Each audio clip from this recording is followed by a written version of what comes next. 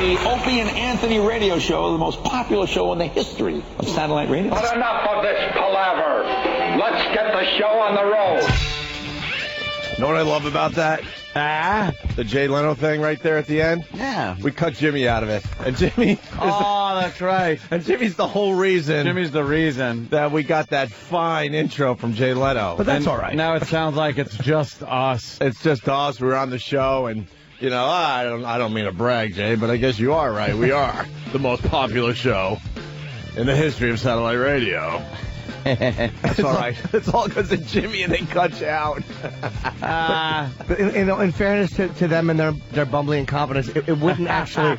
It actually wouldn't have fit to keep me. That was the perfect way to end it. I have to say. Anthony's reading a little article, huh? Oh my God! We like to keep everyone abreast. I like using the word abreast. Who doesn't? Oops, audio. What happened? What happened? Audio. There we go. Yes. Very good. Now we're broadcasting. We like to keep everyone abreast on what's going on at our old station. Yes. When we were also doing regular radio. Radio. You remember back in those days? It really feels good when you're replaced by a jukebox. Really makes you feel good about what you do for a living. 10,000 top 40 songs or whatever. Yeah, 10,000 pop songs.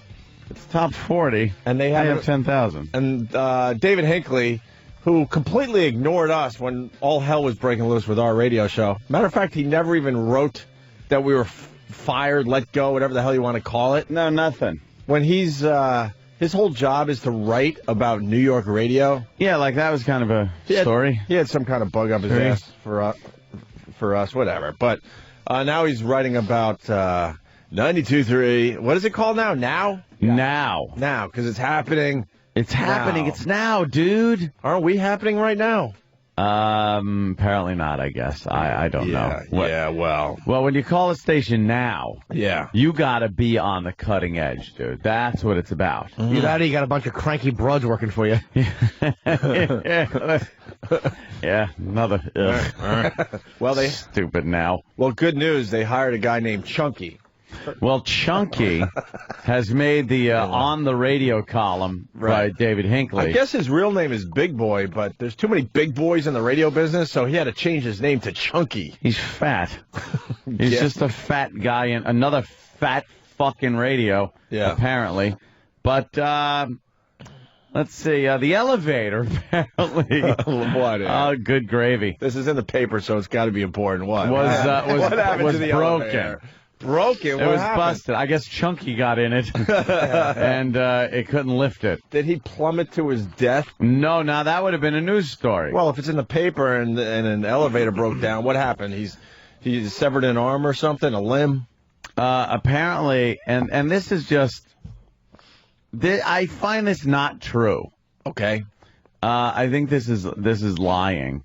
He had to walk 14 stories to reach the studio. Oh, my God. How many elevator banks are there at that? 1, 2, 3, 4, 5, 6 on that side. And then you could take the other one up to, like, the 20-something floor 7, and then back 8, down to the 14th.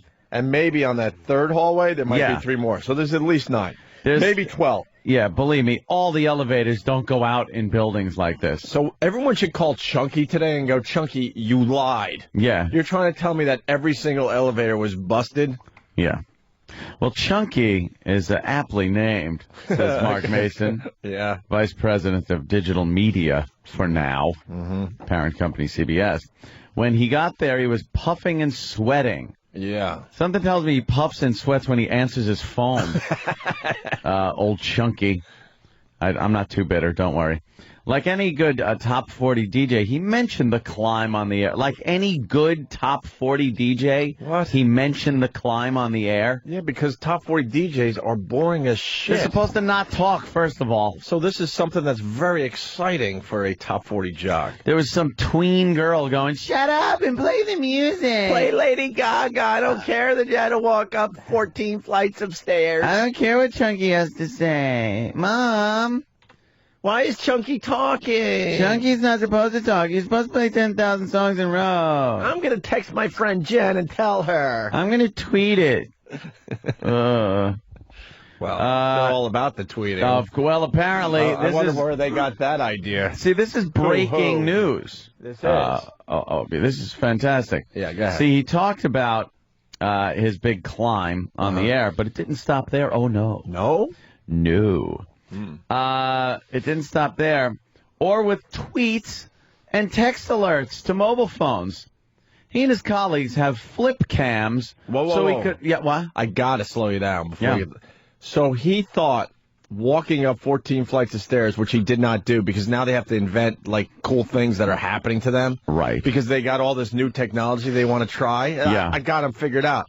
But the stupid whoever's in charge over there is like, oh, my God, you got to be talking about your life. And Chunky's sitting there going, oh, but I don't have anything going on in my life. Well, just make something up. How about I make believe that I walked 14 flights of stairs today? That's good for a fat guy. Go ahead. Good. Tweet it. Go with it. Tweet it. Text message it. Text We're it. now. We're 92.3 now. So there's a multi-platform thing going on, but they have nothing to talk about. So now they're making up crap like Chunky walking up 14 flights of stairs. You don't think Sorry, you really had Anthony. to walk up those steps? Hell fucking No. We know that building. Yeah. There's not one elevator. There's banks of elevators that go to various floors. You could get. Believe me, you ain't taking this. How long were we there? 3 Did we years. ever have to take the stairs? No. No. One time we had to take an elevator Up past our floor and then back down again. that was a because it's in hassle. a different elevator bank. Because we actually had to walk across that floor to the banks to come back down. I tweeted it. I really? I Yes. wish I did. Oh, it was fascinating. I wish I did. Well, the tweet alerts. I'm gonna tweet my grapefruit. Text alerts. You know, I think we're all guilty of boring food tweet You know pictures. what though? Our tweets and our Facebooking and all that crap is way better than talking about walking up imaginary floors that never happened. Well, the thing is, they're talking about these tweets, text alerts on mobile phones, and he and his colleagues have flip cams. Okay. So he could simultaneously send out video to the station website and through social networking sites like Facebook and MySpace. Really? Wow! That sounds like something we have been doing for years. This is something we have to jump on, I think. Yeah. And start doing. Oh, that's right. We've been doing it. I guess they took a few of our things. Yeah, I think a few of our people. things. Now, look. I am never going to say we were the first ones to be doing this, that, or the other thing. Just as go far as hoo-hoo and everyone hoo. is... As far as electronic media goes and tying into the fans through different things than just broadcasting our stupid voices over the air. But we were right there with MySpace, Facebook, putting things on YouTube, tweeting. Opie was tweeting before a lot of people, before the whole thing, because now, I mean, it's really in the news. Some and say everybody that seems to be I brought tweeting. it to the forefront. Well, you invented it. Hoo-hoo. Well, according to Ronnie, I invented Twitter. By the way, some dope on one of the fan sites, and I don't No, that doesn't exist. There's not dopes on the fan I don't sites. even know why I go there anymore, because there's still people just trying to knock everybody down all the time. There's an idiot that is convinced that Twitter is paying me. And that's why I talk about it so much. No, I talk about it so much because it's a really cool thing, and it's something I got excited about. Sorry. Cha-ching there, Opie. Cha-ching. That's right. Nice endorsement. But this guy is convinced, and then everyone has to jump on like, you might be onto something. You know, that's the first thing I thought when you just brought it up. Holy crap. Can you just let things be? Everything was endorsed, yeah. Instead of trying to break everything down to some ridiculous poison, could you just let some of this stuff be? It's just a organic thing. I finally found something I like. Anthony even complimented me when we were talking the other day. He's like, "Wow, it's kind of cool that you finally found, some electronic medium, right? Besides, the block game." But this guy's trying to get something going. I think he's working for Twitter. I think they're paying him. So you know how long I went on Pal Talk and people actually thought Pal Talk was paying me for doing it? It's a great outlet, these things, to put shit out there that you don't put out on the air. You put it out and want to enhance it visually. put a few more words to it, whatever. I'll tell you this. This is where we're stupid. I mean, Howard doesn't... Where does the list start? Howard doesn't do anything unless it means money for him. We do things to try to, make the experience a little deeper for everybody. Enhance the show, bring people in, a little more immersion, right. A little more connected with the show a little more. Because guess what? When we move to the other place in 2 weeks, they're taking our Pal Talk away from us because they don't... Well, you're kidding, right? No, I'm not kidding, Jimmy. They're taking Pal Talk for now. They see no real upside to giving away a 1 inch by 1 inch video feed. Yeah. And audio that apparently peters out every 5 minutes. Yeah. Not any fault of Pal Talks. It's the software here. Sure. But it's like, don't you realize that people see that? They get it. They get from all over the world where they wouldn't be subscribing anyway. And then people that are in the country that then subscribe because they want to kind of hear the show crystal clear. And a lot of people watch on Pal Talk but listen on XM. Right. They don't see. Yeah, I got it. Whatever you're saying, Jim, I got it. Yeah, I got it. What's your Jimmy's opinion? biting Jimmy? his lip. Yeah, I got it. Do you got it? Unless it's a 38 caliber bullet, you don't got it. This is the problem we run into time and time again. These suits, they need to see money right away for everything when they don't understand that something like that enhances our show, makes it bigger, which eventually leads to more people listening and subscribing to this channel. The only equity they see is the old greenbacks. They don't see equity in the fact that people getting on board just a few hundred at a time, here and there.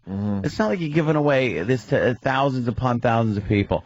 A few hundred here and there, checking it out, going to their friends, talking about it. Yeah. And their friends might not have a Pal Talk at all. Oh, where are these guys? Oh, XM. Oh, I'll subscribe. I got to tell you, I'm very excited at the master plan they have for us because when we sat down with these guys, they said, look, let me tell you something. You guys are a very, very talented radio show. This is exactly what was said to us. And you were just underappreciated at XM. You weren't marketed right. You weren't pushed out there right. But if you want to really see underappreciated... But they're like, we got big plans for you guys, and we can't wait. We're very excited to have you on board, blah, blah, blah. Yeah. Since that day, they took away our star booker. They're taking away our studio, throwing us in a tiny little closet. And they're taking away the Pal Talk. Yeah. Pal Talk, you're taking away Pal Talk is it's a lack of insight into what kind of gets people talking about something. Yes. Yeah, I know. Yeah. We have chicks in here, or we have Pat from Munaki, or doing something, whatever we're doing something stupid. Yes. And we have all these people, they just come in and they watch it live. And they could see it. Do you really think that you're giving away the franchise by a few people listening in a room? Most of them have the service anyway. Jimmy, what we are doing is, hold on, let me explain to you, Jimmy. You're giving away a free video feed, which isn't good. Okay, then can we videotape something and put it out and make... No! So they got a master plan for us. I can't wait for when it kicks in. Can't wait for what's next. I think we've been part of this whole thing for 8 months now. No marketing, no nothing. We'll see. Business as usual. Well, at least, please. Just tell us it's business as usual. We've been around long enough to know that, you're just kind of saying things. Pal Talk may be a winnable battle. Hey, we'll work on it. That may be a winnable battle. Anthony, we got to get back to Chunky. He's in the New York paper, but Psycho Bob has a Chunky update. Psycho Bob, yes. Rumor has it that Chunky is cleaning his ears with a Q-tip. Well, I hope they get that Q-tip on Twitter. I won't believe it until he tweets it, my friend. I don't believe anything until I see it on Twitter. Twitter.com for your social networking needs. Let me continue a little with the story here. Yeah. Everything about this... Yes, Sam. Everything about this station is happening now, says Mason. The website and other platforms aren't tag-alongs. They're all part of what we do. When afternoon host Lisa Page asked for shopping tips, it can spark a real-time conversation on air through the text messages and the website. Oh, my God. Shopping tips. That's what's going to get it done on regular radio. Shopping tips. Shopping tips. Shopping tips with Lisa Page. Wow. How about when we had real-time video going of E-Rock getting his armpits waxed? Yes. And Pal Talk going of celebrity interviews on the couch and Gallagher trashing the joint and things like that. And then just guests coming in and your Twitter things, Facebook, same thing, videos that would go up on Facebook related to the show.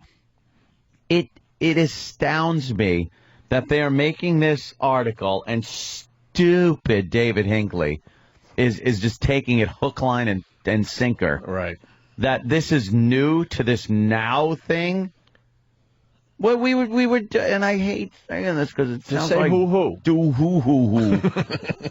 But come on, man. We were pounding this shit. We always did the technology thing alongside our show. Right. It's always been right there alongside the show. We were the first ones to have women faxing their boobs. That's how old we are. Faxing.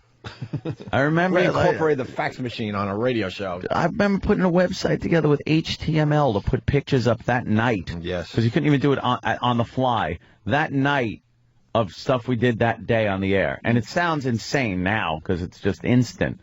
But then it was like, oh, my God, I'm able to hear the show. And then that night I go home and download pictures of what was going on in the studio. Right. And it just... To have him do an article like this with Chunky walking up the stairs. Holy shit! It would be a great tweet if he had video of them kickstarting his heart after he climbs up those stairs. You're missing the best part of the article, my friend. What? It's a restaurant review. Oh, damn.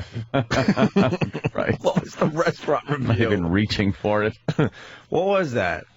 The restaurant review. They're getting some kind of network of people together, and they discuss, like, the best restaurants to go to in Brooklyn or something like that. That's part of it, Opie. Oh, I'm grabbing the wrong paper. Well, I'm insane over here. Yeah, they got... By the way, Chunky... Yeah. Let me... Don't get too upset. Chunky has 22 followers. So they're oh, my God. They're doing a whole article. This is how much David Hinckley hates our guts. They're doing a whole article on how they're using this new technology, Twitter, and Chunky's twittering everything. He's got 22 people that are checking out his tweets. Well, I think a few more might join up after what happened today. Well, we could do I'm thinking about a new effing bit called Twitter Bomb. Twitter bomb. Twitter effing bomb. We could test it out. We could do a Twitter bomb. I'm still like... Old Chunky could be our Manhattan Project. Right. It's still in my lab at home. I got to figure out exactly how this is going to work and what it means. Bah, Chunka. Ah, Chunka. Well, Chunka. The station's also recruiting a growing network of bloggers who talk about great restaurants in Brooklyn or places to find designer clothes on the cheap. We can simultaneously broadcast and narrowcast, says Mason, through the internet. Our signal is worldwide.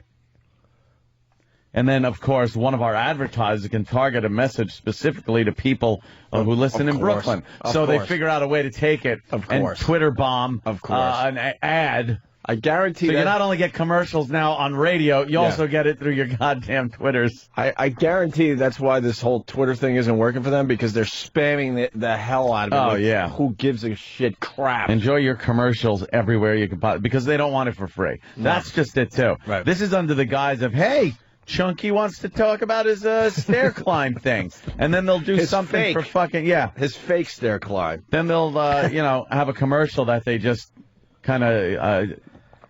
Twitter bomb you with about Gatorade and how he needs to top it off with Gatorade he's got to replace his electrolytes. Oh, I Christ. can't get enough of Chunky and his tweets. Chunky's tweets about walking upstairs. Eli, could you get Chunky's tweets? Holy shit. I don't even know how you find it. I don't really. He walked upstairs and it makes fucking the paper. Here's Chunky's social networking app. He's got 22 friends on Twitter or followers. He's got 36 friends on MySpace. And his Facebook still promotes his Detroit station. All right. Way to go, Chunky. All right, Chunky. Chunka. Ah, Chunka.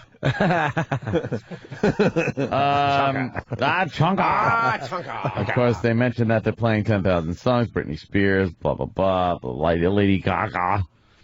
But Theodore says that there's enough audience for another top 40 station. What? Oh, yeah, then it just goes into it goes into another thing.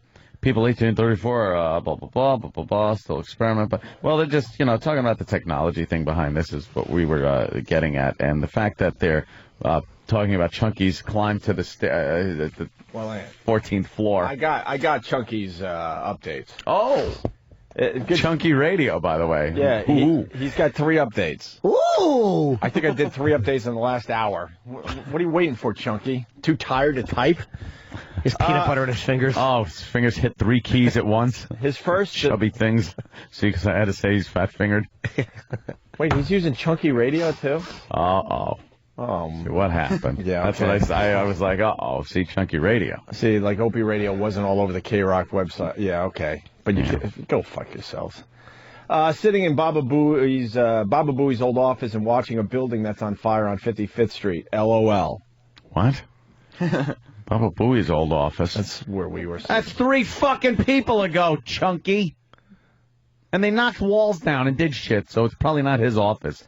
And then his next tweet was bout. That was Steve's office. It was Steve's office. Say you're in Steve's office. That's right. But why wouldn't you take a picture if the building was on fire and then send that? Because he's lying. It didn't happen either. Because he has a boring life and he's got to make shit up. Then his next tweet was bout, B-O-U-T, to go on air. Oh. Thought it was bout with obesity, losing. And then you guys, hold on to your hats. This one's terrific. All right. Saw a huge horse pee. It should be some, whatever. Saw a huge horse pee on 5th Avenue in the middle of the street. Looked like Mountain Dew spilled all over. Back to the hotel now like N2 Deep. What's N2 Deep? Is that some kind of like I have no idea. Street slang? How about a picture of the horse piss? Yeah. You're right. Exactly. How about a picture of the burning building? Well, it would have to happen to actually take a picture of it. Don't you get what's going on here? Maybe he doesn't have a phone on his a fucking camera on his phone. Maybe he's updating with the old Samsung flip phone that I used to have. Yeah. God. Have you guys heard the Chunky Show? I think you're not being fair. All right, Sam's actually right. I have Sam, Why, you got audio you're of the getting Chunky Show? punched. I don't have it yet, but I've been listening. I'd love to hear a little Chunky. Who's this kid? I don't know. Charlie just came over and tapped me while I was talking. What's up, Charlie? Yeah, what the fuck is that about? Charlie? That's on the air. Told me to come in and tell Sam that N2 Deep is a shitty white rapper song. Back to the Hotel is a shitty song by N2 Deep. Okay. My God. Figures Iraq would know that. No, I knew that. So he's trying All right, calm down. We were goofing on Iraq, idiots. Hey, get a hold of yourself, Caesar. Fucking Claudius. We were goofing on the original Chunky. Yeah, we have our own Chunky. Right. But yesterday on the show, Yeah. because Chunky, the reason that this stuff works is because he does topics that people can relate to. Okay, Like, Sam. I think maybe what we were doing is not stuff people could relate to and interact with us that well. I'm willing to take the It's just constructive criticism. Yeah. Chunky came on the air yesterday and said he dropped his phone. I've dropped my phone. Exactly. See? So he dropped his phone on 57th Street. Ooh. He's in the big city after all. And it broke. It doesn't work. He can't get his phone working. He said it on the air. Oh, no. So then he opens it up to the calls and the Twitters and the bloggers saying, how many phones have you broken? I bet that the calls poured in because we've all had at least 1 or 2 happen. Well, one girl called in with 3. Jesus, So, poor girl. What happened? Stop. You're listening to this crap? well, I want to see what's out there. I live in the now. Do you? Yes. I'm not going to be behind the times. Holy shit. How did she break her phone? Did she say, the poor girl? Well, I mean, I would assume at least one she dropped, but when there's 3 of them, Yeah. there's probably a story behind it. I should check the blogs. I'll bet. Yeah, you better go check all those blogs to see what the real story is. Let's say hi to Dave in Canada. Dave, how are you? I'm pretty good. How about you? Good, Dave. Yeah, sorry to waste your time, but what's going on there? Little bit story. Okay, I'll speed it up. You can't be honestly, are you shitting me about taking away the pal talk? Yeah, we don't. Again, it's not 100% yet. We still have to get into it. Well, I haven't. We'll see if they can be reasoned with. Sometimes if you. Ant's been trying. Really? Yeah, that's Ant's cause, obviously, and he did a very good job explaining why it makes sense. But we'll fight for it, man. Yeah. I got it. Any sense? Okay, I'm sorry. I didn't mean to interrupt. How does it make any sense? These at stupid all? Canadians are so polite. Why are you so polite, We're sir? so polite. Yeah, right. Exactly. This Sorry, guy, every time he calls, he's like, oh, it's just me. It's just so me. Polite, whatever. That doesn't make any difference. But here, look. I know it's not all about me. Like, Hey, wait, Canadian guy, do you watch on Pal Talk, right? Do you also have the service? yeah, no, I do. I have Pal Talk. You know what I mean? Like, No, what but- service? I got XM. That's what I. You have usually XM listen too, to, right? You're an XM subscriber, Yes, I am. and you also watch on Pal Talk. Yes. Okay, that's what I'm saying. There's a lot of people have both, and they seem to think that everybody's stealing it for free. It's like the audio on Pal Talk is not phenomenal. Yeah. It's average at best. Most people will listen, and it turns people onto the show. Yeah. I bet you more people have been turned on to the show because of that. Than are getting it for free. And the service itself, because, like, all right, we supply Pal Talk so people can look in and see what we're doing here. Yeah. But then for the rest of the day, when they're driving around or whatever, they're listening to the service on XM, Sirius, whatever, and not on Pal Talk. We just offer a show that's very conducive to video. Yeah. Right. And the thing is, we're not doing a 5-camera fucking shoot in here. All right, maybe we are. Let me look 1, around. 2, How many 3, cameras? 4. At least 4. But you know what it is? It's not. Is it really 8? It's not 8. It's not like with these. Yeah. Okay. Canada. Yeah. Sorry, Ant was just being Canada. rude, talking on his own show. It's I know. this I just want to make my point. I hunt. don't waste your time, but like Anthony, if you guys are taking off Pal Talk, all I'm going to be able to do is go to a bunch of black sites and get bounced every day. That's what I'm doing. All right, Dave. All right, we got it, Dave. Thank God he interrupted me for. He doesn't for give that. a crap that he can hear or see the radio going. show. Oh, he's still just going. going. Opie. He's Pal Talk he's so he can talk jerk over off. you, guy. All right, thank you, Dave. We got to hang up. It on really is you see that XM before built the studio, they put in these Pal Talk cameras because they kind of understood that was a part of the show. You ever look how many people are in the room? You don't have 5,000 people in the Pal Talk room. Once in a while, you have like 500 or 600 pouring. When you got some naked Yeah. chicks in here and stuff, they'll be like the most. nudity. Oh, Ew. when we got that going on, of course, the room's going to fill up. There's going to be a lot of people. Yeah. But the reason they're logging on in those numbers is because they're listening on XM. Right. They hear that we have something they want to see, Right. so they log in. It's not people calling each other, hey, quick, go on to Pal Talk. You know, they know from listening to the show that they want to see something. So they are subscribing. But, I got it. I got to tell you, I'm excited at what's going to happen to us. They're completely stripping this show down and bringing us back to where we were 12 years ago. Yeah. 12 years ago. It's kind of like when you see your favorite band and they get so overproduced and the stage show is ridiculous and they got like an internet feed of the show. And then all of a sudden you see that same band on tour and they just have a couple of acoustic guitars and like a curtain behind them. Got to bring it back to their roots. I'm so excited that they're breaking everything down that we built up for the last decade and we get to start over. Broadcast from the old broom closet. Yeah, no studio audience. No Pal Talk. A studio that's maybe a third of the size of the one we're currently in. Yeah, come no on. Pal Talk. Don't need all these fancy accoutrements. You know, all the stuff that really, really made our show. The stuff we thought, knowing the show better than anyone else does or ever will, the stuff we thought was good for the show. Right. Good for the listeners. Leaving a lot of our people that we developed over the years behind, it's all great. How many times do you think? It's all great. How many times do you think Fat Chunky will try to do something and then finally get the, that can't go up on the, that can't go up on the website. You can't tweet that. See, that's a big horse cock. You finally got your phone where you took a picture of the horse peeing, but see, that's horse cock, and we can't put that on our website. How about this one? Chunky, you're gonna have to change your name because it's too close to Chinky. We got a complaint letter. Yeah, we got one complaint letter, and we're gonna have to change your name from Chunky. Too close to Chinky. Too close. By the way, we want to tie you into a Chunky candy bar promotion. We'd like you to broadcast from a candy store and give away Chunkies. Right. Really? Can I tweet myself shooting myself in the head? I hope that he actually did have a picture of that building on fire, and management came to him. I wouldn't be surprised and go, you can't tweet that because someone might have got hurt in that fire. If someone got hurt, it's going to be insensitive. I'm sorry, Chunky. Our lawyers have said that you can't tweet that. Matter of fact, just tweet stuff that doesn't exist so we can never get in trouble. Yeah. So tweet all fake stuff. like walking up 14 flights of stairs. Talk with Bob, our tweet consultant that we hired. You know that's coming. We hired a tweeting consultant. A social networking consultant. Yes, a social networking consultant. And he'll be the one that tells you what can go up and what can't. Oh, you'll have complete, say, except everything you say will be knocked down. But we'll have our social networking consultant. And then it'll be in the paper. CBS hires social networking consultant. Yeah. Well, this is the future. Yeah. And this is what it's all about. Yeah. Regulating the media like the communists do. Oh, wow. Oh, my God. Wow. All right, well.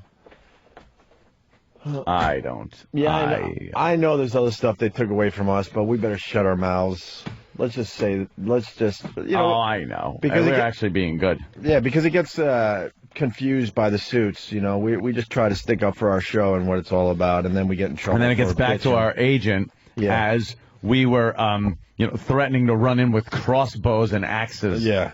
Yeah, we just try to stick up for our show because, God forbid, we really like the listening experience that we give our fans. We like pointing out things. That have been on our show. And they never have a good answer because, the studio they're putting us in, we're like, come on. And no, we just need to get you over here, and then we'll work from there. I know damn well they throw us in that little box, and then we'll make the best of it, but we're going to just rot. They're not going to make it any better from that point on. It's a tiny little studio in the middle of, hallways. Put us somewhere. We don't even know where we would put people if they allow them up there. Oh, my God. Other people, they dynamite the walls down to make the rooms bigger. Oh, my God. They can't get enough space. The building looks silly because they extended out 2 windows 20 feet over the streets of Manhattan like a tree fort with 2x4s under it nailed. It's like if you watched Slumdog Millionaire, the beautiful high-rise. That would be one radio show host area, and the rest of us are in the slums down below. We're running shoeless through the mud, being chased by management. Falling in outhouses. As they're pouring hot liquids in our eyeballs. Right, to make us behave. Behave and... Oh, it's just... You have to laugh. Yeah. If you don't laugh, you'll cry. Yeah. Let me just tell you. Or vomit. Yeah, but that too. I just want a real answer. We just got to get you over here. No, we know what's happening. You're going to, give us this nice, cute little studio, and that's going to be it. Yeah, you got it. I got it.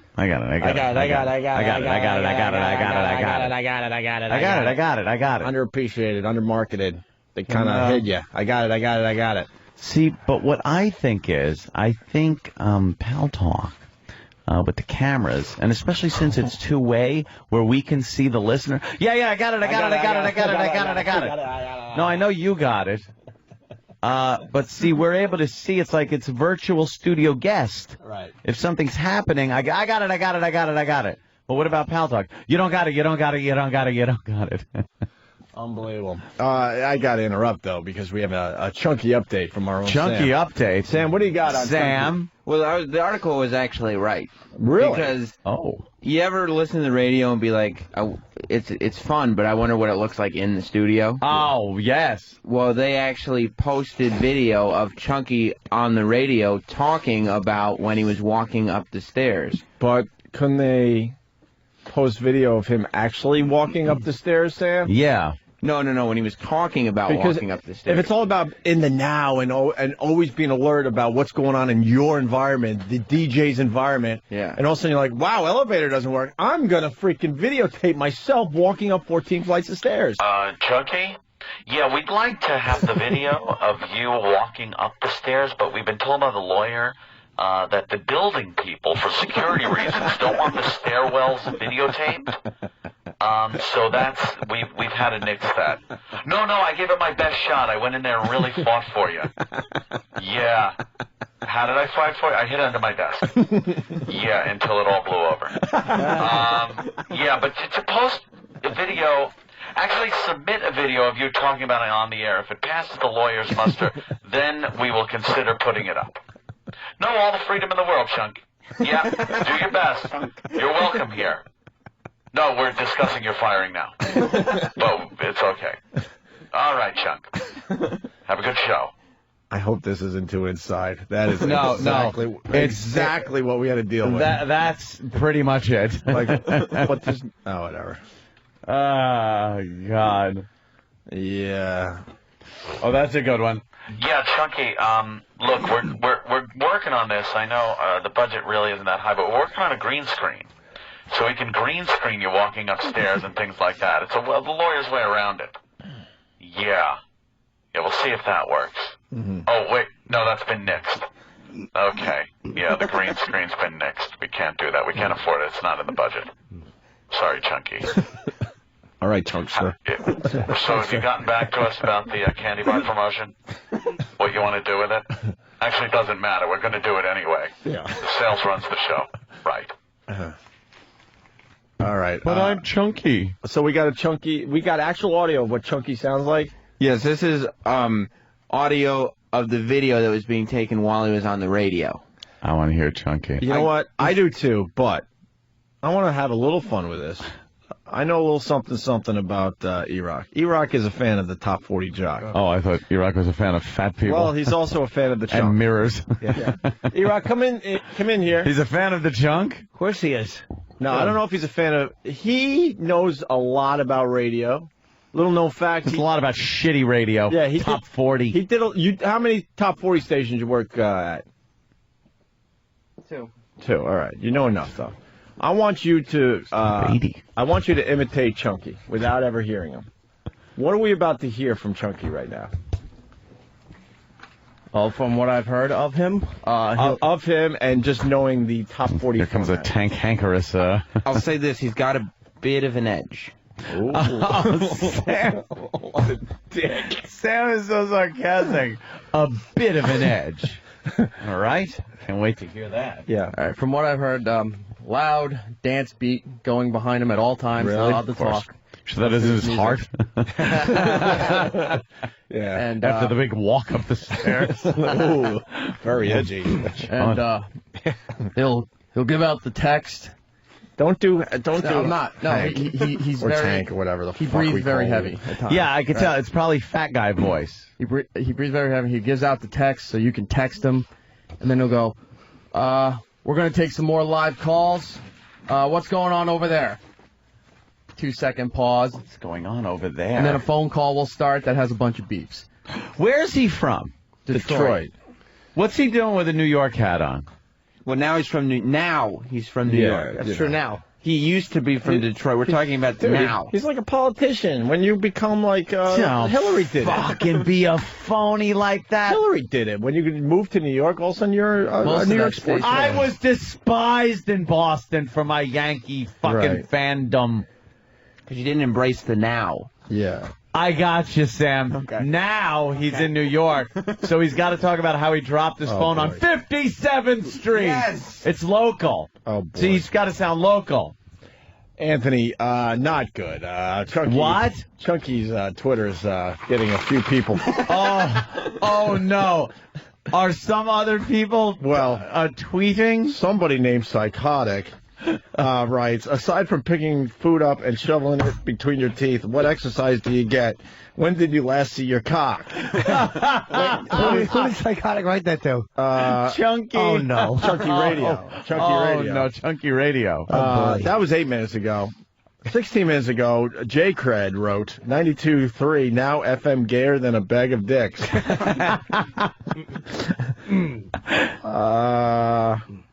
And then about 27 minutes ago, Pierce from Whackbag. Yeah. Hardcore listener. He writes, Opie and Anthony were smashing you for your phony walked 14 flights of stairs story. Fat cunt. Jiminy Cricket. Oh, boy. Come on, guys. So we should give this guy a chance? Guys. This is actual audio of Chunky. Yeah. At our old radio station, which is now playing 10,000 songs in a row. I want to hear the old... Now playing 10,000. Right. All right.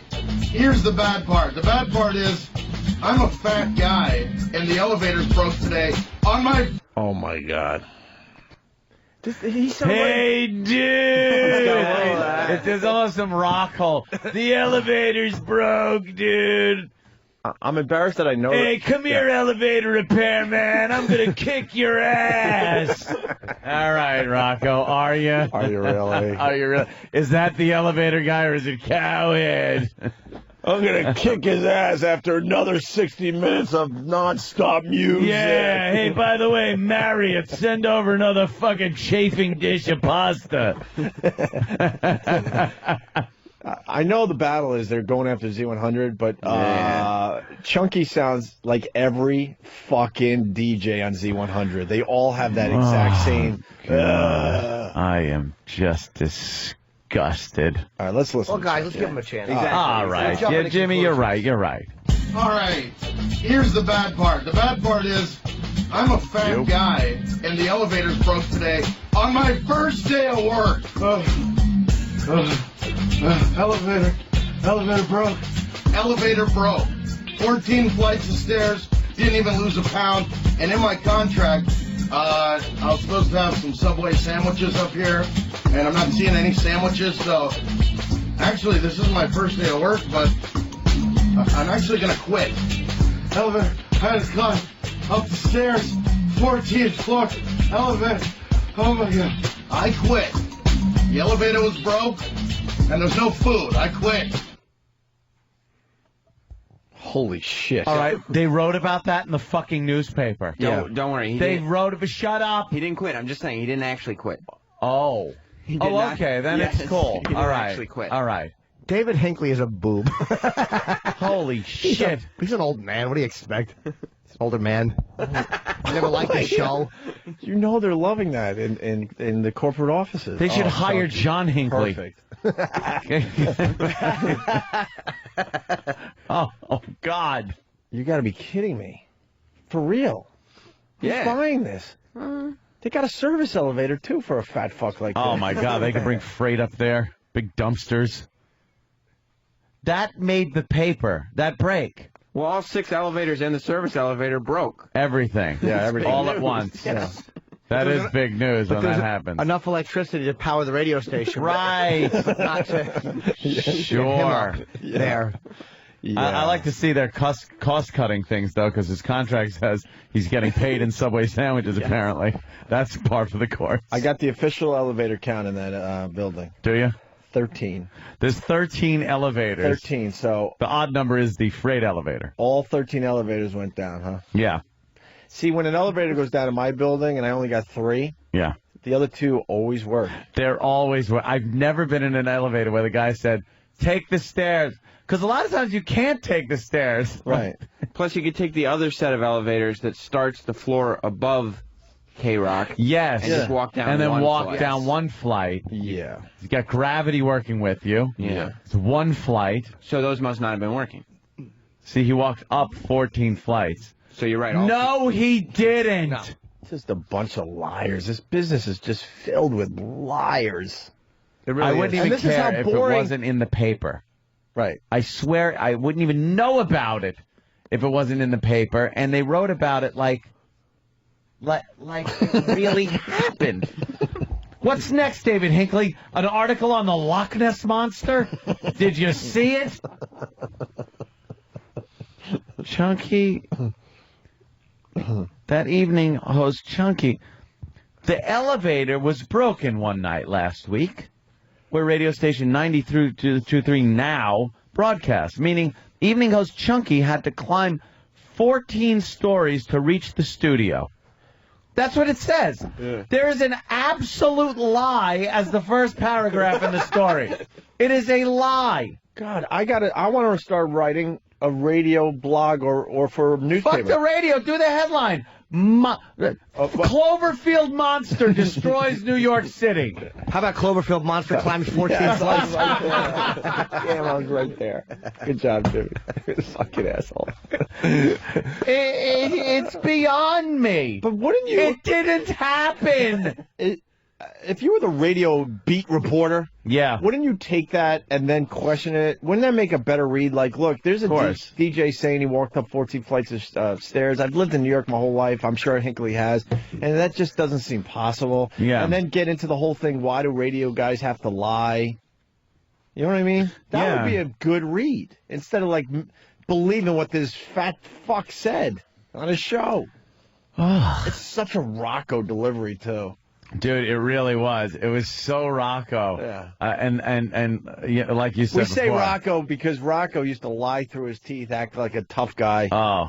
He was. Hey, I broke into the boss's office and stole these tickets. I'm going to be giving them away at 10:15 this evening. Well, if you stole them, wouldn't you just give them away instead of waiting for the specified time that the program director gave you to give them away? He bought into every, like, hacky radio bit that the PD threw at him. I stole the tickets, dude. He stole the rock boss, right? Rocco, you're outrageous. You actually stole the tickets. Dude, I stole the tickets. But Rocco, you're going to get fired for that, aren't you? Yeah, I don't care, dude. I'm a rebel. I got the tickets right here. And at 10:15, I'm going to be giving them away.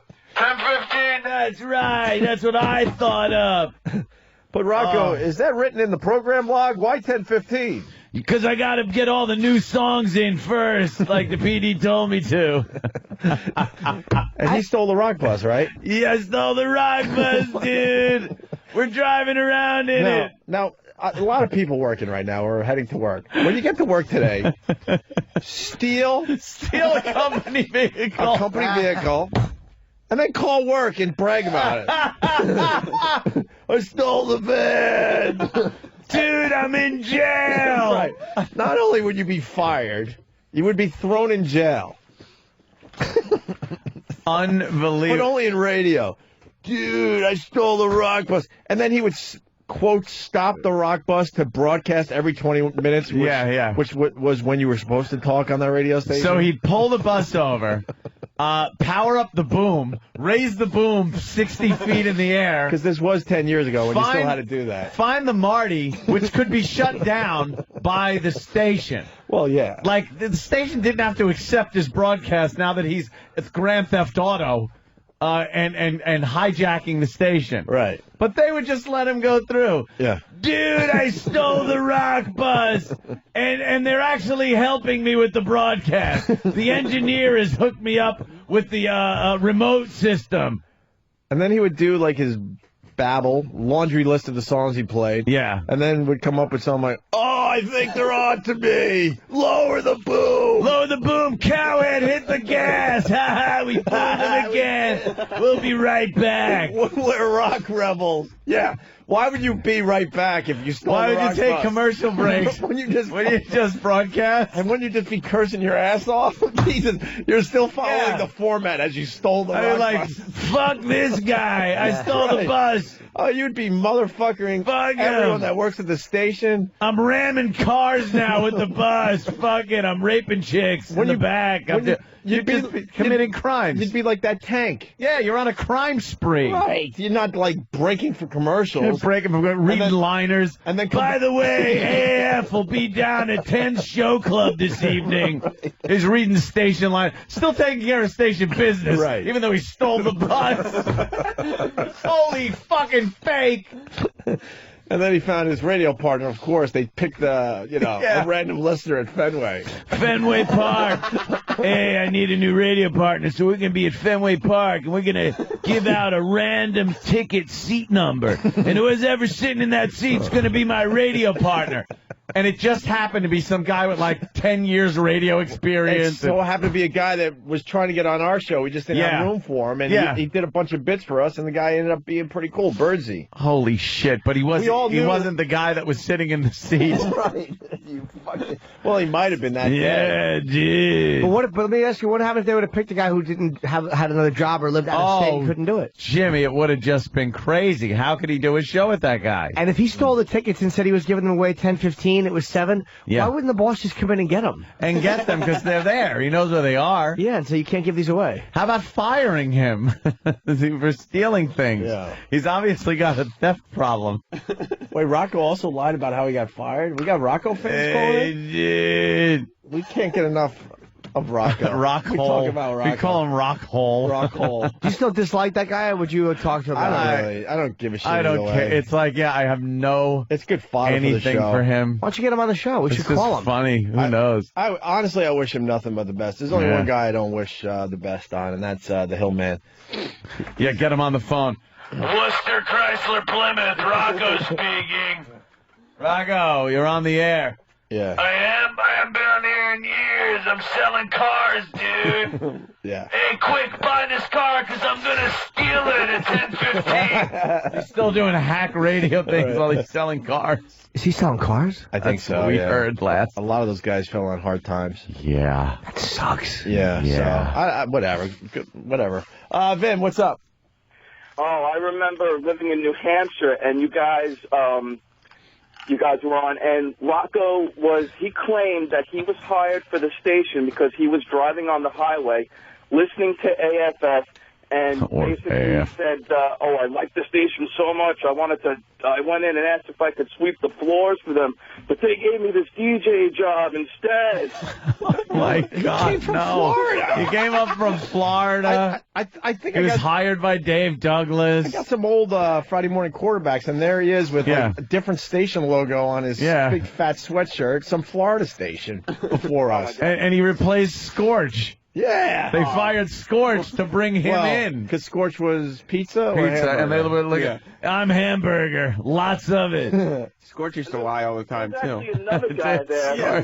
You guys were suspended for 2 weeks for something, and he claimed he stole the van and was driving around town saying, hire Opie and Anthony back, or I'm not going to give the van back. And he was doing the same exact bit. The whole, I stole the van. Stole the van bit.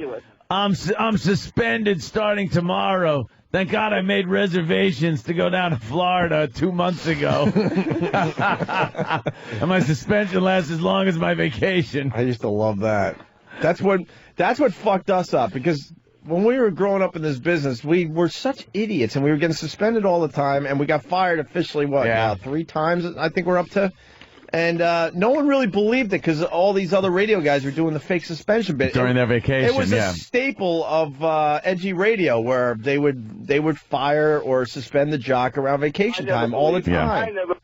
So, yeah. If a jock had vacation coming up, they would brainstorm with the program director. Yeah. What can we do? Yeah. You got to do something outrageous. Yeah. And then I'll run because the program director always wanted to be on the air. Yeah. So he would go into the studio and make a tape. We regret to inform you that the afternoon show, Rocco, or the night show, Rocco, will not be on.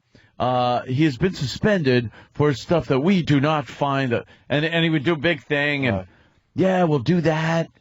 Scorch did that. I'm in trouble, dude. Whoa, I shouldn't have did that. Scorch did the fake. Yeah, he did it while I was there. He took a week vacation, so his co-host hosted, and his co-host started the show the first day by saying the station suspended Scorch for a week, and so he for what though? He didn't say. He didn't say. We couldn't think of anything. Totally nude. Scorch also used to make me go home and write emails for him every single night because he liked to do emails and play the email song at 8:50 every day, but nobody ever emailed. No one ever emailed? Never. We never so got you one had email. to write I wrote the email? every single email that was on the air. I wrote out. Because he liked to play the email. Because he liked to play sounder the email. or whatever. I want to play the email sound. It was like a techno Score. beat. Really? And it went email. Oh. And he just loved playing it. Holy shit. He used to drive his co-host Paulie insane. Because he just lied about Hey, everything. it's Scorch. Who loves Scorch? Colin Quinn. Colin Quinn loves Colin's a huge fan of the Scorch. We'll look at the emails you emailed in. Scorch lied to the point that he didn't tell his co-host Paulie that he was moving from Syracuse to New Hampshire until the night before his last show, even though he knew 4 months ahead of time. Oh, shit. And told me, the intern, 4 months ahead of time that he was going to New Hampshire. He didn't tell Paulie until the night before he left. Wow. By the way, tomorrow's going to be our last show because I'm going to New Hampshire. What a prick. Why did he take his co-host with him? He couldn't. He was getting paid very little money. Yeah. Good old Scorch. I'm trying to remember the Scorch bits when we were at a... Well, did you know Scorch invented Fields for Meals? Really? Yes. Wow. What is he, insane? He gave you the idea. No, he didn't. Yes, he did. He told me. Holy shit. Liar. Yes, he did. He It's told one of me. our greatest bits we never... One of Scorch's greatest bits. Fucking Scorch. It's one of our greatest bits that lawyers shut down year after year. He said you guys gotta borrow from each other. What the fuck? What did we ever take of Scorch's? Fields for Meals. Oh my God. Fields for Meals is the greatest. You also did a lot ever. with douche dressing. That was Scorch's too. We never did douche or dressing. He said you did. He told me. No, he mocked douche or dressing. Douche or dressing. Also, yeah. He should be coming to XM by December 2005. He told me that too. Right. Remember, he was going to be on XM. He's been in conversation. So we got to get that time machine working. Right. Yes. So he should be here by Christmas 2004. He thought he was coming to XM? He told me. Yeah, he told me. I started talking to him in probably August, and he said by Christmas he should be at XM, and then he said once Christmas hit, he said he should be there by the spring, and just kind of moved with every season. That's what every jock does. He made up like conversations. He said he was talking to Kevin Straley, and that they came from the same hometown, and they were on the phone for like 45 minutes, just talking. He just made that up. It's like you made that up, didn't you? You made that up. You can't tell reality from. He just makes up He's things. Rupert Pumpkin. Yes. Can we? I was talking with him. Can we get some more chunky audio? I want to hear chunky today. You know what? It kind of is nice to know that now. I'm going to use the word now. There is somebody that's that shitty on in New York. So we can actually listen and kind of hear how hacky it is. God. That was awful. And it was in the paper. Mm-hmm. If you want, you guys can review his air checks from tomorrow morning, because I'll be monitoring. Well, thank God for you, Sam. I listen anyway, you know. Oh, of course you would. It's chunky. Are you tweeting your orange? It's called a Texas grapefruit, and it's delicious. Ew. By the way, Texas grapefruit. It's not as good as Chunky's video of him talking about walking up the stairs, but the video of E-Rock getting grapefruit juice squeezed in his eye is up on YouTube. Oh, is it? That is a classic. Is it good, Sam? Yes, it is. It's on youtube.com/E-Rock fan. See, that's got everything. Yeah. Drama, pain. Mm-hmm. It runs the gamut. gotta And see the E-Rock video. being abused. Wow. E-Rock in great pain. Someone's asking what Ozone's doing. There was a rumor he became a woman. I mean, that was Scorch. Scorch said that. Scorch, the compulsive liar, said makes things up all the time. that he seriously, and dude, he was serious when he said this. Wait, let Sam tell it. I'm sorry. Yeah. Didn't Yeah, Sam yeah. get No, he word? called in to He this called in show. to the show. All right, I'm sorry. Yeah, he called in and we were asking him about Ozone, and he said, "Yeah, I heard that he had a sex change operation." And what was his new name? Oh, I don't even remember. I forgot. Stephanie or something? But it was straight face. He's like, no, I swear to God. No, he did. I heard he got the sex change operation. And then somebody called up. He's a and girl said, now. No, that's not true at all. He's broadcasting out of the city. Yeah, he's broadcasting. I listened to his show. He's fine. Yeah. No, I must have heard wrong. No. He did. Oh, my God. Hey, good news. Chunky Radio is getting a lot of people replying to his Oh, Twitter. okay. Wow. Probably more. He's probably going to look at, like, wow, a lot of it. Like, when you first see it, and you go, like, All right, I'm a hit already. I'm a hit in New York. And then This starts was reading goes, easier than I thought. Oh, no. And just goes, oh, no. Just make this guy's life miserable. Oh, no. And then he can't respond because the program director would kill him if he mentioned our names. He's doubled his followers in the last hour. Nice. What is he up to, 20 now? 41. Oh, wow. Club Stoic writes, guess what? I love pancakes. Steep Drop Man. I'm sitting here looking out my window, watching your sad radio career burn to the ground. J Cred to Chunky Radio. Did you roll a bucket of marbles down the steps when you got to the top? Johnny Maggot. Chunky Radio's a fat cunt. David Hinckley, eat my ass. All right, that's to the point. Kevin from Connecticut. Wow, I could hear the stakes in your throat. And then this guy writes, I loved your cameo in Operation Dumbo Drop. Oh, could have picked a better movie. Wow. His Twitter followers are as bad as he is. Yeah. Step it up, Jesus. All right, anything else on Scorch or Rocco or the Chunkster? Or Chunk. There's always more Scorch. We'll just save it. Oh, Scorch is a legend. Scorch. He's a gold mine. But he's going to get this tape and really... Yeah, you're talking about me again, giving the boys material. Yeah. Look what I'm doing. It's going to be in his intro now. Me saying Scorch is a legend. Look what I'm doing. Yeah, Hope thinks I'm a legend. So, That's Opie from the Opie Identity Show. Always thought I was a legend. Always came in every day and goes, Scorch, you're a legend. I taught him a couple things, but... I taught him things. Feels for Meals, that was me.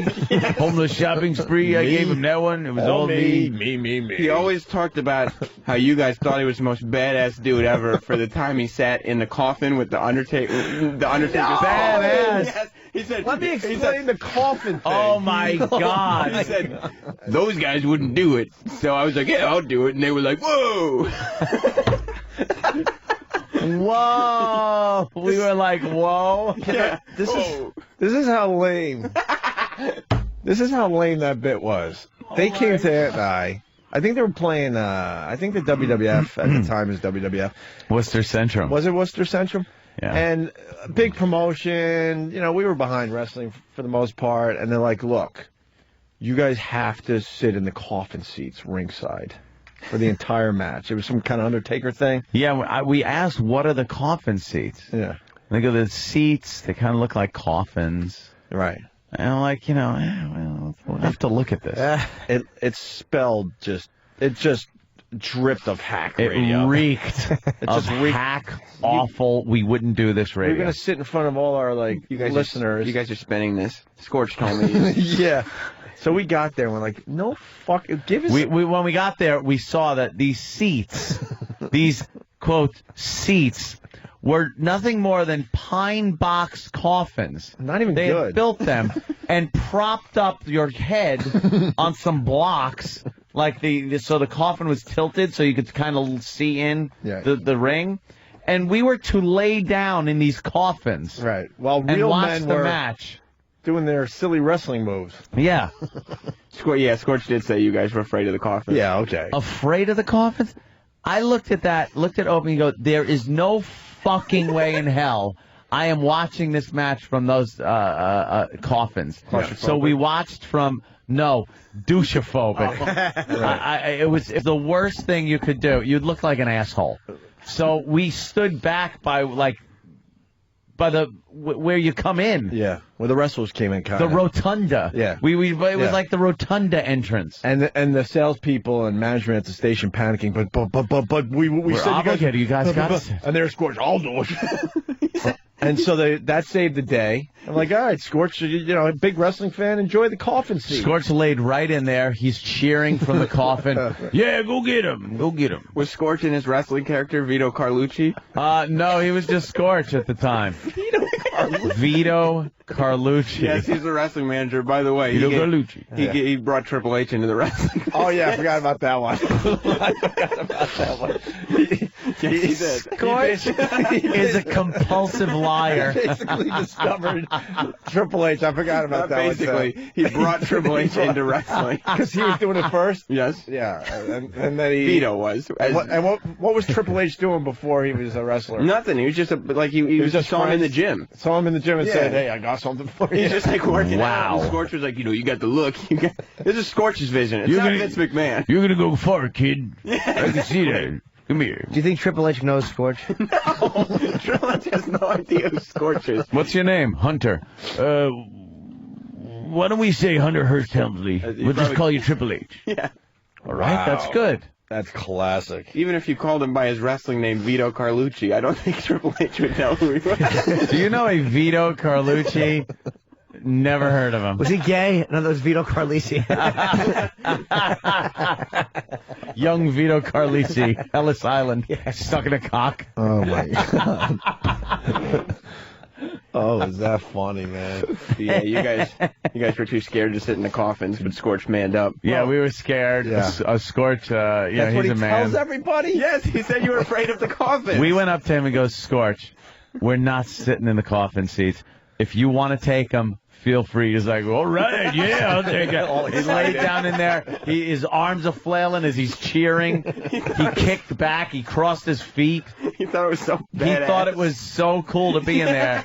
And we Please were find just a like, video of this. I remember seeing this on TV because oh, that's the other thing. We would have been on TV, which would have made it more douchey. no way in fuck I was sitting in that goddamn coffin. You weren't afraid of it? No, it wasn't a fear thing. It was a fear of looking so bad. Dude, it looked ridiculous. And this was coming from the two assholes that did bra bombing. So Right. that's how bad it was. Yeah. It's okay if you're afraid of coffins. Kamala was afraid of coffins. Yes. All right. We should take I'm a not first afraid. break. That was badass. Yeah. Whoa. It was badass. Whoa. Whoa. What a fucking fool. He just is compulsive liar. Oh, it's great. Could you get me more chunky audio? Of course. Yeah, some chunky audio would be good. Of course. Because I want to hear that beat in the background. I want to hear how he's like, He's the I star. want to quit. I'm quitting after day one. It's like, well, He's don't. You might not want to quit. He's the new star of New York radio. So we got it. We got to be on top of our game. We got to see what the new star of New York radio is doing. David Hinckley's a douche. Yeah. We got under his skin. Yeah. Probably me. He don't like us Whatever. anymore. But we gave him some good fodder for stuff, and he just ignored all of it. All of it. He's an irrelevant old man. Yeah. He's right. He bought into this dopey little radio thing. The first paragraph is a reporting. It isn't even like a commentary. He reported on something that never happened. Right. And why didn't he report that? Even though this 92.3 Now is doing all this social networking with their radio station, that no one is really signing up yet. It's a complete bust. Yeah, look at the on that numbers front. and see that there's nobody. Our their fans are flooding stupid Chunky's Twitter account. Thousands. How many did he have before today started? I believe it was approximately 20. Yeah, 20. 20. Why didn't Hinckley mention that? Well, I think the Now Radio Twitter has at least 300. Oh my God! It's beyond me. I don't understand it. I don't know. I'm a Chunky follower now. Are you? You bet I am. You're following Chunky? I certainly am. All right. Should be. Yes. Son of a bitch. Now I gotta. Let's all patiently wait for a Chunky update. All right. Let me get on my Twitter and. What do you think he's going to tweet?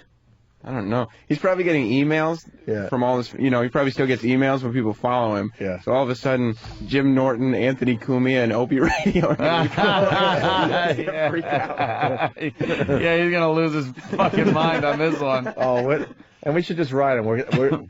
We're keeping a very close eye on you, fatso. We're watching. Yeah, someone writing like a someone tweet that for us, all right? We're keeping an eye on you, fatso. That's right. Let's take a quick break and we'll continue with some, some other bullshit. That's what we do, right? That's what we do now. Get me some more audio, please, Sam. That's your job today. Drop everything. Please. More chunky audio. Got it. Opie and Anthony, starring Jim Norton. Arlie Ermey is 65 today. Happy birthday. I thought he was older, as a matter of fact. Get our IDs. Tell you the truth. Give me an Arlie Ermey ID. He has to be older than 65. You're right. That's what I man. thought. He was in the NOM. He was the real DI in the that's true. Corps. Yeah. Yeah. Louis Anderson is 56. Is she? Thanks, Dan. Oh. Did I miss some? Something good? Not really good, no. You said Louis Anderson's 56. I said, is she? Wasn't that great? The Queen. Big Queen. And stupid Japan defeated Korea 5-3 in 10 innings. They are the world champions. They are the world champions. They are the World Series champions. That's bigger than, that's bigger than the World Series. That is the World Series champions right there, right? Yeah. They are the best team in the world. That's it. Who won last year, the World Series? Wow. Wait a minute, who won? I'm not even going to look at instant feedback. Who won the World Series last year? Jimmy, do you know? You're a baseball fan. Philly? Phillies. Oh, yeah, Phillies. And I should know that. I was thinking, it was like, Pittsburgh, no, Philly. Holy shit. Nice memory. Yeah, good one. The memory of a fucking goldfish. That's one I should have known. My God, man. The Dow up nearly 500 points. What do you think of that, Ant? That's pretty good. It's a bank plan thing that Obama and his peeps threw out there, right? Yeah, that helped out, but I kind of made a mistake. Did you? Trading, yeah. I thought about you when I saw the Dow up. I'm like, Ant made a killing on this because I think he was kind of trading some of that stuff. I got a little greedy on. Hold on, Ant. On the shitter. Yeah, hold on a minute. I got a little greedy. Happens. Hold on. Congress should pass this proposal to ease the crisis on Wall Street. All of us now have a stake in solving it and saving our financial institutions from collapse. This is not the time for fear. It's not the time for panic. It's the time for resolve and responsibility and reasonableness. Live from the Opie and Anthony Show studios in Midtown Manhattan, it's Dump Trading with Anthony Cumia. Yes. All right, now we can talk stocks. Dump trading. Well, we learned that you like to trade a little day trading while you're on the doing shitter. The number 2, yeah. The advent of things like the iPhone, which I use, I could E-Trade on it. Mm-hmm. I got my E-Trade account, and it's not my retirement money. I throw some money in there and I see how I do, and I've been doing pretty good. I was up to making 100% on my initial investment in about 3 months or so. It was very nice. Ooh. And then I got greedy with Bank of America. I saw a couple of days ago it took a pretty good jump in pre-market trading. Mm-hmm. So I bought in at close to $8 a share. And from that point on, it took a big dump. Just like I was taking on the bull as I was trading. I reached a point the other day, though. I was very excited yesterday watching the stock go up. Didn't go up as high as I wanted it to. And by the time the icy cool baby wipes hit my hot, burning asshole, it was not time to check out yet. What had it gone so to? I'm still going long on it. I believe we're up to about $7.80, $7.80. Oh, so you're still down. I'm still down on it. It went up over $1 yesterday, which is very good. I don't mind that at all. Hopefully they can continue the rally today, but I think a lot of people are going to be taking a little profit today. A little profit taking is going to be going on today. I'll have to do all my research as I squeeze out another one during dump trading. I find that it's easier to trade on the toilet. There we go. Successful trade. Your trade has been accepted. Stupid dump trading. Dump trading. It's great, because what do you do on the shitter? I used to just I have to read something on there. Yeah. I always have to read something to relax enough where everything flows very nicely. Mm-hmm. So there have been times, you got to rummage through the garbage and grab an old toothpaste box or something. Just read that. Oh, really? Fluoride. You bring up a good point, and my dumps are a lot like they're like nothing. Like I could run down the hall and be back within a minute. Well, I don't know this. You could be lying like Chunky. No, you do know. Just because you see the habit of me going, my God, and then I'm back a minute later. What do you think happened? You shit like a rabbit. Right. Every day. It's like 20 fucking times. And what I want I want to collect placemats from around the country. So I have some reading material. So all that information. Yeah, because I don't have enough time to get into a novel or day trade. Or the New York Times. Or the New York Times. Right. I just need a bunch of fun facts and a little and get my learn on. So if your learn on. Whoever sends me a placemat from somewhere in the country, I'll I'll give you a little credit. Maybe I'll tweet them as they come in. I'll do something with them. But I want to collect a whole pile of them. Yeah. Do we have an address here that they could send their placemats? 111 57th Street. People understand what this is, right? It's the dumb stuff in the restaurants. In a diner. While you're waiting for the stupid waitress to come to your booth, you're reading. I like the fun facts of the games. Right. Little maze thing. A maze for fucking mongoloids. You can't make that work. I can't find my way out. Yeah. Hopefully you can't find your way out of the diner as your parents' car's leaving. Oh, wait, you know what? It's only 111 57th Street for another couple weeks. Yeah, that's true. I would say, what's the new address? I bet it'll be forwarded. It will be forwarded. Hopefully, but I don't know if we're going to be allowed with the new company to have placemats sent to us. That might be somehow they might want to charge the placemat companies for advertising. So we should find out if we're allowed to have placemats. I got you. You got it. So, anyway. I don't know the new address. We'll have to get the new address. Yeah, no, give the old address. It's if you want to send your placemat, send them to 111 West 57th Street, New York, 10019, Suite 500. Right. Ooh, sweet. I like this. We're in a suite. Are we? Yes. Yeah, it's not going to be too sweet for too long. 2 weeks left, less than 2 weeks. A week from Friday, this is done, I think, right? Really? Oh. A week from Friday, this is it. Really? They say goodbye to the bleachers in this beautiful studio that XM put together for us. Oh, that they built up. Basically, the only thing XM did for us, but they at least did this. A state-of-the-art facility for the show. That's it. Look around. Huh? My friend. My friend. My girlfriend gets so sad at that when I do that. Because he puts the one dab of cologne on each, and she's like, oh, I've never brought a present before. That was the first present he ever got. He thought those stupid brushes and everything was beautiful. He goes, it's beautiful. My friend. Because his friends got it for him. Yeah. And he's parading around the room pretending he's like high society. He's like talking to himself like, oh, yes. He had the cane, and then the way he throws that giant fucking misshapen melon head back when he dabs the cologne behind his ears. Just a drop on each ear so he doesn't waste it. He wanted to conserve it. Oh. Poor guy. Fuck him, troublemaker. And then 2 seconds later, all the shenanigans happen. People come in to have a little fun with him, spin him around to circus music. Yeah, they spin him around and he falls down and they're dumping booze on his big fucking ugly head. Yeah. And then the guy flicks him a coin and goes, buy yourself a sweet. Buy yourself a sweet.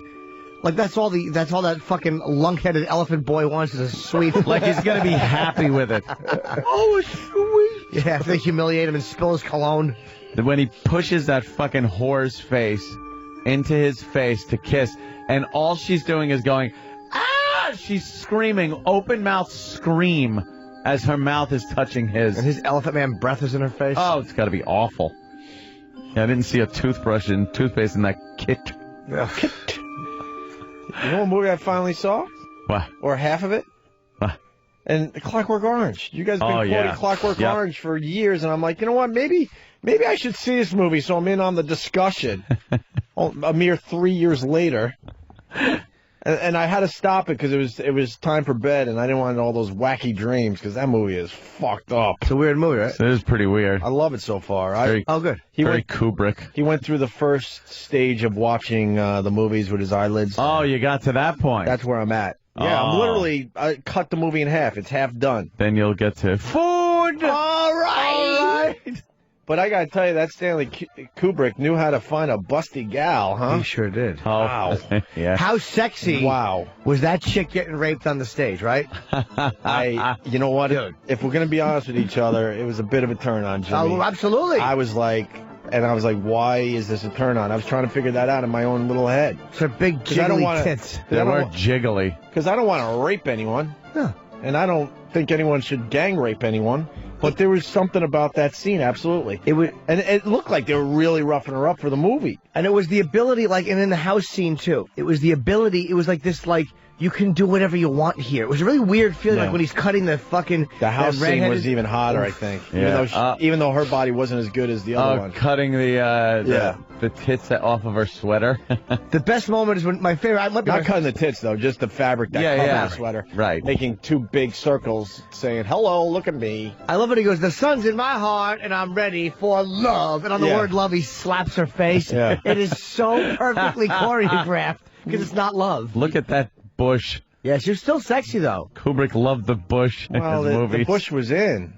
I mean, what year was this movie? 71. I was trying to figure out the Roman numerals at the beginning of the movie, and I always messed that up. I always messed it up. XX, fuck, it's over. I think I went with 81. Oh, really? Yeah, I went, 1981.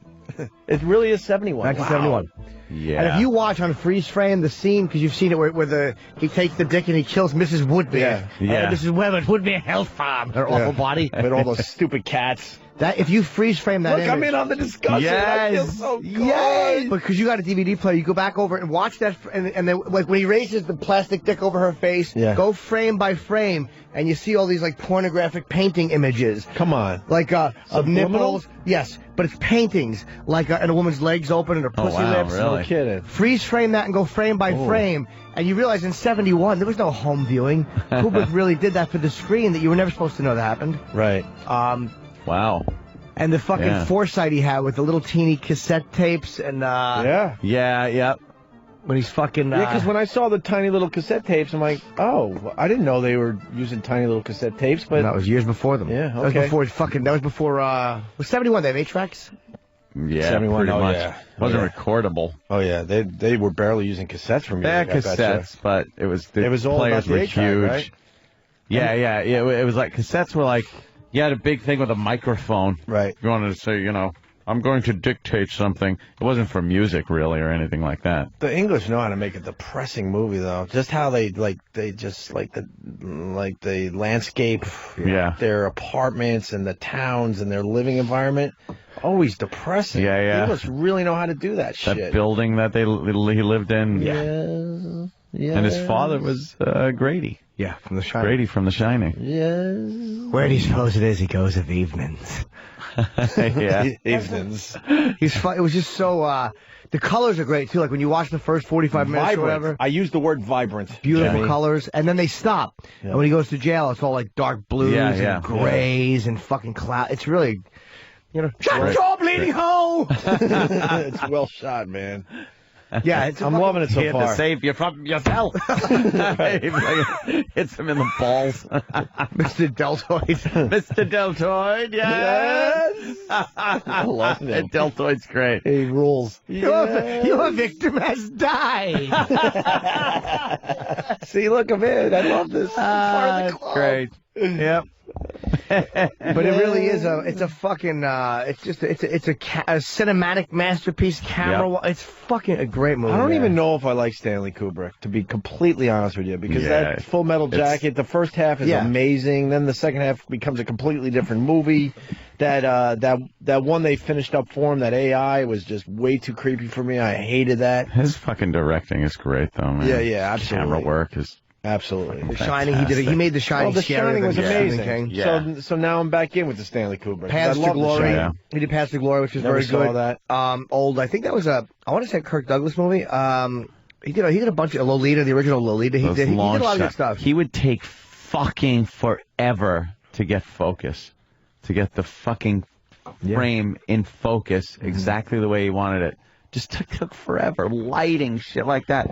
And you could just tell when you watch it. Everything is just the clean lines, the long shots. That bathroom scene in The Shining, very similar to the bathroom scene in Full Metal Jacket. That same stark kind of very long shot. Yeah, the long haul. He always had the long shots, like just zooming in and zooming out. Yeah. He was just great, man. And to hold focus like that, because it was always crystal fucking clear. That's why he did so many takes. If someone's out of focus, he'd freak out. How great's the scene when they're sitting there and Dim goes and he fucking slaps his leg with the fucking cane. Yeah. Dim. Yeah. So great. And all Pete says is right. Right. Dialogue he has. He probably couldn't even get a SAG card after that movie. Like, yeah, you were in it, but you didn't say anything. You didn't do anything. So, awesome so far. Great. I'll watch the second half today. Talking about movies quickly. I was watching Band of Brothers. I finished up the last 2 episodes last night. And then I got the new box set with like the Blu-ray features and stuff. So it's like picture-in-picture commentary. And I watched the documentary on the real Easy Company guys. So you got the old soldiers with, one leg, and they're hobbling back to Normandy and shit, and they're in the Ardennes, and it's like really, really cool, And then I get to the part where the actors kind of Ron Livingston did this video documentary thing. Right. They had him have a camera. Oh, like a diary? And he did like a video diary, kinda? yeah. Sure. For the DVD, I gather. And I would recommend, if you enjoy the movie and the documentary and the whole thing, to not watch that part. Why? Because you just realize what douchebags actors are. They're so fucking good in that movie in conveying who these people were. Believable. Yeah, very believable. You get so emotionally attached to these characters. Wasn't Jimmy Fallon in Band of Brothers? Yes, for 2 seconds, and I'm not talking about him. Why did we mention that? We did at one point, and he talked about how the Jeep wouldn't roll. But did we mention that to him? Yeah. Oh, the first time he was on our show, we kind of beat him up about it. Yeah, beat him up about it. It's like, it took me right out of the movie for that second. Thank God the movie's so good that I got back into it. But the second he pulls up in the Jeep and goes, "You need some ammo, guys?" I'm like, it's Jimmy Fallon.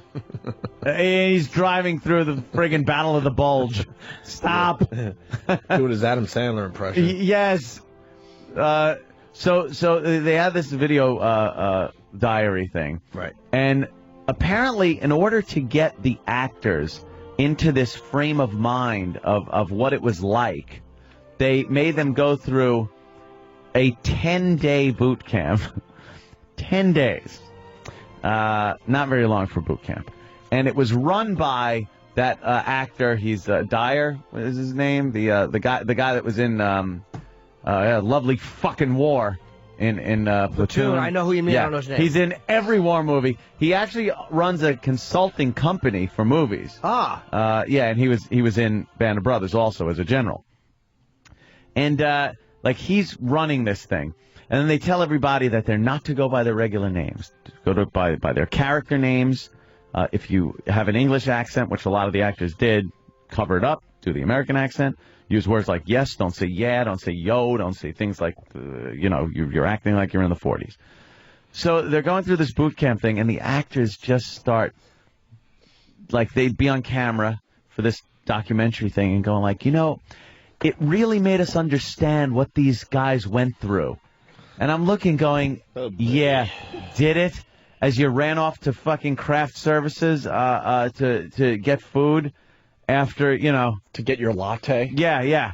When you went back to a warm place at night instead of... Probably the Ritz-Carlton. These motherfuckers, 2 years on the front line, pretty much. After just training their asses off for months. Living in ditches, kicking the rats off their bodies. Friends' heads exploding next to them. Yet, it really gave us a feeling of what it was like to be a member of Easy Company in 1942. And it's like, no, it didn't. So you watch that part, and you're just like, some of these actors, some of them are cool. They were like, this isn't a piece of what these guys went through, and I'm just happy to be here to, pay tribute to these heroes that did this. And that's cool. Others, though. You'd get a couple of other guys that are make it about them. You're fucking delusional, dude. I was out in the rain for 4 hours. It really got me, in this mindset.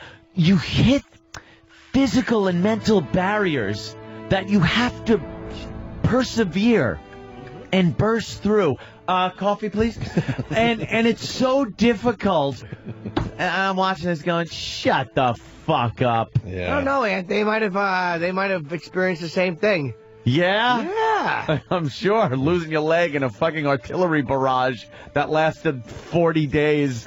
I'm sure it's the same thing as not being able to, get fresh shoelaces or cell for your reception. boots. Cell reception. I'm with you. Oh, it's just, and then it's so weird to see like the guy that played Dick Winters. Dick Winters? Dick Winters, Richard Winters, Major Winters. He's been in a few other movies. He was in that Stephen King movie, Dreamcatcher, I think it was. I think he's a great actor, and he played the part of Dick Winters fantastically. It was great. And then they show him during this documentary, and he's like, well, a lot of what I did was I came into this character thinking, and you're like, this fucker's English? I hate that. He put on this accent where it was like he was an American major. That was him. And they put on these accents. Like, what the fuck happened? Yeah. You're American, goddammit. Maybe he's American in character doing a British role. No, he's British. That always freaked me out. What's his name from The Wire? Was that English dude? That big black guy. Oh, when you see a big black guy, and all of a sudden they're like a prison movie or something like that. Like Adebisi is English. Yeah. Is he? Yeah. And then you hear him talk, and in an interview, no, you're supposed to like, be what? one of us.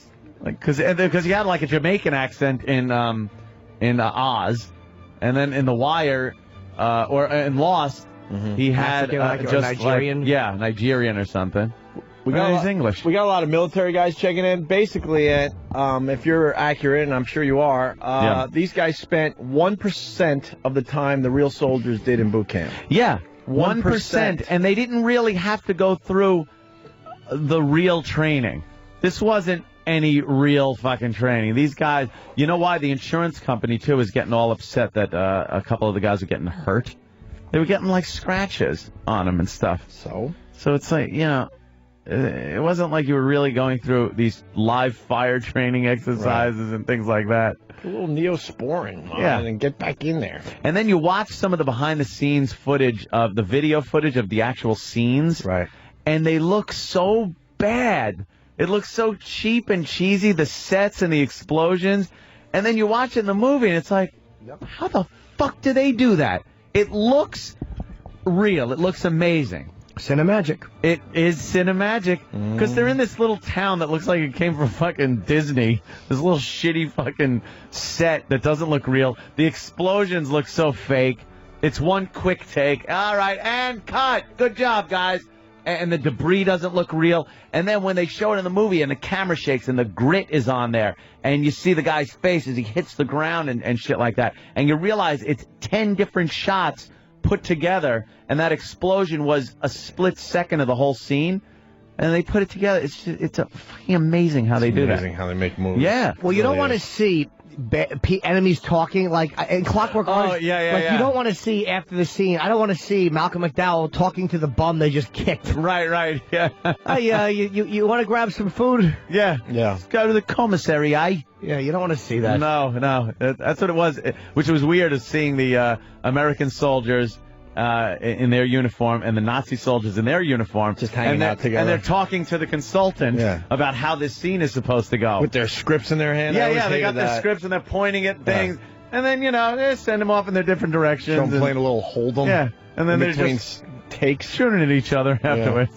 Yeah, you're right. I hate that too. Yeah, it's kind of cool. I like watching the movie magic shit. It's just that pompous actor attitude that you realize that most of these actors are like that. Mm-hmm. They're just this weird mindset in actors where they kind of have to try to either really get into the role or believe that they're into this role. So they actually believed that they had gone through enough training where, and the reason they said they did this was so that when they were given direction to look tired or to look like you're holding your weapon properly or look like you've just run up a mountain with 80 pounds on your back, that way the actor could actually go back to the training and know what that felt like so he could actually act it out better, which made sense. But don't try to say you knew what it was like to have the training that these guys went through. You know what it's like to go through enough training to where you know what 80 pounds feels on your back all day, so that when you're directed to move with a pack that doesn't have 80 pounds on it, you can make it look that way. Right. Yeah, it was interesting. I do recommend the DVD. The Blu-ray's great, and they have picture-in-picture commentary during the show. So if you've seen the whole thing and want to see it again with the commentary, it's pretty interesting stuff. I might have to go all in. It's very rewatchable, man. Very I've never seen rewatchable. I've only seen like a little bit. I've seen a couple episodes and I loved it. It's fantastic. I think I'm gonna have to start from the beginning. Yeah, really good. Ugh. I got to like the first or second. God, you gotta know how to wear cleavage. Sorry, I know we're. No, we were the most easily distracted show ever. Since there were tits on I'm a the fan. camera. I'm a fan of the cleavage, but there's so many women out there. They don't know how to wear it. It looks just like you can't have a big divot. No, you can't have divot cleavage. Right. Looks like someone took a fucking stroke behind the ball. It has to have a firmness to it and sort of a roundness. It needs a roundness, cushy. If it started looking a little too like straight lines or flat. Yeah, flat. Not flat, like flat lines. Yeah. Because we're talking about the cleavage. You gotta get the right bra too to push that shit in there. Right. Because you can't have the big upside down V. Yeah. The upside down V cleavage ain't working. You're right. Did you you guys don't watch Eastbound and Down? Eastbound and Down, thank you. They had the season finale. Speaking of boobs, they had stunt boobs. They hired some actress just to show her boobs. There's a scene where good old Danny McBride, our friend, Kenny Powers, he is gonna have sex in a car with his ex.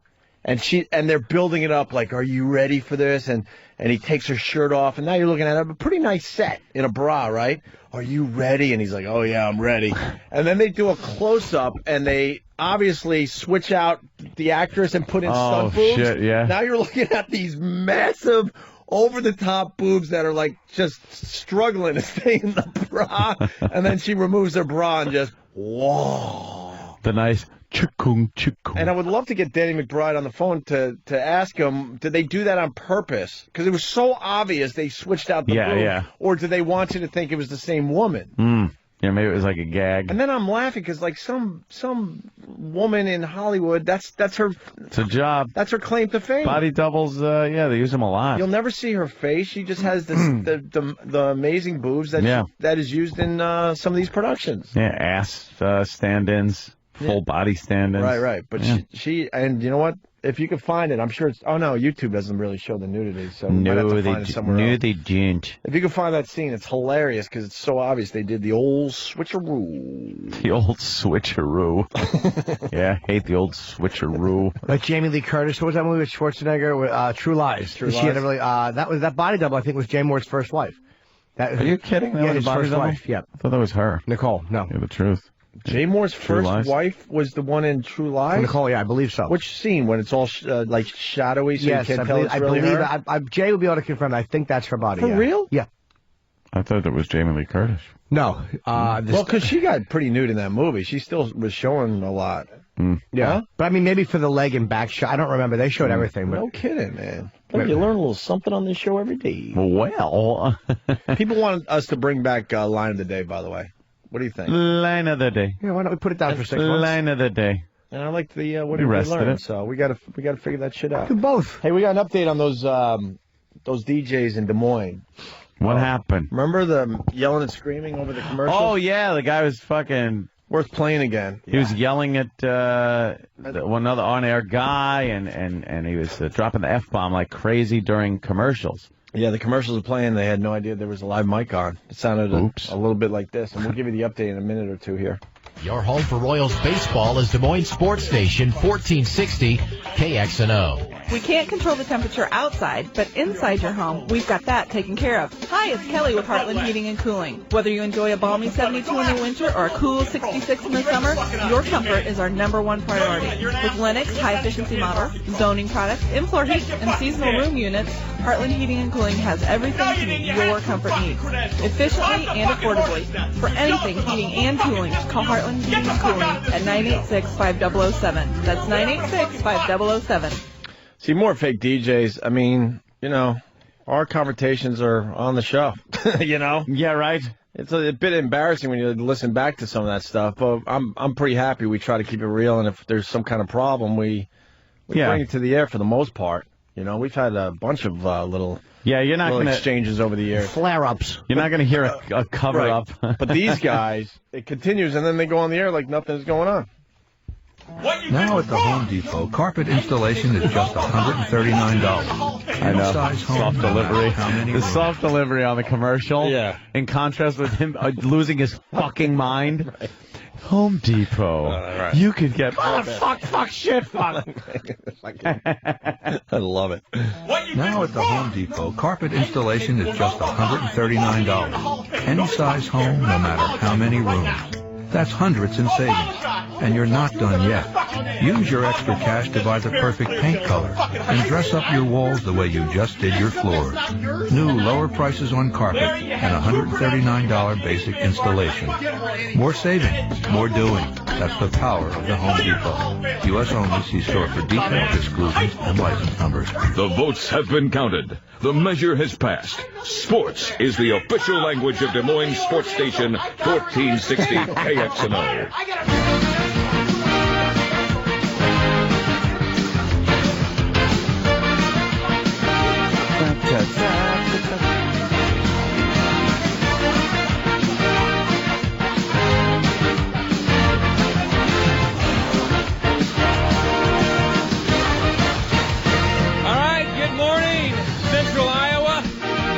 Brackets look a heck of a lot better than mine do. Kenny Miller is in studio. I am John Miller. Marty Terrell will be in shortly in Ken. I went 11-5 yesterday. I got walloped.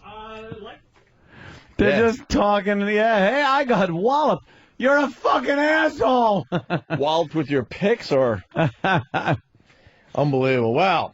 Here's your update. What happened? 3 suspensions at radio station KXNO after F-bomb incident. All right, let me guess. The guy that was yelling all the F-bombs, the other guy he was yelling at, and the board op producer. That's a good, because national sports talk shows replaced 2 regularly scheduled local programs Monday, as station officials dealt with a profane on-air incident Friday involving broadcasters Marty Terrell and Larry Kotler. An executive for Clear Channel confirmed that 3 employees at the station have been suspended until further notice. Sensitivity training or something. She declined to name the individuals in an email response to a listener. Uh-oh. They're erasing the history of these guys. You are erased. Listeners of the sports station heard a profane argument Friday morning between Terrell and Kotler that included Terrell's use of the F word at least a dozen times. Joel McRae, senior vice president, issued an apology to listeners later Monday. Waddle doodle. You want to hear this apology? Yeah, let's hear this so sincere. Fucking bullshit apology. We regret. Yeah. We deeply regret. If people were offended, we here at never want to, blah, blah, shut it. Those of you. Blah, blah. A private conversation between 2 KXNO employees inadvertently found its way on the air. Found its way. McRae said in the statement, KXNO Radio apologizes to anyone who was offended by the content aired during this accidental broadcast. So out of touch. Most interesting thing that happens in central Iowa. Who was offended by that? That's like, wow, I'm finally hearing something cool. Maybe a couple dummies, but stop catering to the couple of dummies out there. What is it, a sports show? Yeah. So it's a bunch of guys anyway. Well, who's offended? They turn it up and go, holy shit, are you listening to this? They're quarreling. Yeah, listen, it's dropping the fuck bomb. Let's see. McRae said the incident remains under review.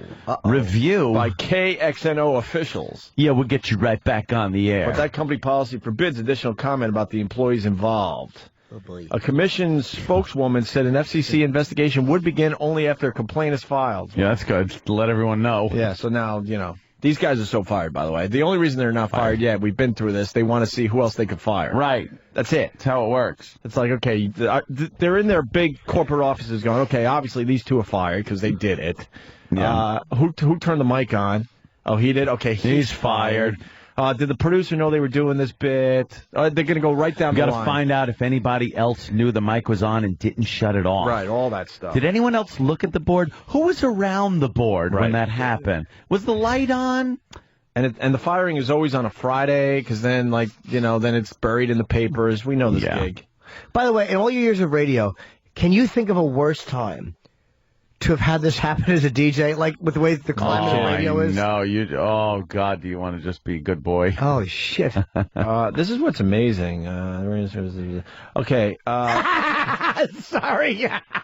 Rob Schneider, what is he doing? He's insane. He's running around. Oh, my God, he doesn't know where to go. Oh, the camera's chasing him around the news set. Live on local TV here in New York. Oh, my God. Where do you think he's going to show up, Jimmy? I don't know, but he was running around backstage and they're following him. Running all over the hallways. Just creating havoc wherever he goes. I hope he finds an elevator shaft. Catch me if you can. Attaboy. Yuck. Boo. That's how the audience reacts to your movies. Boo. He's got to have pictures of Adam Sandler with George Weber. That's the only thing I can figure out. Yeah. Why does it continue? Every movie, you got to throw your buddy in it. I get it. Yeah. Hey, you want to know what the argument was about? Let me guess. I heard Hall of Fame and credentials. I'm guessing that one of them gave their credentials to somebody else, or one of them didn't share their credentials with their honor partner. Well, it's obvious it was over credentials, but what kind of credentials is what I'm getting at here? I mean, it had to be important credentials. Yeah. Maybe Obama was coming to town, and this guy messed up the credentials. On-field credentials for a baseball game. All right. For who? I'm going to guess Royals and somebody. Well, Jimmy, last week's argument, apparently over media credentials used during the recent Iowa high school boys basketball tournament. Are you shitting me? They're gonna lose their jobs over yelling about credentials to a high school basketball game. Can you just walk into those? Pretty much. Yes. Took place just moments before the beginning of an NCAA basketball preview show. So they were talking about college basketball, right? Good luck. This was credentials over a high school state boys basketball tournament. Good luck, bros. Oh, they're in deep trouble. They're in Dutch. They're in your mom's box territory. They're so done. No, they don't even get the chance to say that. No. They're fired. It's obvious. Suspended for now, but it always starts with a suspension because you have to do the proper, paperwork, and you got to kind of go through this. That statement. What? We here at blah, blah, blah, blah, blah. have decided that type of language has no place in blah, blah, blah. So we have blah, blah, blah. Will be immediately. Immediately, right, yes. Hey, I got a thank you to Jay in Canada. Eastbound and down body double tits, GIF. A little GIF. That's always good. I need Danny to kind of throw it up on the big screen for everybody. Love the GIF. Why don't we take a break and we'll... I might have to shit, Ope. All right. I feel something percolating. You better tweet that shit. I really do. I feel it. Gurgling? I might have to shit. I was so embarrassed because my fucking... my girlfriend was working yesterday, and I thought she was coming back at like 6:15, and I was farting up a storm in my room. And at 5:30, she came back 45 minutes early. The whole room stunk. Fucking whole apartment reeked like my farts. Ugh. She's like, "You've been farting?" I'm like, "I guess." I guess. I'm so embarrassed. Oh, Jimmy, what are you doing? No, because then our favorite position is I like to lie on my stomach and prop my hips up with 4 pillows, and then she licks my balls and smells my ass and makes anteater noises. That's what we do in bed. Anteater noises. What is that like? I'm like, come on, baby, let's do the aardvark. And then she'll grab my ball bag skin in her teeth and just hold it and smell my ass. Really? Yeah. Interesting. Nice. That's terrific, Jimmy. Wow. I hope it works out for you. Sucks after farting. Because you have fart residue on your cheeks. Yeah, you don't want that. All right, good. God. Good shit. I think we're going to see the picture before we go to break. Oh, okay. Hey, also, I'm... Oh. Ooh, nice tits. Yeah.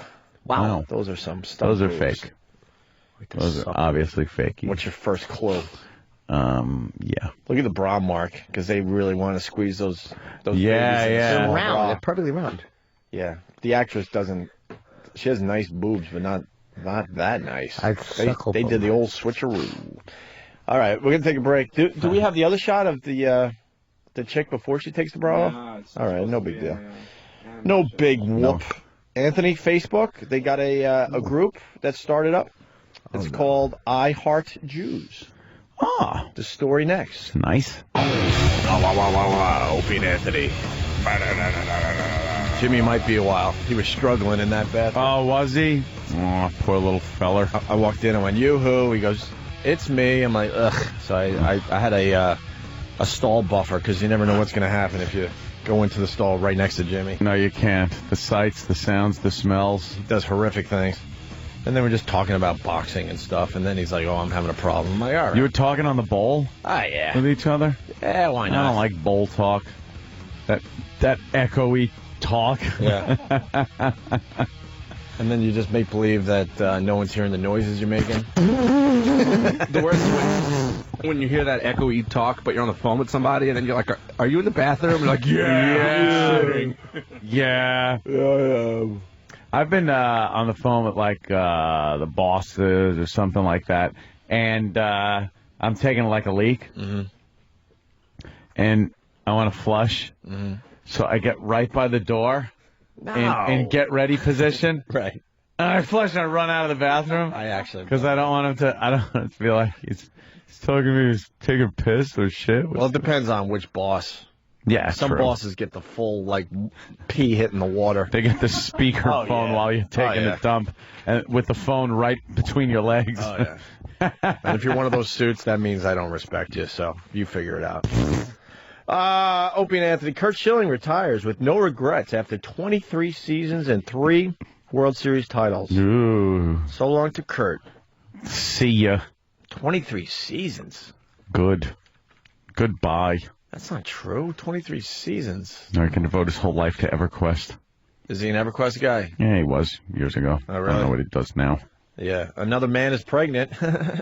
Oh, wow. What a wacky story. That's why Jimmy has to be in here. He writes about the man that got pregnant in his latest book. Yeah. He's not a fan of the man getting pregnant thing. Well, I wouldn't be either because it's not a man. Thank you, Anthony. Exactly. Exactly. And where's our McLovin audio from yesterday? Because remember we had that crazy bitch come in? Oh, yes. I shouldn't call her bitch. She was really cool. What was her name? Jill? Liz. Why am I saying Jill? Maybe.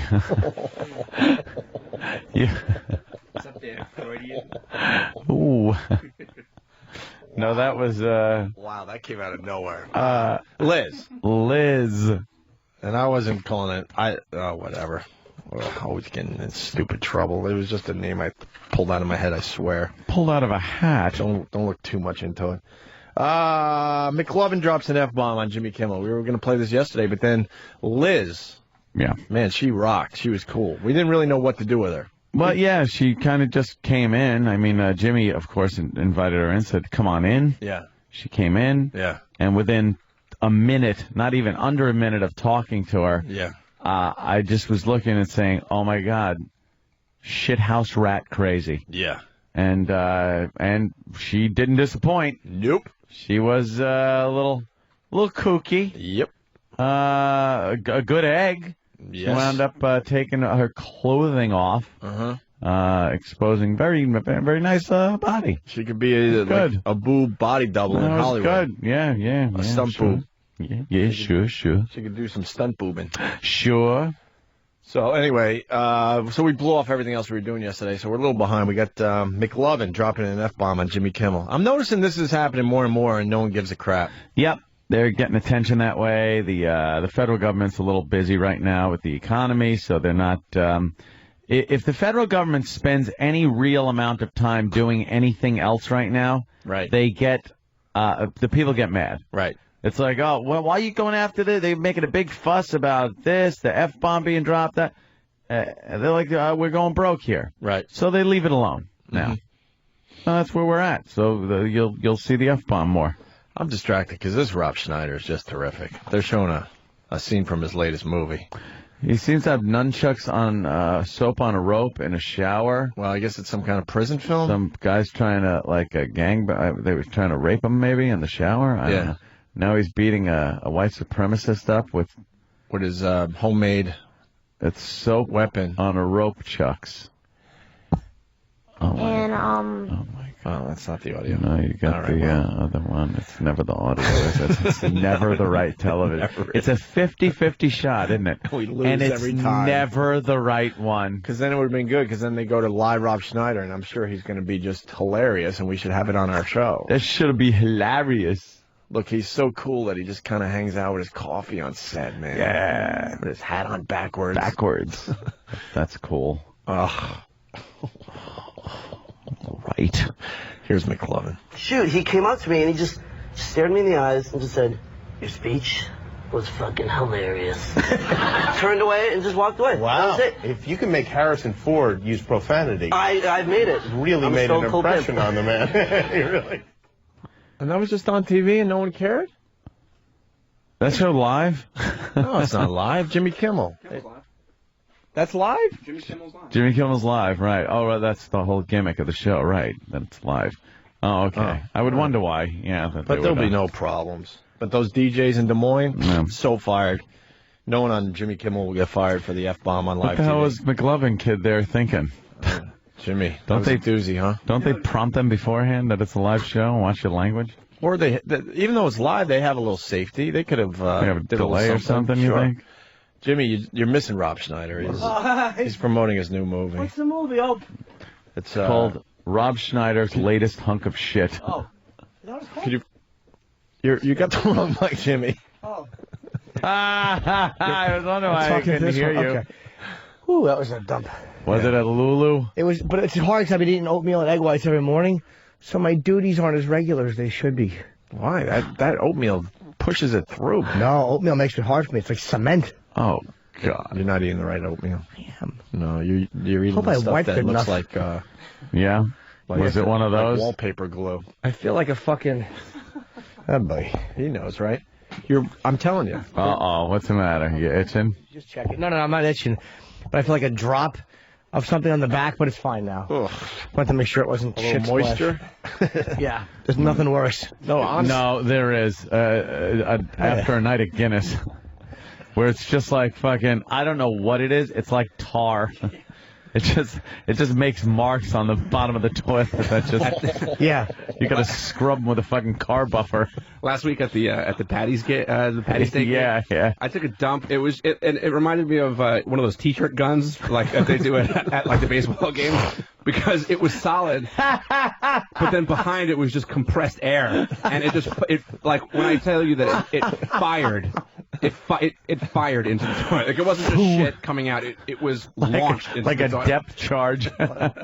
Shooting shitty shirts into the... oh, is that great? That's classic. You should act the gig. I had to. I had to. It Wow, was one of that's those- a hat. That's a must shit. Yeah, if you shit in a bar on St. Patty's Day, you really have to shit. You can't hold it. But I went downstairs because no one was there. Everybody was hanging out upstairs. Yeah, So yeah. I walked out. There was no one in there. Went to the Clean. secret bathroom downstairs. It was awesome. I hate shitting in public. I want to be naked in my own bedroom. You like being naked when you shit? Who doesn't? I want to be naked with socks on. I shit with socks on. Naked with socks on? No, I kind of need the feeling of pants around the old ankles. No. Socks on, at least. No Shirt way. on, definitely. I shit in the dark, Shirt too. on? No, the shit at the I do. dark. I shut the Like a lights off. Bat. You shut the lights off? Guano coming out of Jimmy. Shitting. Yeah, I like to be fucking naked in the dark when I shit. I have a red light in my bathroom and a regular light. Wow. It's cool for showering with a chick when you have a red light. Oh, look at you. You're always thinking of how you can look a little better. Yeah, exactly. So I have a blindfold. I hand a girl and she comes in. And I have a bigger dick prosthetic I put on. Fucking size queen whore I'm dating. So you have a red light in there. Yeah, over the shower. There's a light. So I don't need a bright light. I shower the lights off and that red light. It's such a cool, relaxing vibe. Interesting. It's like being in a red light place. In a dark room. And I shit with that on sometimes. Yeah. It's wonderful. I'm lights on, I turn the TV on sometimes if I know Yeah, I I'll would be do there that. a while. Turn the old TV and the shitter on. Or then I'll just, like I said, trade stocks or tweet. That's a real... I got to always bring the iPhone into the bathroom. There's plenty to choose from. That's what I like. A magazine, American Rifleman's on the toilet tank. I can pull that. You need it. But You the got your latest options. fucking rifles that are out. You know, you need the options now. Good It's old options. 2009. Lot of various forms of entertainment, even on the shitter. Hey, we got Jim Gaffigan coming in. Yeah. A very funny Jim Gaffigan. We haven't had him on the show in a while. And Kurt Angle. Yeah. Has he Yes. been on? He hasn't been on in years. Okay. We used to Really, that long? We used to do a lot with Kurt Angle at WNEW. I do remember that. He hasn't been on since then. Are you I don't know if shitting I me? ever You've met never him. been on? 2000, E-Rock just told me, was last time. We haven't seen him in 9 years. Was E-Rock live? just yelling his weight out, or was that his arms? His arms. Sorry, that wasn't boo. He just went boo in my ear. Yeah. E-Rock, that was an easy one, though. You could handle that. Yeah. Come on. Yeah, come on. Swat that shit away. Exactly. Hey, I don't know what to do with this yet, but it's coming to everyone's attention that we got a little BFF blooming among us. Yes. There is a Danny has friendship noticed. Sam has noticed. blossoming Mars, I think, here has noticed. in our studios. A great friendship. A BFF. Yeah. And you're going to be surprised at who has a BFF. Mm-hmm. E-Rock and his shoes. I should have done something better with that. Sorry, Eric. I don't know what we could do with this, but I think these two need to make a buddy film. I think these two would be perfect for a buddy film. Yep, I do too. Do you know who I'm talking I about? certainly do. That would be good. Two ex-cops. Club Soda Kenny Yes. has found a friend. Yep. And we've been around Club Soda Kenny. Friend. It's my kid. It's beautiful. It's just nothing but like, she's my friend. Oh. So, who did you hit your perps with? Yeah. Right. What did you hit him? Who did you hit your perps with? Am I an idiot? Oh, whatever. It still is funny. They're two ex-detectives. Oh, I didn't know Joe was a detective. I believe so. Well, he was on the job, and they have really. They got a blossoming friendship going. Don't bring him in yet. Okay. He's a jockey. No, don't bring him in yet because I want some of the stories on the air. What happened? Okay, just Anthony said something. Oh my God, what did I miss? No, it wasn't bad. Oh no, it was sweet. I will say this: I did not realize Joe was an ex-cop. Yeah, well, Master Joe, who took over for Master Joe. I love that they call him Master Joe. He's a great guy. Loves the show. Him and Kenny have so hit it off. Yeah, and we're all noticing.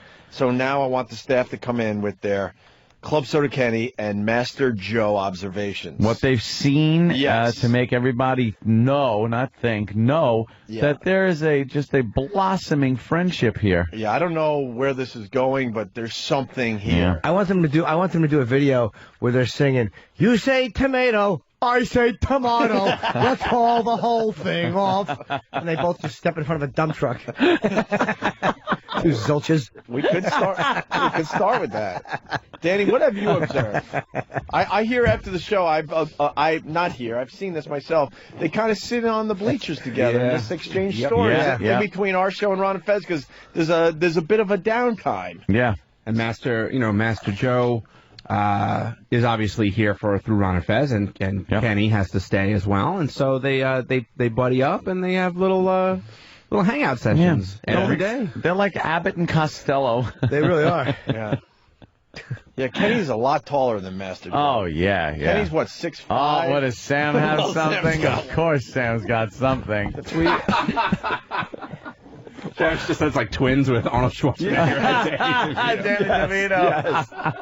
Well, the visual is perfect because when they're out there, like they're monitoring the live crowd and everything. Yeah. And they stand together, but Kenny sits down. Yeah. And Joe stands up next to him. Yeah. And they stay there, so it's like even though Kenny's taller, he sits down because he doesn't want to, And then they're the same size. Yeah, Right? They could carry on a showing a little conversation respect, with each right? other like Yeah. that. Yeah. What have you noticed, though? Well, they're joined at the hip at this point. They really Yeah. are, right? Yeah, like it's not just after the show. Like, they do things together. I've never seen Kenny friendly with anybody. No, Kenny likes Joe, too. On the way up to Albany, he's going to tell me Joe is the next cop. Yeah. He likes Joe. Yeah. He doesn't have any kind words about anybody. You're right. He's been sending, like, the interns out and staying to get food, which is fine. Mm-hmm. But he used to just have to go out himself. But now that he's got somebody to keep him company here, he likes his time with Master Joe. Happy. Yeah. Yeah. Yeah. Hey, Ken, what kind you use? Where'd you buy you? You don't have any. Oh. Sam, you're a fan of the bromance. Is there a bromance this is among us? This is a bromance. Right? Really? If anybody was In the wondering making. what is a bromance, Kenny and Joe is This a bromance. is it. How do we do this? Should we bring Kenny in? Should we bring him? Joe, we definitely want to talk to Joe because we haven't talked. He's a really nice dude. Right. He doesn't, but he's a short dude, very squat. He's probably a very, very strong guy. Right. He's probably a major problem. Oh, yeah, I would assume. Because he has a low center of gravity, and he'll probably hip check you into a fucking brick wall. Rob in New York has a Master Joe story. He must have saw the show live. Rob, what do you got on Master Joe? What's up, buddy? Finally, Jimmy, your Al Pacino's the best. Oh. I went to see Ron and Fez. You're out of order! When you compliment somebody and they just overdo it and don't do it well. Your Honor, I'm not out of order! All right, go ahead. Sorry. I went to see Ron and Fez back in November, and Gives I a guess shit. Master Joe first started. And he was going through our stuff. He was in a suit. He was all professional. He was, very rigid. Like, you're not going to hurt me, buddy, are you? Yeah. And then I went to see the show yesterday. And he opens the door. He's like, "Hey, buddies, you got gifts? Hey, how you been? Come on in and just look around." Cool. John in Denver wants to know if they share a smoothie with 2 straws. They actually share a toothbrush. It's creepy. Kenny keeps it in his back pocket. If we bring Kenny in here, it's going to be just... should we bring him in? Yeah, Kenny's excited about this. We should see how much they know each other. Like, what was that old game show? Newlywed or something? Yeah. The newlywed game. Which race would Kenny rather plummet? Can we do a version? Why can't we get these out with this? We stink. We'll figure it out. Can we do that? How do they do that? Newlywed style it? Yeah. You want to go old school? Yeah. You just ask questions of the other person. Yeah, and then they'll have to hold see how up much the card. they know. Yeah. And write the card. Funny. Yeah. Can we do that today? I like Yeah, newlyweds. if we can. We should get Kenny in, dude. Yeah, Kenny. Let's get Kenny in here for a second. Oh, here comes the blushing bride. Kenny. Jesus, Kenny. Have you found a friend? Be honest. Yeah, but we got to keep Joe on the DL. Why? Because Sirius has very strict company rules and policies about how certain employees have to act, and he's a security officer. He's not on-air talent. Well, we could still talk to him, right? No, he's not allowed. Oh my God! We got a great bit that we could do. For real? And the reason why I can't get your food anymore is now that Sirius is in control, I'm not allowed to leave, because I'm security. I'm not, know. That's fair. I understand that, but or anything like. Yeah. But I don't know why we can't get Joe on and ask him real questions. I think the company got to Kenny. You have a scar on your head anywhere? I don't know, not yet. Get to your brain. Would they put a brain in? Exactly. It's like a Pez dispenser. Just open his mouth and it will fall out. Yeah, he's the only one So that we they can't talk actually to Joe? add No. brain matter to. Oh, well, there goes the bit. Just make believe we weren't saying anything. Forget what you just heard. That's too bad. For 10 minutes. We had something that was developing into a fine bit. Yeah. Well, maybe we could, how about this? We could Could someone play the part of Master Joe? Well, in another 2 weeks, maybe somebody can play the part of me, too. Oh, Jesus Christ. What does that mean? I don't know if I'm in the transition plans to Rockefeller Center. Oh, Jesus. I got it. I get it. Take more I got things. it. Well, we don't know that yet. I get Let's it. not assume that. No, I got it. I understand how important he is to you guys. I got it. All right. And so there's Kenny, the boot right in the ass. Yeah. Let's. He got it. Thanks, Yeah, Kenny. we'll figure it out. Thanks, Kenny. Hey, you guys are so talented. You can, Oh, yeah. We could broadcast from a fucking phone booth. Yeah. We will be, as a matter of fact. Because it's good for the show, right? All right, thank you. Don't get me started, because I'll just get myself in trouble. I'm trying to be smarter. People as smart as Kenny, they're telling us you have to go. Yeah. Hey, Anthony, I was telling you about that Facebook. There's a group that started up on Facebook. I have not heard this yet. Danny says it's pretty terrific. So why don't we get right into the audio, and we'll stop when we have to. Right. It's disgusting. It's despicable. Like, who would ever do that? You can join all kinds of groups on Facebook. This one was called I Heart Jews, and at one point had more than 2,000 members. But then the pride turned into pain as the image of Hitler took over. Wendy Erdheim couldn't believe her eyes. I get a notice that says the name of the group I Love Jews has been changed to Hitler, the greatest man in history. Group members reacted quickly with... All right, look, they fell for a gag, I would gather. Somebody came up with a little gaggeroony there that little Facebook gag, a little little very poor in taste. Obviously, but wow, holy shit! Especially the name Hitler, the greatest man in history. So the guy went through the time of the I Heart Jews. He opens up the site. Probably puts out a bunch of... he had over 2,000 members. 2,000 members. Knowing that he had a great punchline. Knowing that the fucking turn, the heel turn was going to be classic. Yeah. Wow. Let me hear that again. Turned into pain as the image of Hitler took over. Wendy Erdheim couldn't believe her eyes. I get a notice that says the name of the group I Love Jews has been changed to Hitler, the greatest man in history. Group members reacted quickly with comments like, "Is this a joke? Because if it's not, I am absolutely appalled." And "This is not I Heart Jews." It's not I Heart Jews. No, it's not. Yeah. I'm pissed off because I went from Hitler, the greatest man in history, and then one day I logged on and it was I Heart Jews, and I didn't know who to complain to. Everybody's confused. Yeah. I like the woman said, "Is this a joke?" No, ma'am, it's not. It's an actual... he was actually hoping the group would go with it. Yeah. You dope. It's a joke. Just don't belong to the group. You know, we like just changing the name every so often. Just some asshole online. You know what it is. You're brave. And then a little more to the story here. I love this. Mark Weitzman tracks internet hate groups for the Simon Wiesenthal Center and says this was no accident. He believes Facebook... This was no voting accident. Whoopsie, what did I upload? Oh, an entire Hitler site. Where a Jew site used to be. Yeah, what was your first clue? It wasn't an accident. Oops. Harry, the greatest man in history, and he misspelled it. My Uncle Harry. Uploaded the wrong pictures. Yes. Groups for the Simon Wiesenthal Center and says this was no accident. He believes Facebook users were set up for an internet slap on the face. Without any further knowledge of who the owners are, one would have to say that it's premeditated and the intent was there from the beginning. It's up to the really people involved, the ISPs, the service providers, as well as the users to sort of keep an eye on this and to bring it to people's attention and to insist that something be done to prevent it. Hey, I know we're in the middle of this, but Channel 11, local news here in New York, they're doing something called Chick Chat. A bunch of newsreaders are attempting to do The View locally. Yeah, that seems a little. to be what it is. You've got to get this audio and see if there's something. It has to be the worst psychobabble ever. Rob Snyder's in the middle of it. In the hole.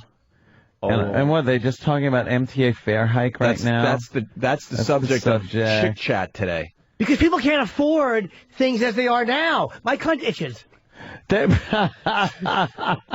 My tits ache. I'm worthless. I'm a hole with teeth.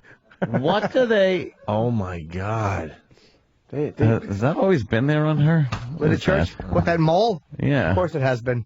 I thought it was like she could squeeze it. Yeah, she headbutted Robert Redford. And one of his things fell off. What is that shit? One of those things. They got like a weather... the weather woman... The weather bimbo. They got the entertainment bimbo. The other traffic girl, not Jill. They got the entertainment. And they got like the the anchor. They're all newsreaders. They don't have an opinion. And now it's AIG bonuses they're talking about on Chick Chat. Get this audio. And Rob Schneider is just, I'm sure, just adding in his unique brand of humor. Here's a backwards hat.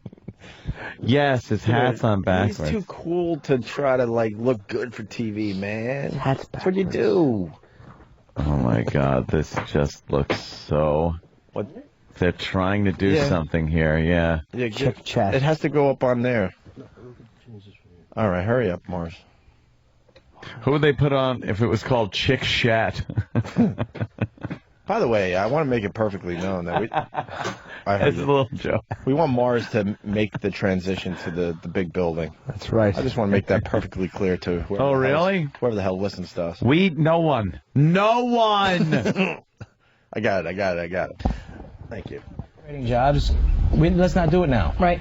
Let's deal with that next term. We got to so don't deal with the time and effort towards creating people. Just fixing up our roads, which are a disaster in California. Infrastructure. I used to like when I lived in New York. By the time you drive to Connecticut, you see the roads. Hey, the roads are better here. Yes. All of a sudden, you're driving potholes everywhere. Well, speaking about that, you want to talk about Octomom in California? Yeah, okay. What? It's a big story for you guys out in Speaking of that, speaking of roads, speaking of twats that look like the Bat Cave.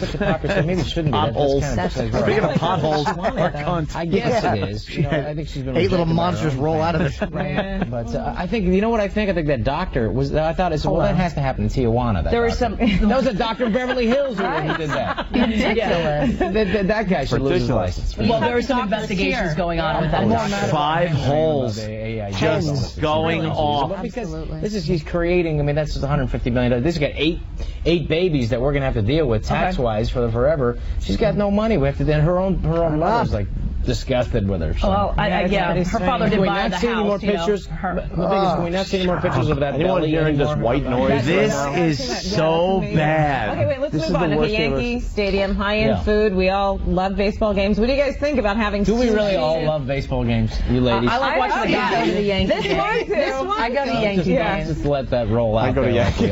I just like the hot dogs. No. If you like baseball, did you see the World Baseball Classic last night? No, I didn't. I just like when Roberto Alomar bleeds on me. You had one, right? It was fantastic. That was better than the World Series, as far as I'm concerned. But Rob Schneider, you are awesome. Thank you so much for That's coming. it? That's it right there.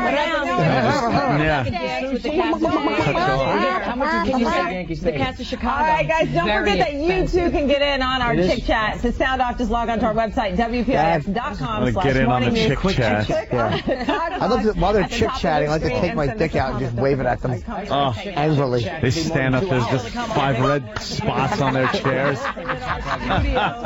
Get the burgundy chairs for next time. No more white seats. They're all cranky. Wow. That fucking was horrendous. Holy crap, what did we just see? What an awful new segment that whoever thought of should be fired for. Chick Chat. Chick Chat. I'd rather listen to 5 turtles on seats do nothing but hang out. They should just do that. Have one dumb one just fall off the chair like you know it would. Make soup out of it. You know what's great? Fucking idiots. Heather P. from Jersey. Yesterday, Jill was outside jump roping during the Chick Chat. Oh, yeah.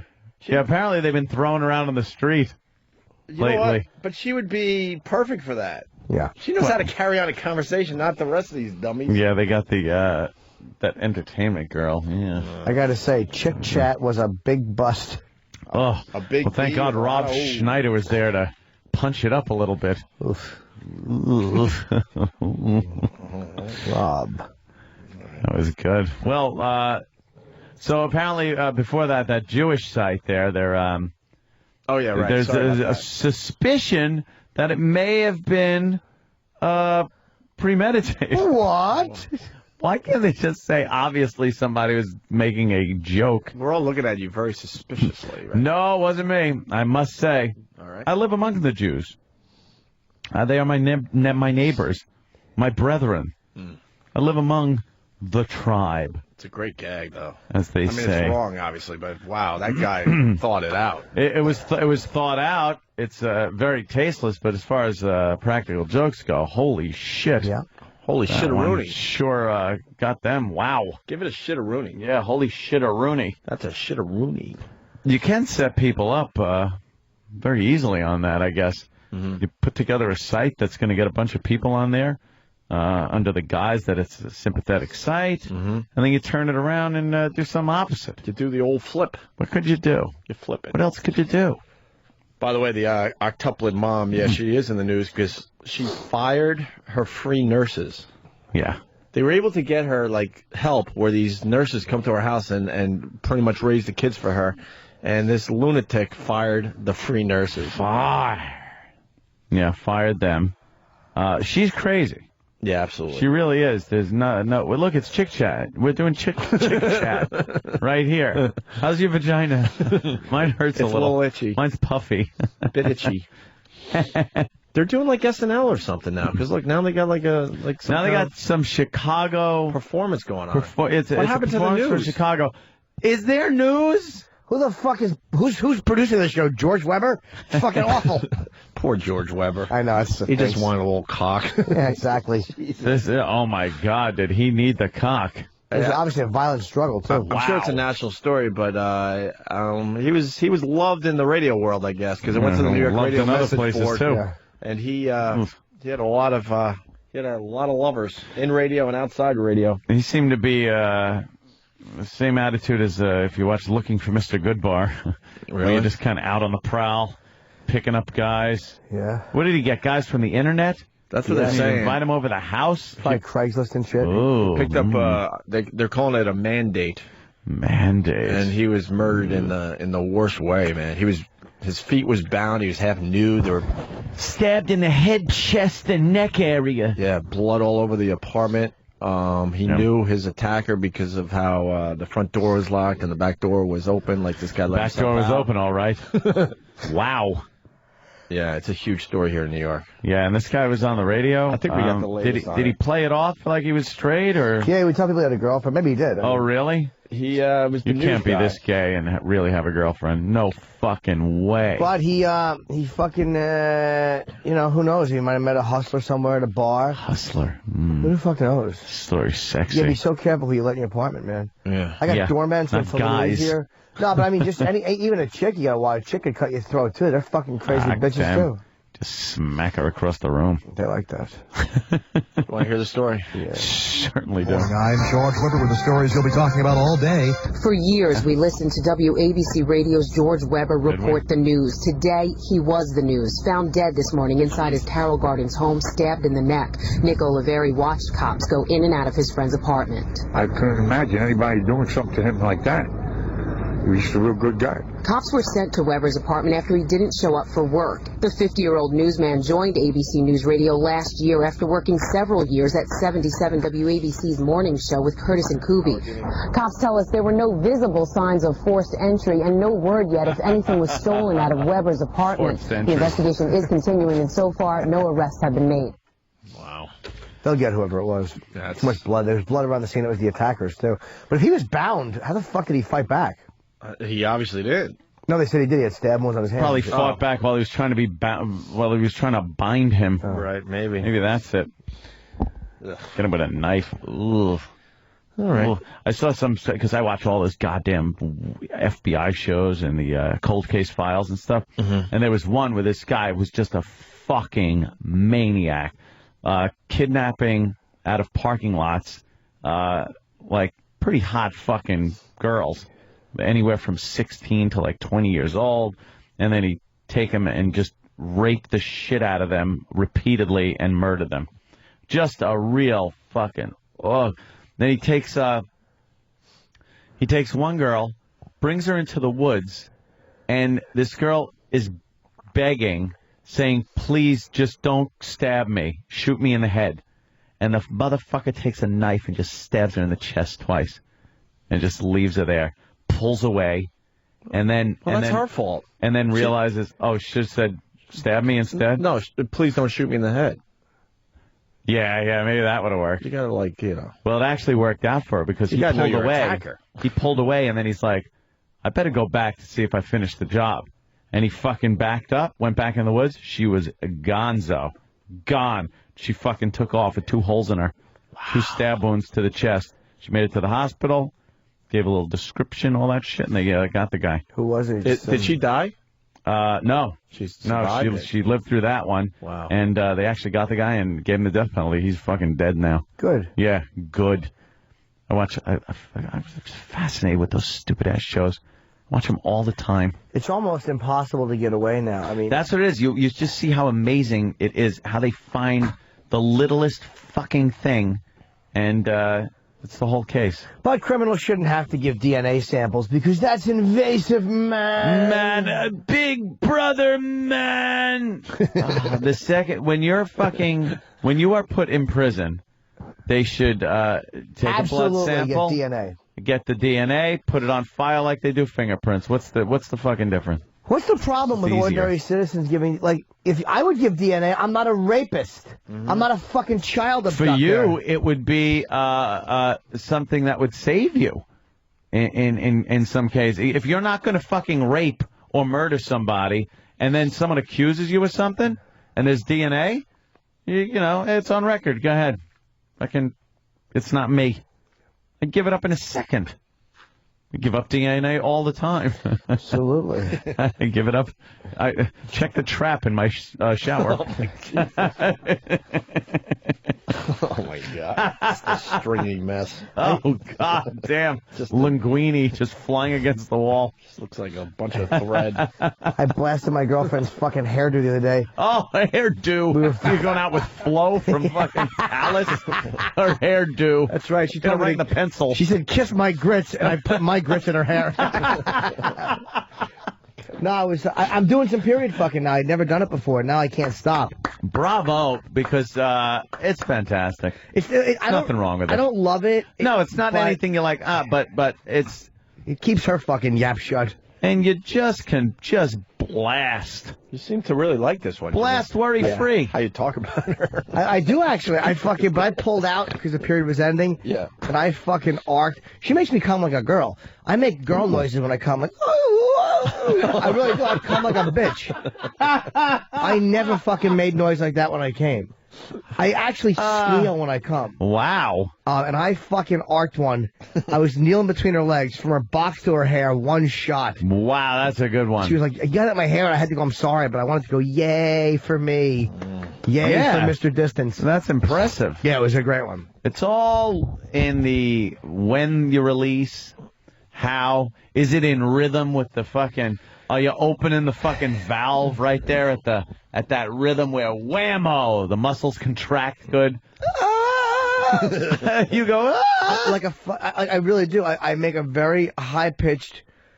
it happened recently. It's been a squeal of delight as I come. You sound like anime. It's fucking horrendous. Yeah, like Japanese anime. Yeah, Jimmy comes like Japanese anime. And she puts me in a wedding dress and shits on my face. That's great. Yeah. Good for you, Jimmy. Jimmy's happy. So what do you do with your bloody dick? Fucking I wipe it in her mouth. Say, let's recycle this toots. No, it hasn't been that bad. I've gotten some little fucking copper flakes. It's a light day. Looked like I was fucking rusty metal. I got some copper flecks against my skin. And then I'll just fucking go. I'll scoop water from the sink right on my hog. That's it. And she'll go in and fucking plop on a bowl and we chit chat. She's pretty cool. Yeah, that's all you need to do. But good for you, Jimmy. I had never fucked on a period before, but I've had a couple girlfriends like it. It's not that uncommon. Like this girl is like, yeah, it helps with the cramps. That's what they all say, but they don't want to just go like I'm a whore who needs dick.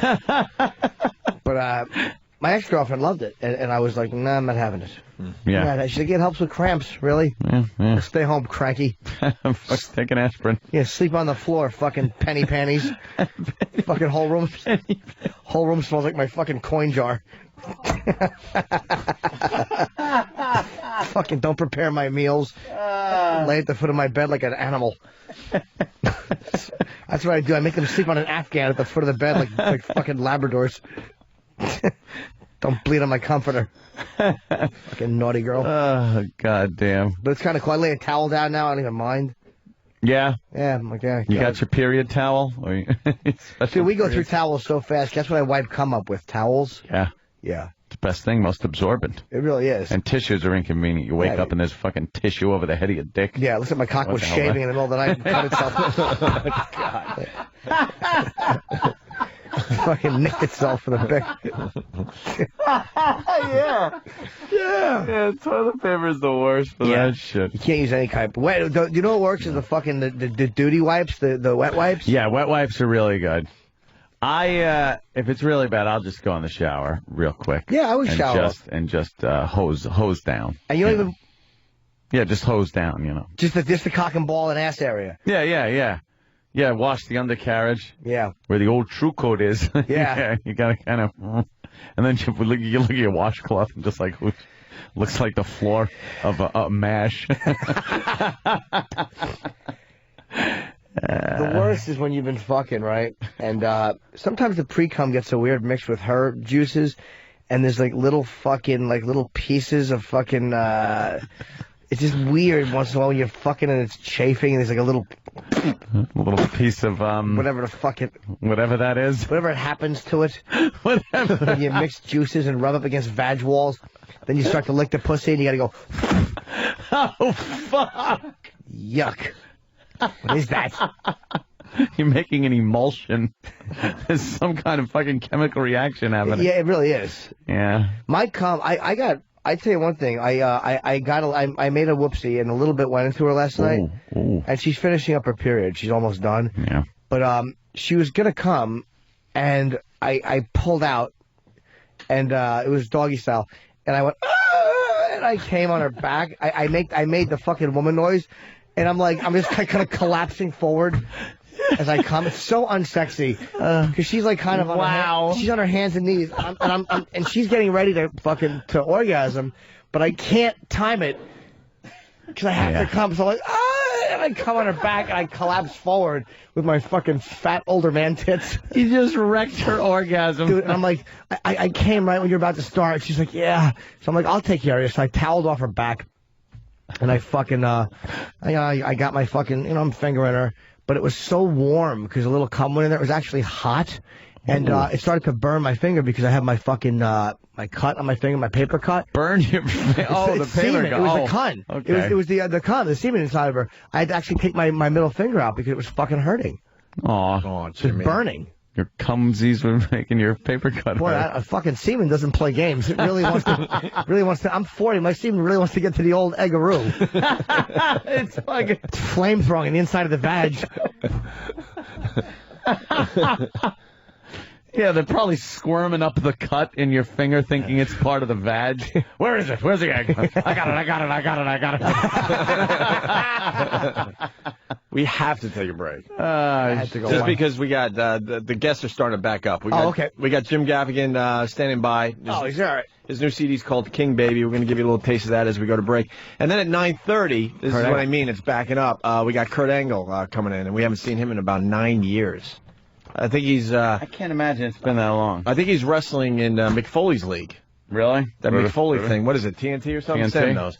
But first, Jim Gaffigan from King Baby. A little taste of his comedy. We'll say hi to Jim next. There's always that travel pressure, the eating travel pressure.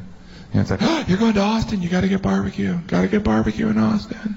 Every city, has a food they're famous for. It's almost like there was a meeting. Okay, Chicago, what do you pick? Deep dish pizza.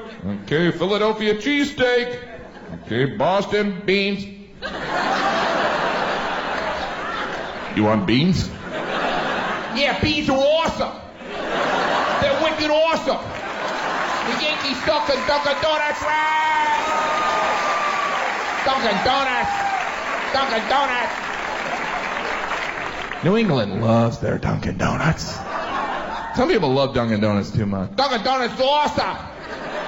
I think they're just making donuts, not curing lupus. I like Dunkin' Donuts, but have you been to a Dunkin' Donuts that doesn't have a homeless guy standing in front? Is that part of the design plans? There'll be an entrance here, a deranged lunatic here. There's always a guy standing out there like they're Ronald McDonald. Dunkin' Donuts. It's an interesting concept, really. It's almost as if AA opened their own restaurant. What should we have? Coffee? Donuts? Maybe a little honesty. Hi, my name's Jim. I haven't had a donut in 30 seconds. I don't know how Dunkin' Donuts even stays in business. They sell 3,000 donuts. What do they make, $30? Whenever I go in there, it seems like they're trying to get rid of the donuts. Like, yeah, I'll have 6 donuts. That'll be $3, but if you get a dozen, it's a nickel. How much are 2 dozen? We give you $10. They're either trying to get rid of them or trying to get us addicted. You ever buy a couple of donuts, you open it up, and there's some free munchkins in there? Those are the gateway donut. First time's always free. Now at some locations they have Dunkin' Donuts and Baskin Robbins in the same building. It's like a marriage made in obesity. Finally, Dunkin' Donuts is offering something for dessert. Donuts and ice cream. It's like 2 pairs of dirty underwear.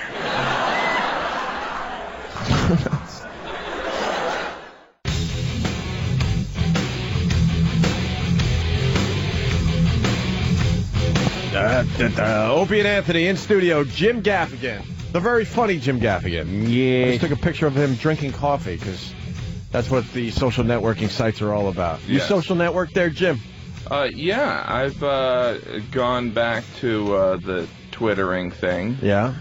You know, it's that whole internet thing is taking off. It might just take off. Well, it's also it has potential.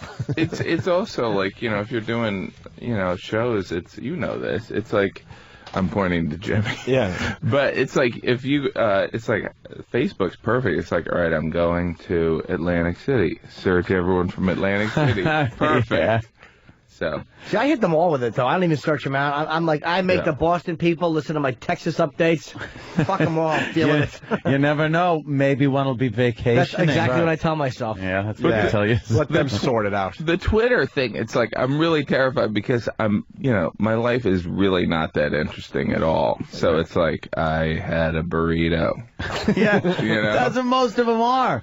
But you feel like you have to update it. Like I haven't written anything, so you like kind of look around and go, what can I snap a picture of and upload? It's like, how about Gaffigan drinking coffee? Exactly, it should be something exciting. All right, you know, this is a perfect time. I got a Twitter confession. Yes. I did not play cowbell with the Allman Brothers. You didn't? No.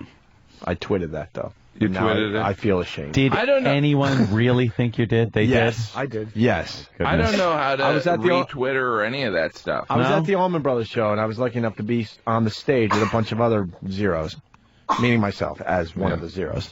And I tweeted that I'm on stage, which was true. And then I go, oh, my God, a dream came true. They actually asked me to play cowbell on Statesboro Blues. And I sent it out like, there's no way anyone's going to believe this. Yeah. And the replies, everyone believed it. Like, holy shit, you're the luckiest man. I'm a big Allman Brothers fan. Oh, my God, I can't believe it. Oh, how did that feel? Oh, my God. So I have a Twitter confession. I didn't. You lied I didn't on play Twitter. cowbell with the You Allman got Brothers. it out there. That's the most important thing. Do you have a Twitter confession, Ed? Have you stretched the truth a little bit? I don't twit enough. Yeah. To get to the bullshitting lying part of it. I actually threw it out there like no one's going to believe this. Yeah. I'm like doing a lot of experiments, social experimentation going on. Yeah. And I experiment. I'm like, all right, will they believe anything I write? So I wrote that, and sure enough, they bought it hook, line, and sinker. I think they will pretty much believe anything that you write on Twitter for some reason. Right. So.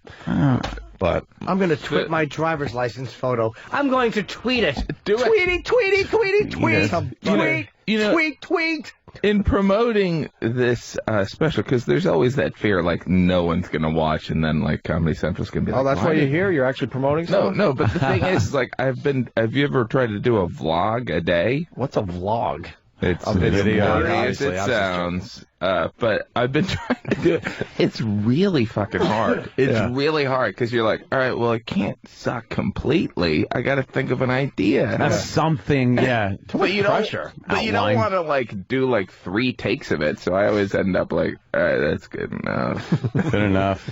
I did put it up there. Have you seen the shit out there though? It's like it's so easy to do something that isn't as bad. Oh, that's true. You know, that's for it's sure. like there's some really bad like, shit out there. All right, like at least you have a name. One moment of humor in it, I guess. Right. That's better than like one moment's fine. Well, we should say the Comedy Central special is King Baby. Yes, King Baby. And when is that on? I don't have the one sheet in front of me. It's Sunday. Yes, I do. This Sunday at Comedy Central? Sunday. At 9 p.m. and then they're replaying it at 10. Yeah, I know. I don't know what that is. That's a weird replay. Yeah. You would think they would like That's maybe what throw I'm a couple saying. other Screw it. things in and then get back to you. Probably East and West Coast. There's Do probably it. a reason for that on East and West Yeah. Coast. Yeah. And it's a CD and a DVD, and it's being released March 31st. JimGaffigan.com. I'm very excited. Mine are all, most of my videos that I put up are of me shooting guns. I figure guns are kind of interesting. Yeah. Like people, if they're into guns, they'll watch it, and if they're not, they're so like, oh my God, what a lunatic kind of a thing. Are you so thinking it's of me stalking down me? at the Look at this range? video. Yeah, check this one out. I started watching this show last night on the sniper competition, the world sniper competition. For some reason now it's like a game show. It's like that's just pretty blowing cool, people's actually. heads off as a game. I don't know where we're at these days. But all it's doing is making me look up new weapons that I'm going to spend a lot of money on. Because I saw a sniper rifle that I have no need for, but I just kind of want to have it. Was that like what do they get? People that want to be snipers? No, like, it's do you actual. want to replace the DC sniper? Yeah, wouldn't it be if it was illegal snipers? That would be one thing. That would be more a reality show for like VH1 or something like that.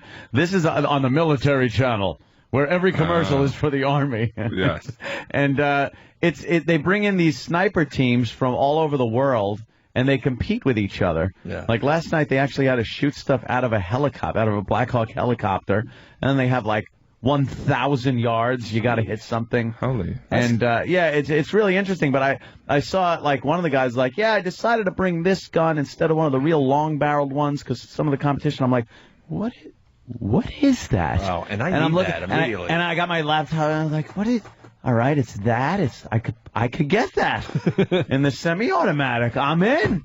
I need a sniper rifle. Hopefully they have it in brown. I don't need one. Yeah. Do you have this in a brown with a Leopold scope? Is it like most reality shows? Like all the snipers live in a house and and then one's voted out. One actually they shoot him as he's trying to run to his car. It's like a confessional. I really was angry when I didn't hit that target, but Braden was there to help me get through it.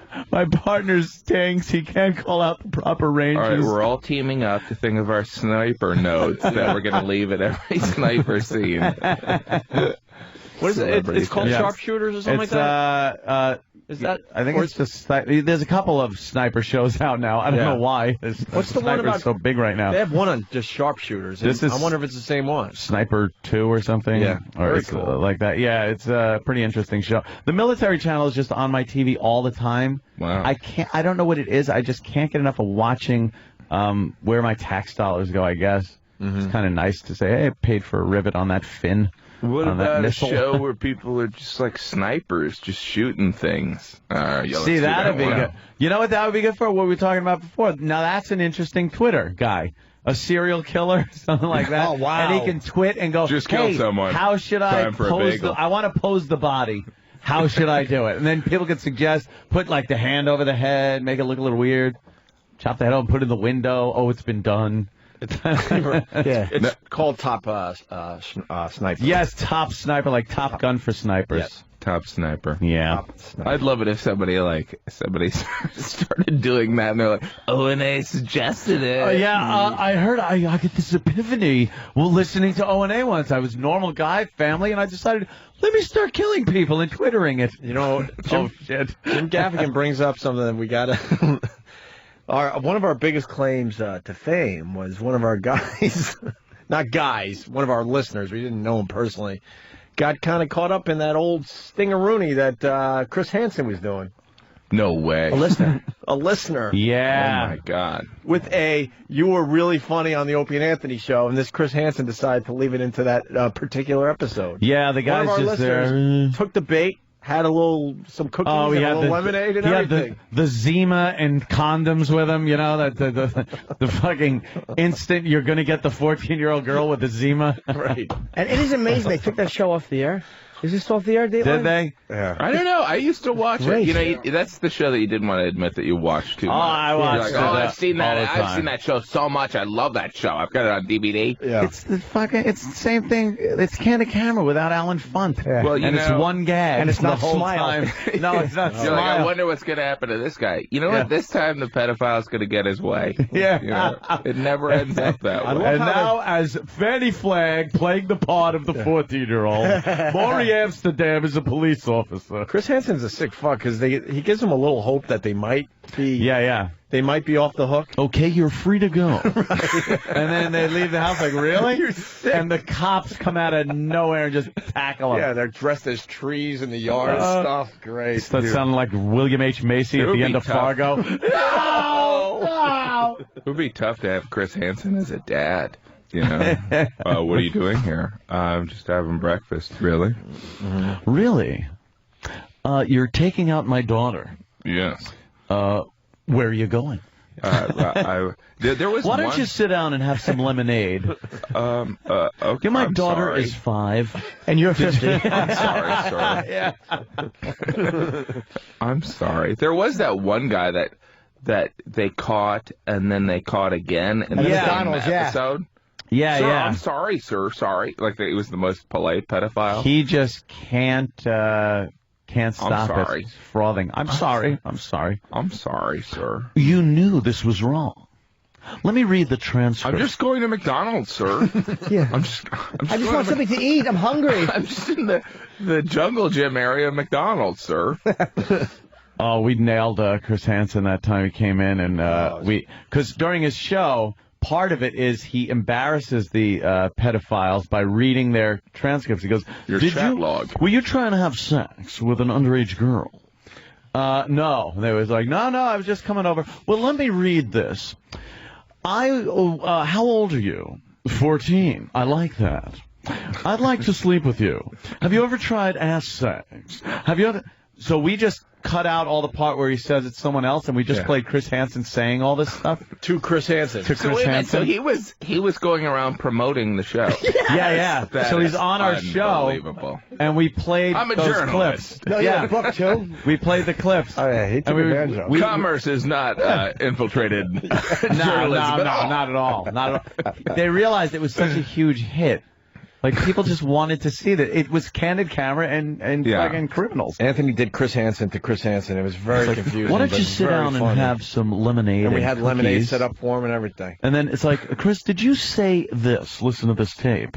And he's just talking about ravaging some young girl, but it was transcripts. He turned fucking beet red. Yeah, that's unbelievable. But yeah, he was just going around on the little He was doing a promotional tour circuit for, and everything. Catch Predator. Yeah, Catch a Predator. Well, tomorrow I'm promoting Predator, and later on I'm going to be going on Regis and Kelly Lee. It was, but the guy that was co-hosting with Regis. Yeah. the fan of our show though was so like he's just sitting there like, yeah, I did. I came here. He goes, by the way, I thought you were great. I loved you on Opie and Anthony. And he's like, oh, you loved me on Opie and Anthony. Because he's got to repeat everything. You know how they say, bad press is good press? Yeah. There was that one. Yeah, great. There was the cement mixer. That's one of my favorites. Yeah. A dump truck. Ran some bike messenger over or something. Destroyed a bike messenger or a whole family. Some horrific accident. It was in the paper with a nice Opie and Anthony wow sticker on the back. That's good. You always look for the T-shirts. Yeah, we've had a few arrested with an Opie and Anthony T-shirt. Nice. Yeah. Nice. Yeah. I guess nothing beats a pedophile, though. Those are... We got the clip. Those are the clips. status. Oh, is that what? You got it? Good, let's... Give it a good listen. You got just the part. I just like hearing Chris Hansen. Yeah, listen to this voice for Jim Gaffigan, who's promoting King Baby on Comedy Central. This you said Sunday? Sunday at 9 on Comedy Central. I want you to just keep your hands right where I can see them, okay? And I want you to sit right down there. No, keep your hands right where I can see them. I can't touch my dick. What is this right here? Some pot. And what was your plan tonight? Come down, talk to her. Talk to her. You're Chris Hansen. I am. I'm Chris Hansen. Have you seen the show? You have seen it? I thought you were real funny on Opie and Anthony. Oh, you listened to me on Opie and Anthony? Oof. Wow. Nice and ringing endorsement for the program. You sure you the want to sit there, advertisers Jay? love hearing that. You could flee if you want. I mean, I would understand. Did that show? I think that show didn't like one of the guys like he stalked a guy to his house and then he killed himself. Yeah, prosecutor in Dallas. And that's what ended the show. And the scumbag family. It wasn't Jon sued. Stewart. It was that. Why did Jon Stewart not like the show? No, I'm totally joking. It was some guy that got caught and was a little upset. And he did what he should have done. He fucking just shot himself. That's Yeah. what you should do if you get fucking collecting child porn. Fuck you. Yeah? Yeah. Well, if you're caught. if you're caught, I mean. Yeah. Unbelievable. So Yeah, what are you going to do? What are you going to do is right. One of those They had to favorite moments. do like a, the MSNBC probably had to purchase the rights to it. Like there was negotiations. All right, how much can we pay you for the pedophile stuff?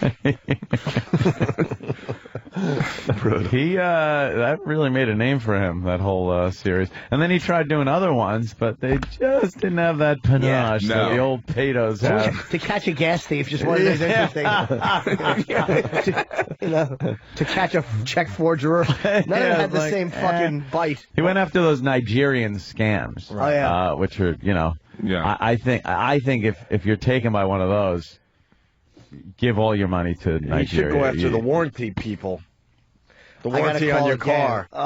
With these numbers from all over the... I mean, getting that coming from. and the Trooper, New York State Trooper Association, they have nothing to do with the police. Oh, really? Yeah, and they try to get money out of that. They get the donations. Yeah, and they get the donations, but they really have nothing to do with the police department.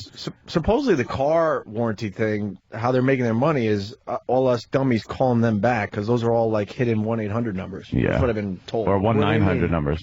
Or what? Yeah, right. Pay right. numbers. I'm sorry, right. And They that's how tell they you get that the back. warranty on your car is running out. But they don't really want you to answer. What they want is all us dummies, we see a missed call from a weird number, so we're like, I got to call that back. And you call it back, and they're making a little cash off you. That's what I heard. What scumbags. Yeah. And we challenged them recently, and they just will openly laugh at you and hang up on you. What do you mean? They just will openly laugh. Oh, when you talk to them on the phone, you go, say, hey, you're full of shit. I don't have a car. I don't, and at the time I didn't have a car really, nothing with a warranty. Yeah. And I'm like, please stop calling, take us off your no-call list, all that crap, and they just openly laugh and then hang up. If you answer, you don't get charged. If they call and you answer, you don't get charged. So then you just keep them on the phone as long as you can like an idiot and go, oh, yes, I would like that warranty. Oh, that's a good idea. And then just keep them, let them go through the whole bullshittery, and then just go like, oh, should have that undercoat. Yeah. That's sweet. Sam, Crazy Liz is here. Who's Crazy Liz? She's back? Yeah. For a second appearance. She's back. Should we bring her in? Better than ever. She's back. You want to meet a crazy broad? Well, she's not crazy like, she went through the metal gonna detectors happen and all, crazy. All right. Okay. There's metal detectors? This is Crazy Liz. Oh, look at you wearing little yellow pants today, and the same pink thing, and the same babushka around your neck. Mm-hmm. What are you eating? Chex Mix. Want some? No. She's just kind of. Do you know? You notice Jim after Gaffigan? a few minutes No, that but I this. knew he was going to be on the show today. Hi, how are you? Good, how are you? You notice after a few minutes I'm that nervous. there's something a little wrong with her. We can't figure out what it is. She looks normal, I guess. Well, kind of. She's a little, weird, though. Like, you're a little bit weird. I'm not saying it's awful or anything, but, you got kind of that 1,000-yard stare and... Are you on meds today? Yep, I started him up again last night. Oh, so you're not like, yaw. Yaw. Yaw. I just have my brain today. How's your Chex Mix? Salty. I only had 2 pieces. I didn't have breakfast, so I just needed... I like Chex Mix. Yeah. Oh. A little bit, not much. I'm afraid her crazy fingers put crazy dust on it. No, I only had 2 pieces. All right. What med did you go back on? He won't stick his hand in the bag. Well, I'm on Lexapro and Lorazepam, but I'm not Thank sure you. which is which. Oh, that's good. I'm on marzipan. It's delicious. Good. Ugh, hate marzipan. That thing? That's a candy. It's a candy. Yeah. Boo. It was good. Are you crunching out of the microphone? That's why I'm moving. She's not as crazy today. No, you she's could back see on the it. meds. How were you These crazy fucking before? meds are really fucking people up because I like you kind of crazy. Well, Jim Gaffigan, within 10 minutes, she was completely nude, and we were sketching her. Right. Sketching, yeah. Take a look at the sketch. It's hysterical. Well, Yeah? By the way, did you shave yet? no. Why? I didn't take a shower. What? I didn't take a shower. Nice. Yesterday? No. You're kidding, right? Nice and stinky. Why I put deodorant on. Are you smelly? No. Wait, I didn't what? wash my face. Does your hiney smell? Wait, you were going to say something about the sketch. Yeah, it probably smells. Our hiney. Oh, no, I was going to talk about my medicine. Oh, right. Oh, my God. Please send that to me. Look at the evil picture that Ebrock just took. Please send that to me immediately. Oh, wow, that's good. You got Oh, can I glowing make you eyeballs. guys cookies? Huh? No. Yeah, you can make us cookies. Are you, like... If I made you cookies, would you eat them or would you think I poisoned them? Not that I would. When you gotta say, Wow. or would you think I'd poison them? Yeah. How about this? Can you make cookies in front of us? Because I enjoy What? a nice warm cookie. What, an easy bake oven? How is she gonna do it? Can we get that done, or is that against the rules? What kind of cookies would you make? Do you like rainbow cookies? What the hell's a rainbow cookie? Shit and crushed glass cookies. No, they're tri-colored cookies. They have like I've Italian seen bellies. those. Like Yeah, the chocolate yeah. on top. I like oatmeal. I like peanut butter. I like chocolate chip. Peanut butter sucks a dick. You don't like peanut I butter? like peanut butter. Peanut butter You is need to the want- best. It's fucking fantastic. No, You gotta not be in a pale like us cookie. to enjoy a peanut butter cookie, Peanut right, butter Jim? and chocolate is my favorite team. Yes. No. You need to just take I a just want scoop, chocolate like chip. a scoop of peanut butter though, and Yeah. then Gotta be and careful. then Put it on top yeah, of a M&Ms in your cookie. mouth. You're right, young lady. What about an oatmeal raisin every once in a That's while? good. Anybody? Anybody? Vincent makes good oatmeal No. raisin No, cookies. that sounds like work. Oatmeal raisin. No, but if you make Oatmeal them right, bad, raisin worse. Sonny Newpaltz makes some great vegan oatmeal raisin cookies. Ew, vegan. Yeah. Are you vegan? That vegan No. shit. Well, nah, you're- oatmeals and Chex raisins Mix. are not fucking animals. There's Chex Mix wouldn't no be. milk in here. No, there's probably some kind of fucking animal fat that those vegans would be like, nah, I can't eat that, Yeah, man. it's done with animal labor. Animal, man. It's got to be, you know, this corporate checks, man. Yeah. Ugh, I hate hippies. Yeah. Wow, Maury's really going out on a limb today. 1 woman, 5 kids, 15 men tested. Who's the dad? Did he just This do is every yesterday? show Maury does now. Every Yeah. show. All right, Liz. So You I ever been pregnant? Have I been? Yeah. No. All right. Am I right now? Just wondering. Are you now? Are you? Do you like period sex? No. My girlfriend. What? Ew, we were talking about that last week. That's just... What's wrong with you? But how can it be good for anyone? It's great. It's warm and moist.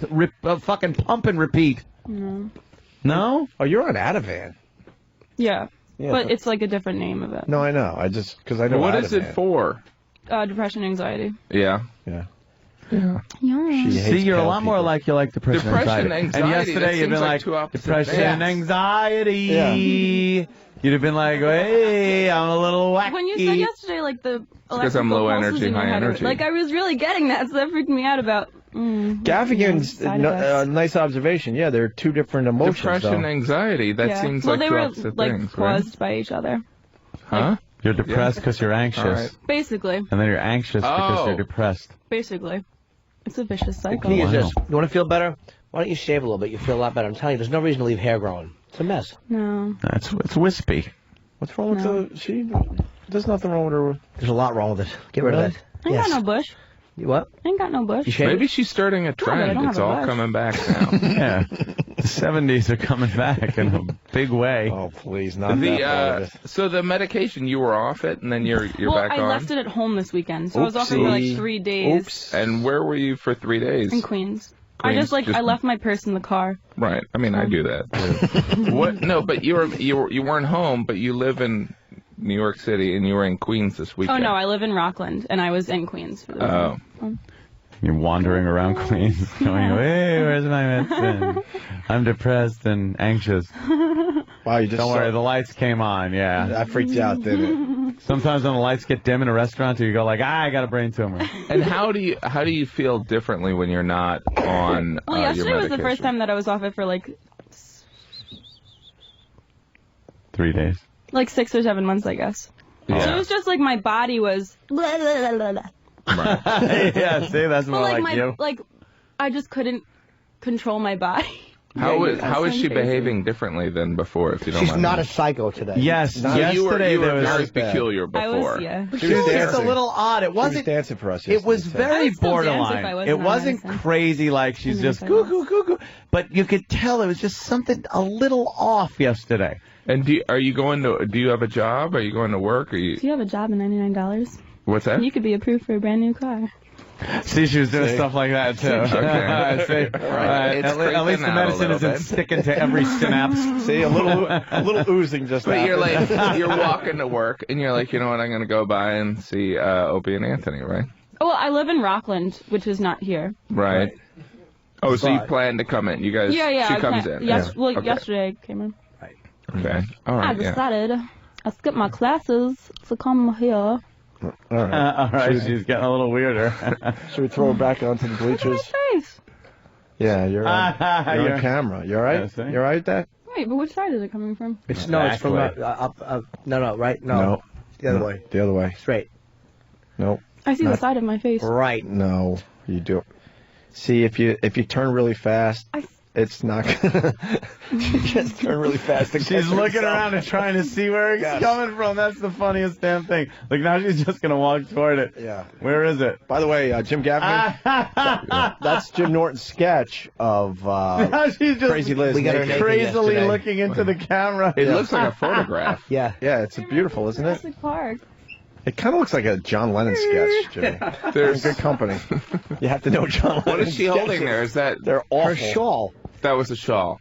I even wrote shawl on it to clear up any misconceptions. All good shawl will always have shawl written on it. What was she doing, man? Oh, watch. She can look like a Romanian old lady. Yeah. Or an old Romanian lady, see? She Now loves in that. character. And the Israelis have occupied. See? You look different on your Facebook pictures. Thank you. I talked to everyone that added me yesterday. You didn't add me yet. I didn't add anybody yet. On Facebook? Yeah. I haven't checked my Facebook in so long. I got like 3,000 friggin' things I got to go I through. can't believe how you can do that. I'm just I'm addicted very to it. Facebook irresponsible. Yeah. And I know this. Do you have an agenda? Calendar? Mark it down. No. I live by my calendar. Your Why? Facebook calendar? No. No, she's got like what, an I bought organizer or something? Do you have like a Far Side calendar? You laugh every day. You pull the. I had a German phrase of the day calendar for a Oh, while. great! Eat this shit. Well, like Beat that it, Jew.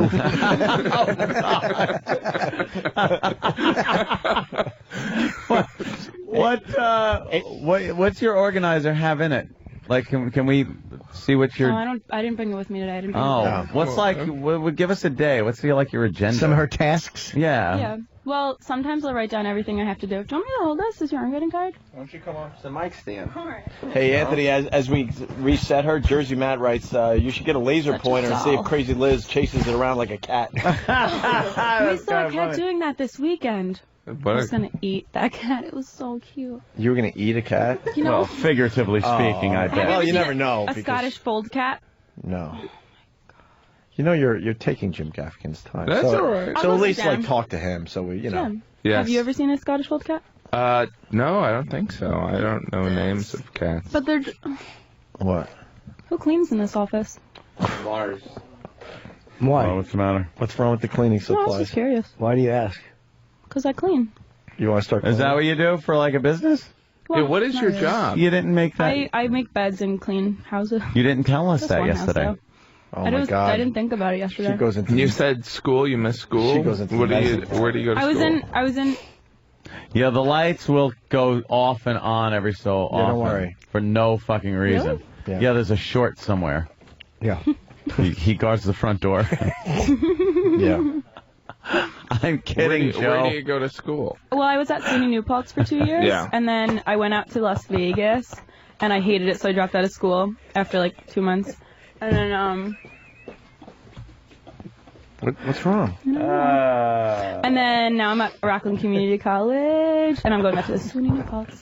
Cool. Tell me about you. I'm kind of shy. There's I don't believe nothing that. really. I like your shirt. Let's try to get to know Jim Gaffigan because he's a bit shy. Give him a little interview. Yeah, help him out. You want to go into broadcasting? Make sure you right? mention his Comedy Central special happening Sunday at 9 o'clock. So, King Baby, Jim his Gaffigan. website. Tell me about your website. Well, it's interesting. It's called jimgaffigan.com, and right now it's promoting my new special. It's King Baby. It's on this Sunday at 9 p.m. on Comedy Central. Ask him why King Baby. That would be a great follow-up question. Why King Baby? Yeah. Well, that's a really interesting question. Excuse me. Are you all right? I just have to clear my throat. Oh, that's all right. It's interesting. King Baby is actually on this Sunday at 9 p.m. But why? That's like product placement. It is. It's a show? It's actually a dance number. But it's a theory in physics. What is this King Baby about? It's about a king who's like a baby, but he's like you're not sure if it's like a king that's very immature or like a baby that is kingly. Royal. You know, that's kingly. She say that? Yeah, she goes, or baby, that's kingly. And that's kind of the whole thing. Yeah. Mm. Do you have an eye contact problem? Look at these babies. Ooh, you saying Jim's not looking in your eyes? She's disciplining. He's looking at that thing. No, I'm sorry. Microphone. Well, it's kind of hard. Yeah. Hey, I like your shirt. Oh, there's the rabbit. She's like your shirt girl today. Oh, yeah. Like that. What about too. Sam's hoodie? That's like pretty that. basic today. Where's that from? American Apparel. I was gonna freaking say that. Yeah. You could tell because the white part. What? I swear I was gonna say that. You're like psychic. Yeah. Wait till those lights come on again. I want you to Jim, freak do out. you like American Apparel? I am a huge fan. And but how are you doing? You doing all right? But here's the thing, Jim. This is about you, not me. No, that's all right. Yeah, we got a big audience today. Where'd you get your yellow pants? Urban Outfitters, holla back, $10. Okay, see? Do you kind of see? You kind of get the gist. Imagine that, but the whole time she was in yesterday. Yeah, like acting like that? Oh, so it was just yesterday? Yeah. Wait, so these shits were supposed to be $80. No, they weren't. Who the fuck You know, would buy this everyone shit for says $80? that. It's like, I got these $80 pants for like $10. It's like, no, you didn't. They were fucking maybe $11, and you got There's them a for 10. hole forming in them already. Oh, shit. Yeah, there's a hole wearing them. It's it's like a pinkish sweater and then very bright yellow pants, light green sneakers with the fucking pink laces. Nice. You really are. That was Liz, not Jim Gaffigan. Yeah. You know what, those yellow pants, you know what dance I bet you could do? The Nannerpuss? I looked at it yesterday. By the way. Oh, you looked at I saw Nannerpuss? the remix. I couldn't find the original one. And I saw someone in the studio. Do you love how Nannerpuss knocks his own eye off? It's the best part of Nannerpuss. My girlfriend mentioned Nannerpuss before we banged. As I was fucking her, I was thinking of Nannerpuss and Travis's Nannerpuss dance. Because he dips down before he does it. Yeah, It's so enraging. It's so enraging. Yeah. Thank you. Give me those. Oh, Jesus. Mom. Thanks. No, you can. All right, well. We'll share. You want to do the Nannerpuss?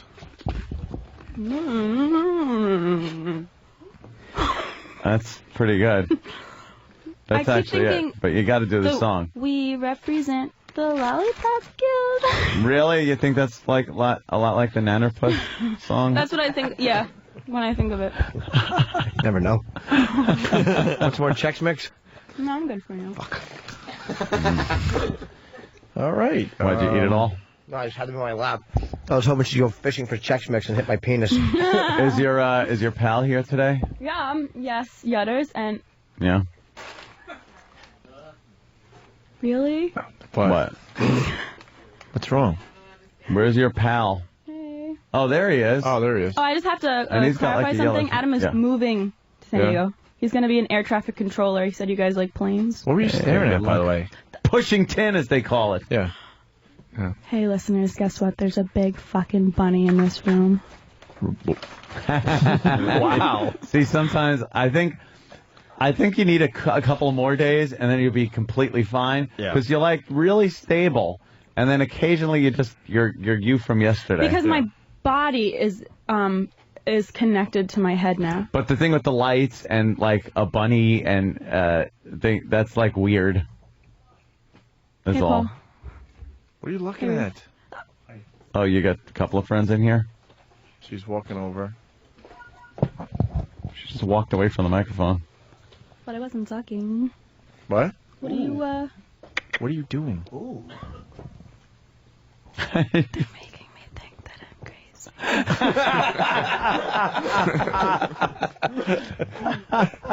Why is that? Doesn't this microphone remind you of a big apple? Yeah, that's the Jim, first does thing it we remind think. you of a big apple? It sure does. You eat black apples? Where do you find black apples? I know you can eat green apples. In India. In India, you could get black apples, huh? I like that he's suffocated. You keep looking over there. You all right? Now you're looking in the camera and pointing at it. Yeah. All right. I'm gonna get you, my baby. She's just fucking weird.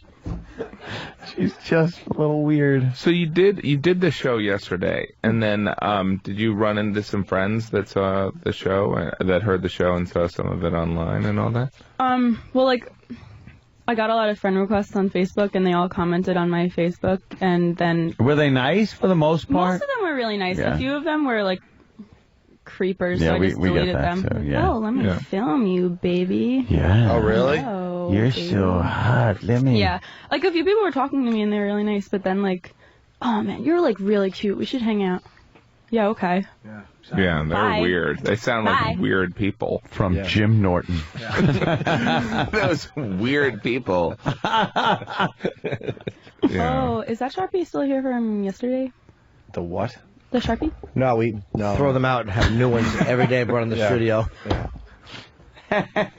We burn Sharpies after we use them, so no. We're rich like Jim, are you excited for your show premiering?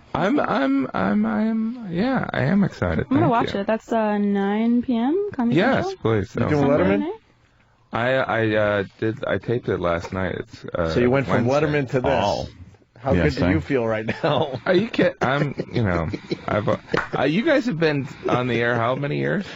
Well, I don't know. I think like 15 years. Yeah, it's been a while. Yeah. Many. Been here a while. What's with the green sneaks? All right, should we move on? From Holla back. This is riveting. Where'd you get those holla back? Somewhere downtown. They're on sale. Yeah. Everything is. They were $80 sneakers. No, these were 50, but they were like $80, and I got them for 50. Yeah, and you got them for 50. And the best thing is, More lies. What are you doing now? Hey, Liz. Yeah? Why didn't you hang out with any of the people who wanted to hang out with you? because I had to study for a psychology test Psychology? When's the test? today. Rorschach. That's a psychology joke. It's a good one too. I don't get it. It would mean that you would be You the don't get it. you That's- would be the that's- you're kooky not gonna person. do that Yeah, what are well. you? You're not going to do well in psychology. Right. Well, only the second chapter. Just kidding. We're in the 20th chapter. That's a good little chapter joke, though. I enjoyed it. Should we take a break and reset with Jim Gaffigan? Yeah, we can do that. That's fine. Bye, Jimmy Cutie Or Baby. Nannerpuss. Nice to meet you. You had a good interview with Jim Gaffigan. I thought it went on. She's taking her Chex Mix back, Jimmy. No! My health won't allow it. All right, there's Crazy Liz. Right. Get this poor bastard out of the bunny suit. He's suffocating. Yeah. She's dressed like the Nannerpuss. I know. That's what I said. Yeah. Oh, I didn't hear you. I'm stealing that. Listen to the replay. You'll sound stupid. Yeah. This is what we're going to do. Jim Gaffigan, you could hang, right? We got Kurt Angle coming in. I don't know. I don't know what I'm supposed to do. I don't know. This show does that to people. No, I honestly have no idea. I have like... in your mind, you're probably, I think I should have fleed about 20 minutes ago. I honestly have no idea. I mean, there's a Comedy Central person here who can tell me what I'm supposed to do. Can he stay? Comedy Central person? I think I'm going to other... Yeah, where you I'm going? going to do the other Sirius XM channels. Yeah. The normal one. No, you can do some ones- normal radio. The ones that probably, have like 8 listeners as opposed to like 800 million like you Oh, guys. thank you. This is what See? I say like we that. do. Jim Gaffigan's a friend of the show. He's done our show for many, many years. The DVD's called King Baby. The CD's called King Baby. The special's on Comedy Central Sunday at 9, and then the It's some edgy material. I want to play another track from your CD so we get a little Jim Gaffigan. They're really long. Just go to Jim Gaffigan. Go to JimGaffigan.com for the freaking tour. It's like a Yes album. One joke. The whole side of Well, the thing is like, I don't know about you, Jim, but it's like they want that. Like, you know, a joke is not 6 minutes long. But they want the tracks. They're like, we'd like the tracks to just be 11 tracks, and I'm like, but It's so it's like you don't want your stuff chopped up. I also don't want you're like I'll play a track and it's like 8 minutes. It's like, no, these things are like 2 minutes. No, are they really? Yeah, you got Inside Voice, bowling. Any of these? Tell me which one. Lazy, escalators, camping, bed, bacon. Ribs and bologna. Recycling, deodorant. Some edgy topics. We should have just used this as word association for. All right, how about this, Jim? Why don't you do pick bacon? Pick a number between 1 and 17. Bacon's always good. Bacon is your number? All right. Bacon. Bless you, Jimmy. Bless you, you little lamb. Thank you. All right. No, bacon's long. It is? How long is it? 5 minutes. Oh, shit. You don't want that, so. Ribs and bologna. How long's that one? Ribs and bologna. Bologna? I like saying bologna. 3 minutes and 30 seconds. Was that too long? No, not for us. We're just killing time till 10:30, so this is perfect for us. We do. Phone it in every day. Where's Kurt Angle, by the way? He's not here yet? He's on his way. So. Okay. Oh, is he? We might lose Jim Gaffigan, and then when we get back, Kurt Angle. But I appreciate you guys having me on, seriously. From King Baby, problem, this is sir. ribs and bologna. Bologna. No, he says bologna. It's bologna. That's how bologna's. That's how bologna's spelled. GNA. That's one of the you're jokes full at of the end bologna. of it. It's bologna. Right. From King Maybe Baby. that's the Check this out. punchline. All right. Jim Gaffigan, thank you. It was a pleasure. I like meat, I do. But you know who seems to be really obsessed with meat? Are vegetarians. You know, for people that don't like meat, they seem to eat a lot of vegetables that are mashed up and shaped to look like meat. I find meat repulsive. I'll have a veggie burger with fake bacon, and can you serve it to me dressed like a cow? I don't like meat. I just like to call meat late at night and hang up. Let's drive by Meat's house. Does Meat ever ask about me? I don't care. I ain't missing you at all. Missing you.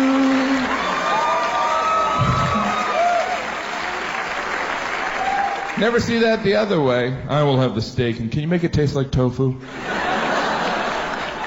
My wife refuses to eat meat because she feels it's cruel to animals, which, interestingly enough, is the same reason why I don't eat vegetables. I'm a vegetable rights activist. Except for the potato, they can't feel anything. I do love animals. I've never looked at a cow and thought I want to eat that. But once that cow is slaughtered, drained of all its blood, chopped up, and put on a grill, I get hungry. Cow. Definitely helps if it doesn't look like an animal. This ham sandwich doesn't look like a pig to me. But ribs, there's no getting around ribs. Because they're ribs. It's amazing how casually we order. Yeah, I will have the baby back ribs. And can you wheel that out in a stroller? I'm going to start with the baby chicken legs. I'm going to have an all-baby meal. Hey, buddy, I used to be a baby. How do you eat ribs without looking like a caveman anyway? Excuse me while I tear the flesh from this bone. I need the energy for when I club you later on. I like all kinds of meat, even bologna. I knew he was white trash. I don't even know if bologna is a meat. I don't think meat's supposed to catch on fire like that. What's interesting about bologna, it's not just a meat, it's an insult. That's a bunch of baloney. You're full of baloney. It kind of implies bologna makes you lie. I eat bologna all the time. Or maybe I don't. Maybe that's just the bologna talking. Have you seen the bologna that has the olives in it? Who's that for? I like my bologna like a martini. With an olive. I'll have the bologna sandwich. Dirty.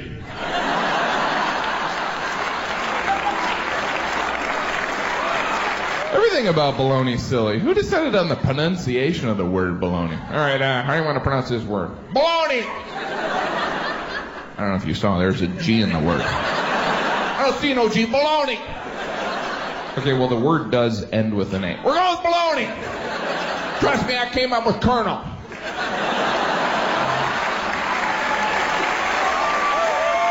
You ever been reading and come across the word Colonel? You're like, colonial? Someone important? This reading's hard. Where's my TV?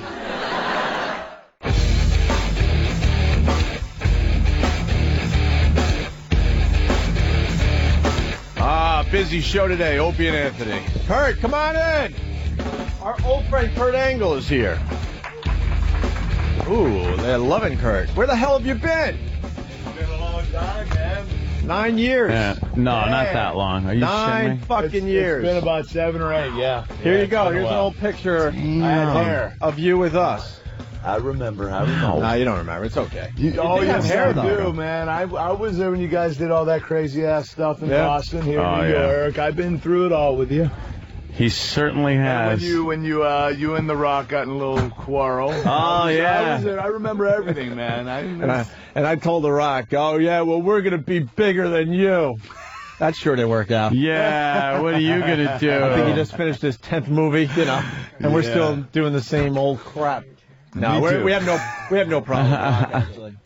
Now he calls up and he promotes every movie. You guys, when I was there, you guys, evened it out. Everything was cool. Yeah, we settled it up. And settled it up. We're cool now. Yep. Yeah. So, what are you, TNA now? Yeah, man. I wanted to get a new start, kind of give my body a rest, but, TNA's grown so fast, thank God, that I haven't had much of a rest. I kind of got into the same sink I was in the WWE, but it's better now because I serve a much bigger purpose in a smaller company. We just broke first time this past 5 weeks. We broke 2 million viewers. And that's huge. Oh, really?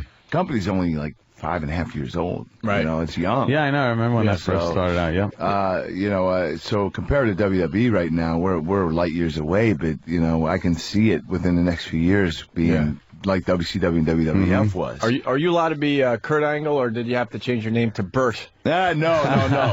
They do. They trademarked everything. Anything I use, the Angle Slam, the it's true. I'm not allowed to say any of that stuff, but they can't trademark your real name. Right. Thank God. Yeah. So you can't say Lone Ranger. You can't wear his mask. Clayton Moore couldn't wear a Lone Ranger mask when he was out inside. He had to wear sunglasses. So even though you invented it's true. You can't use that. They trademark it with your new company. Yep, exactly. Wow, damn, that's crazy. Yeah, you're not allowed to say it or say it in the same tone that you used to say it in, or as you can't say it at all on TV, especially on the show. But you know what? There are WWE's always been cool about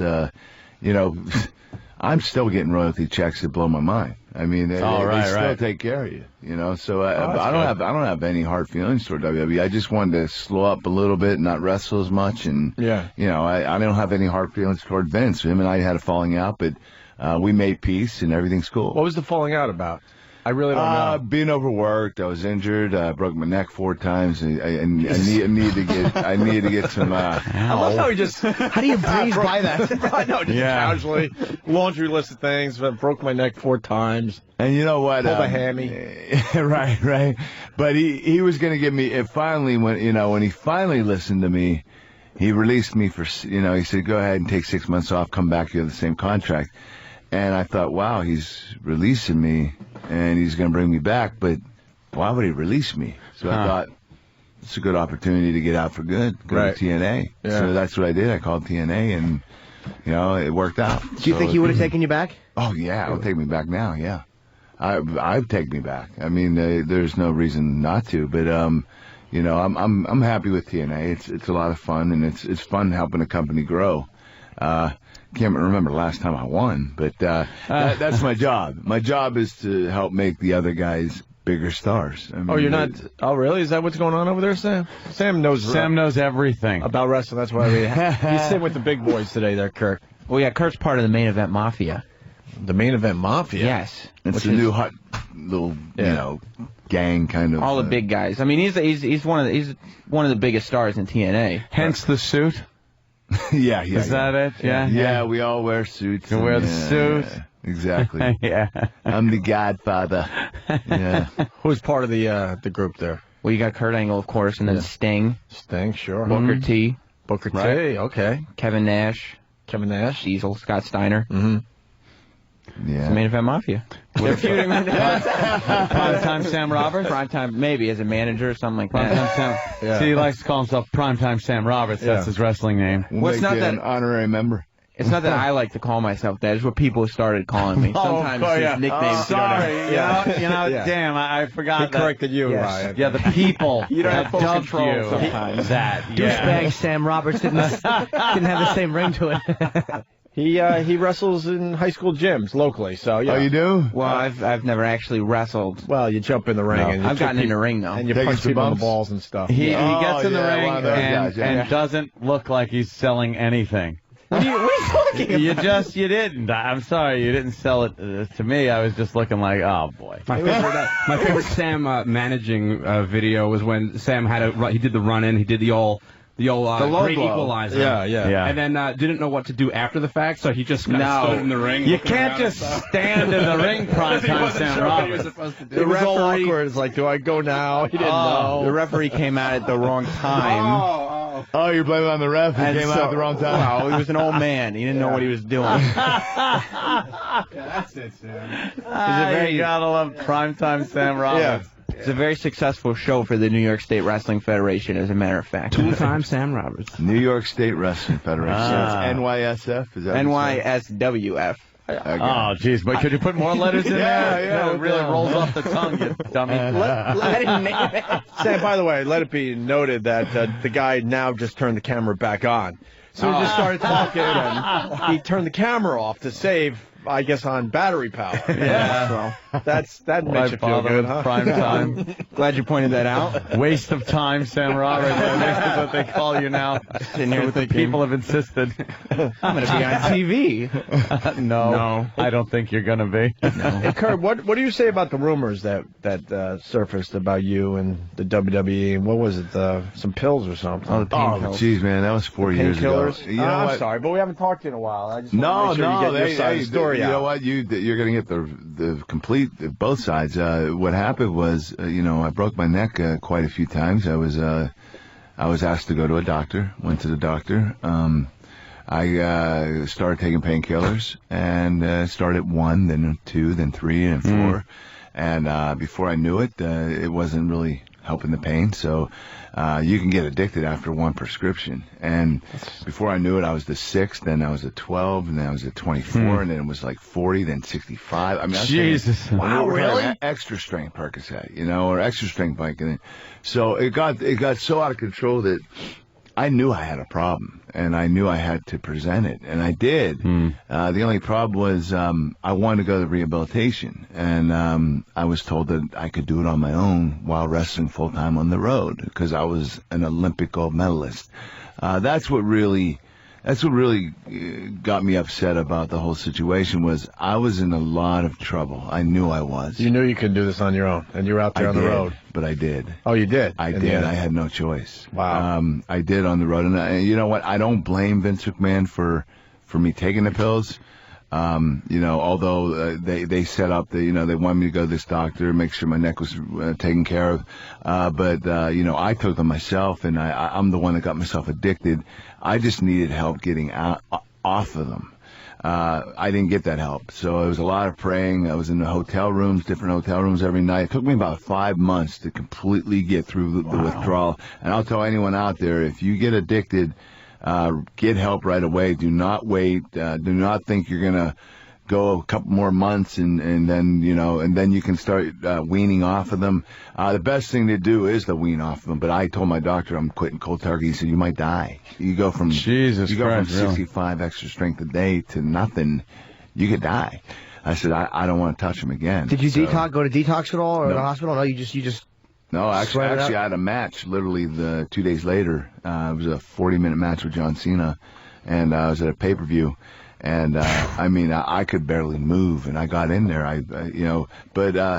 Vince McMahon was right. I did do it on my own. I just wish that I really wish I could have gone, because I think I would have been able to. I wouldn't have went through so much turmoil and pain. Mm-hmm. There was a lot of pain involved, and that stuff you don't mess around. I haven't taken one of them in 4 years. I never will again. What do you do now, though? It's weird, because I'm in recovery, like drinking and drugs, and like there's a certain thing where I can't mess with medications, but I'm not a martyr either. Like if I've had a surgery and you have to take something for it. So what do you do if you have a legitimate injury and you got it? You have to take something. Suck it up, man. Take Tylenol. Take the pain. Yeah. You know what? Motrin. I just cannot take painkillers anymore. I know what it did to my family. I know it did to me. I could have died, and wrestling's getting a bad name for it, but when it really comes down to it, it's the individual. Not every wrestler is taking painkillers. As a matter of fact, 95% of them aren't. But it's that 5% that gets addicted. And probably 3 or 4 out of those 5% end up dying from an overdose. You know what it is? Like, when you're in a business where you could make you guys get hurt, and you can make that pain go away by taking pills. Yeah, it must be tempting, for like you said, for the guys that are out there. But for 4 years now, I've worked my ass off, and I didn't need it. I really did. I never needed them. I made myself believe to that them. extent, right? So the same percentage of wrestlers are the same percentage of people that are doing the same thing in every profession. Even doctors, 5% of the doctors, they're taking painkillers, okay?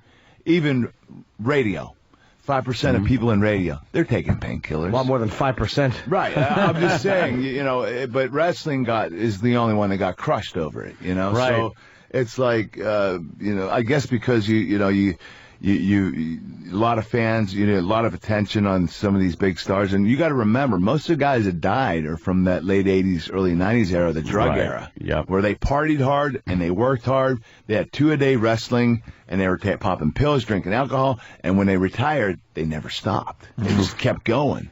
So like 99% of the guys that have passed on are from that era. It's got to scare the hell out of you that these guys are dropping. But the thing is, the kids we just lost Test, a week ago? 2 weeks ago. He was a lost soul. God bless him. I agree with that. But the kids today, the guys I work with, their idea of a good time is to go back to their hotel room and play video games. Okay, it's a completely different. That's kind of what's happening with rock and roll too. When you go backstage, I see these guys with their veggie sandwiches and their green tea. It's changed, man. It's changed. Yeah. I think it's for the better, man. I really do. Get them keep them out of trouble, and But I see a whole new different era. And so I think professional wrestling, sure, it took a hit for a while, but I think it's going to start, it's always in cycles, but it's going to start making its rise again, thank God. And we've had our highest ratings ever last 5 weeks. Yeah, you're doing all right with the TNA thing. Yeah. What about the steroids? I don't touch them, man. I did. I admit, I did. Yeah, that's what I want to get into for a second. I'm not make an excuse. I went an Olympic athlete. Broke my neck. Sent to a doctor. Doctor said, you lost how many inches in your arms? I said, well, I can't feel my hands, and I lost about 3 inches on both arms. And he said, well, you have something in your neck that's blocking the nerves into your arms, and you're not getting blood in your arms. And the only way that you're going to be able to continue to wrestle is if we put you on a medication, some kind of steroid, testosterone, whatever it is. So I did that, and I did it legally. Right. Okay, but I was nervous because I never did that before. I was an Olympic athlete, never touched that stuff. So I waited about 6 months. Right. And finally, I was like, my neck is not working out, my arms, I'm not gaining my size. So I started taking it. When I got drug tested, I had the right scripts for it, but the doctor said, these scripts are overdue. And I said, what are you talking about? Scripts don't die out. He said, yes, they do in 1 year. So I happened to be, my scripts were 1 month late. So I got suspended for taking something that I got prescribed that I was scared of taking, but I ended up taking. Right. And so it's no excuse. I did take them. I'm not going to pull a pro baseball player thing. I did it. Yeah. and I had a reason for doing it, but, and I got caught doing it, but at least I could say I got it legally prescribed to me. It's obvious because of my neck. It's obvious to you that all the baseball players were doing it in the steroid. Yeah, you know what? I don't blame them. You got to remember that a lot of people in society today tell me they didn't want to see Mark McGwire break that record. Oh, yeah, that was it. We talk about that all the time. You want to see these monsters just slamming the ball over the wall. That's it. Yeah. And you know what? They all broke the records, and they probably couldn't have done it without steroids. Mm-hmm. It's noticeable that the wrestlers look a little smaller, too. Without a doubt. And you know what? Will it hurt at first? It probably did at first. It's going to hurt for a little bit. It's like when the body was, when they tried to make it steroid free. Nobody watched. These guys lost 50 pounds of muscle. No, everybody's like, this guy looks like a normal person. Yeah. And then they said, okay, let's stop the drug testing. And all of a sudden they're back up to 350. Mm-hmm. They want to see freaks. I mean, we all do. We want to see. So they look the other way. Yeah. They're the only sport that pretty much looks the other way officially, right? They still have random testing, quote unquote. I don't know. I don't know a lot about it, but I will tell you this: they got some big son of a bitches, and So, we have a drug program that we follow. We get drug tested, and even though TNA is a private company, it's not a publicly traded company. You do have to go through. They will suspend you. So, WWE's done a tremendous job. They've actually taken a step further and have given anybody that's been employed by WWE, you can go to drug rehabilitation anytime, anywhere, whenever, if you do become addicted even after you wrestle. Right. Vince McMahon's giving you opportunity to go to rehab. He'll pay for it. Right. I think that's an amazing feat. Yeah. That's a good step. It is, and I'm glad that Vince McMahon did that. I think it showed a lot of poise, and if there wasn't a WWE, there wouldn't be a TNA. We're both going to feed off each other, So I'm very proud that Vince McMahon did that. I think it's going to help a lot of future wrestlers too. Man, you've been through a lot. Kurt has been through a lot. I've been bashed and I've been crushed and breaking the neck 4 times. Yeah. My God. 5, including the Olympics. I broke my neck right before the Olympics. What about the MMA rumors? There was rumors about you fighting in the MMA, and then there was the whole thing with you and Liddell. I mean, was that something that was real? Yeah. I still, I still am considering it. I've actually, people say, "Oh, Angle's full of it." I'm not allowed to really talk about it. My first priority is TNA right now, but will you see me in the Octagon? Yeah. Wow. I can't tell you when, but you will see me. I can't tell you which company. There are a lot of things that I can't say, but I will say that I will fight eventually. Because you're a legitimate wrestler. I'm 100% healthy right now. You can really fight, but Liddell said something, and it was in response to something you had said. I have a lot of respect for Chuck Liddell. He said that he's. Am I scared of him? Hell yeah. Okay, because he said that because you had said something which I guess bothered him, and he goes, "Well, he's never been hit as hard as I'll hit him." No. Jesus Christ. All I said is that I would give him a good fight, and he was trying to say that I couldn't take him down. I want to go medal in the Olympics. I know he wrestled in college, but, to me, he's a little peon as a wrestler. But he has power. I have a lot of respect for Chuck. As a fighter, he's one of the best ever. Mm-hmm. I would never put him down. I have the utmost respect for him. But if you got him on the ground, you could do some damage, yeah. Yeah, I think anybody could do damage, and Chuck knows that. Anything can happen at any time. There's such a difference between... Chuck's a great fighter. I have a lot of respect. Him and Randy Couture and Tito Ortiz, those guys really, watching them fight, I got excited. I wanted to do it. I seen Brock Lesnar, a guy I used to... Yep. Mix it up with in the WWE. Yeah, we used to wrestle in the ring. We used to go at it hard. And Brock's a great wrestler, and look at him now. He's one of the top guys. Mm-hmm. But now when you look at it, and you see like Olympic wrestling, and then professional wrestling, and then something like extreme fighting, mixed martial arts, how would you see that you can't really have any one style anymore? In that, you think that would affect you? You think just wrestling would be able, you'd be able to pull off? No.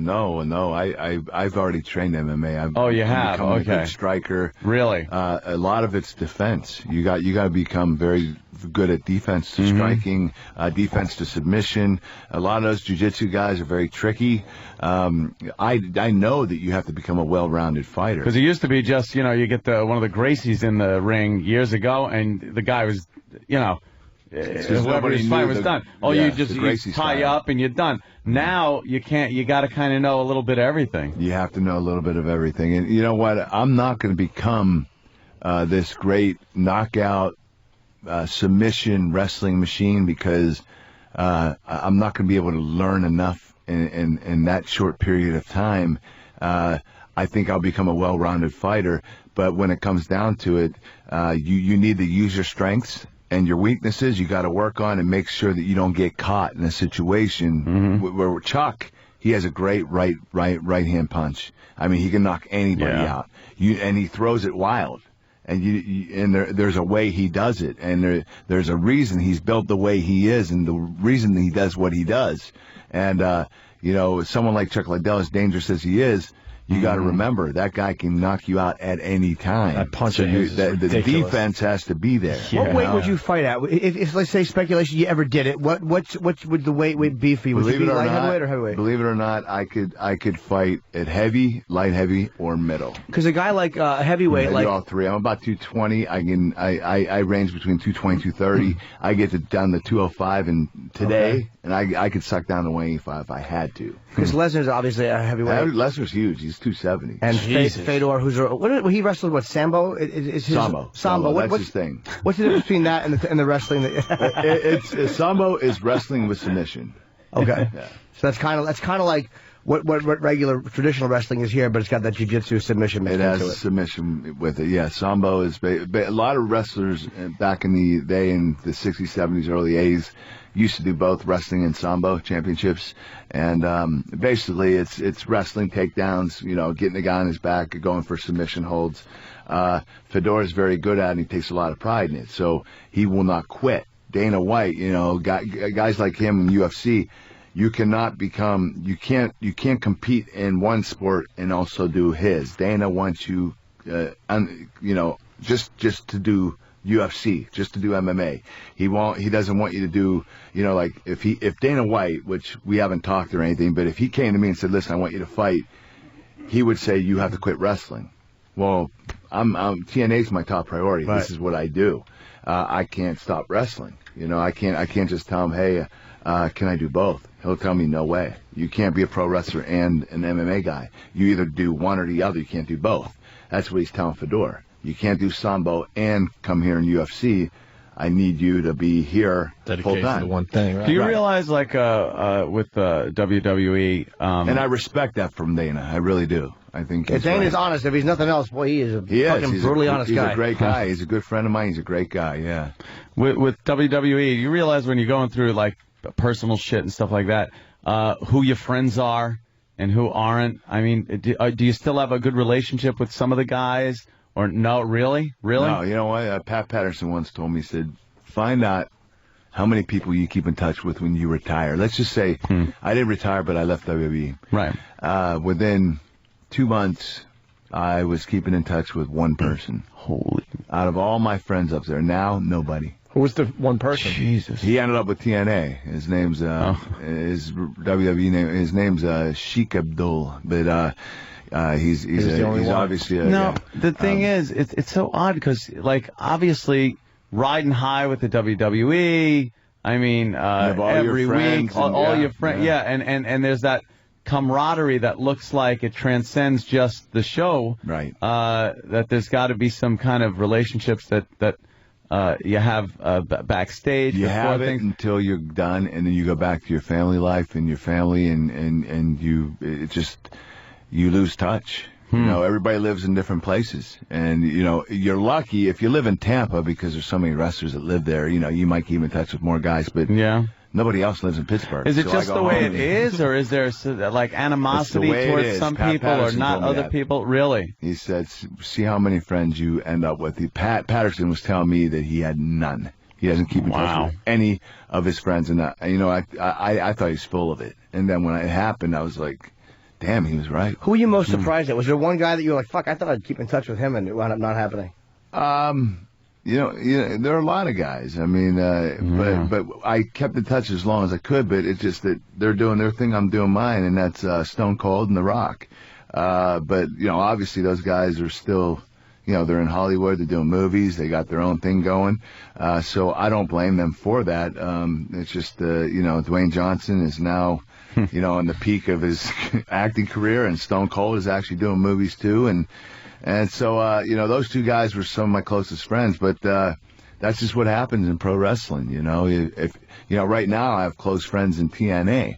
And, Kevin Nash and the Dudley Boys and, but if I retire or when I retire, I guarantee, God bless them, but I probably won't call them or text them anymore. I'll move on with my life. Yeah, it's kind of true. It's almost like stupid radio. That's what is it really? Stupid radio is kind of the same. It's like you leave a company and then people that you're with every day of the week, you just don't see them anymore. Except fucking stupid Ron and Fez. We see them all the time. They're fucking albatross around our necks for years, those guys. They're so needy. We keep getting them fired and they keep following us. What's wrong with those two? No, I think it's with whatever you do in life. Yeah. I really do.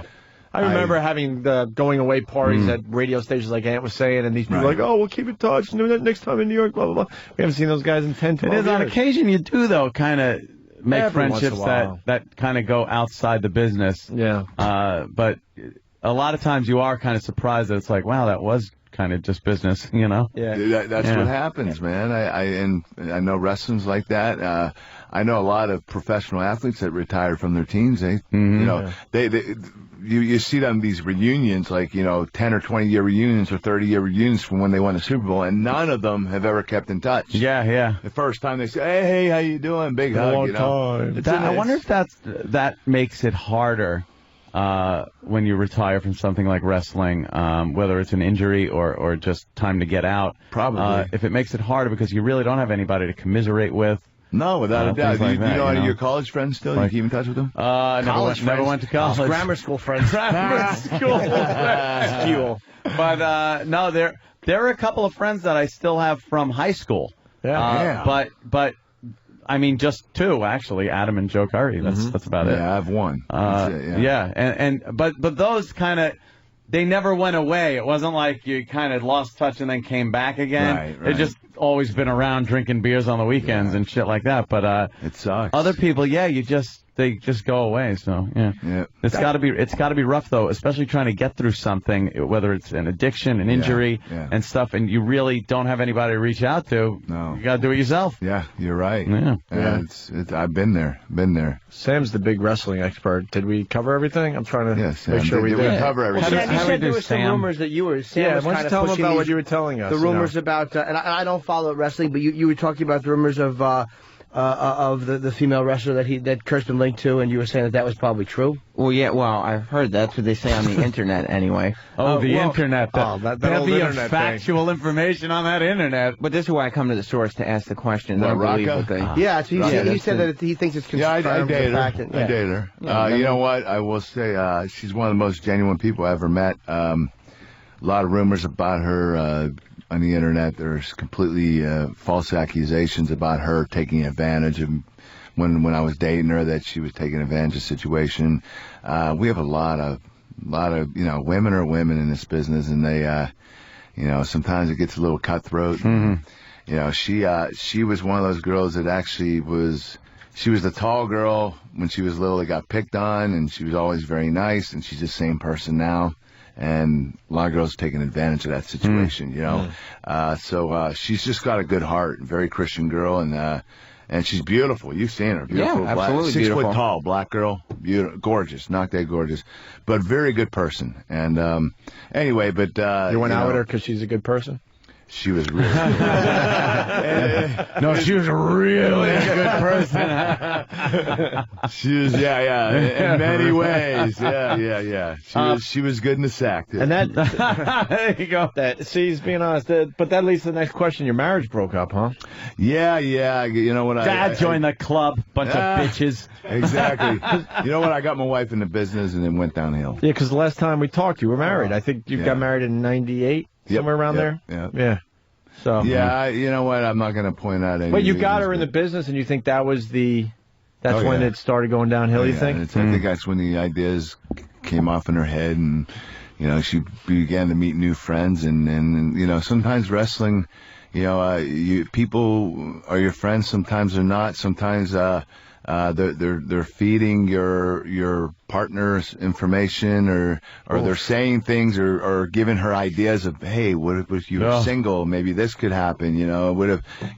She became an overnight star on TV on our show, and I don't know if it.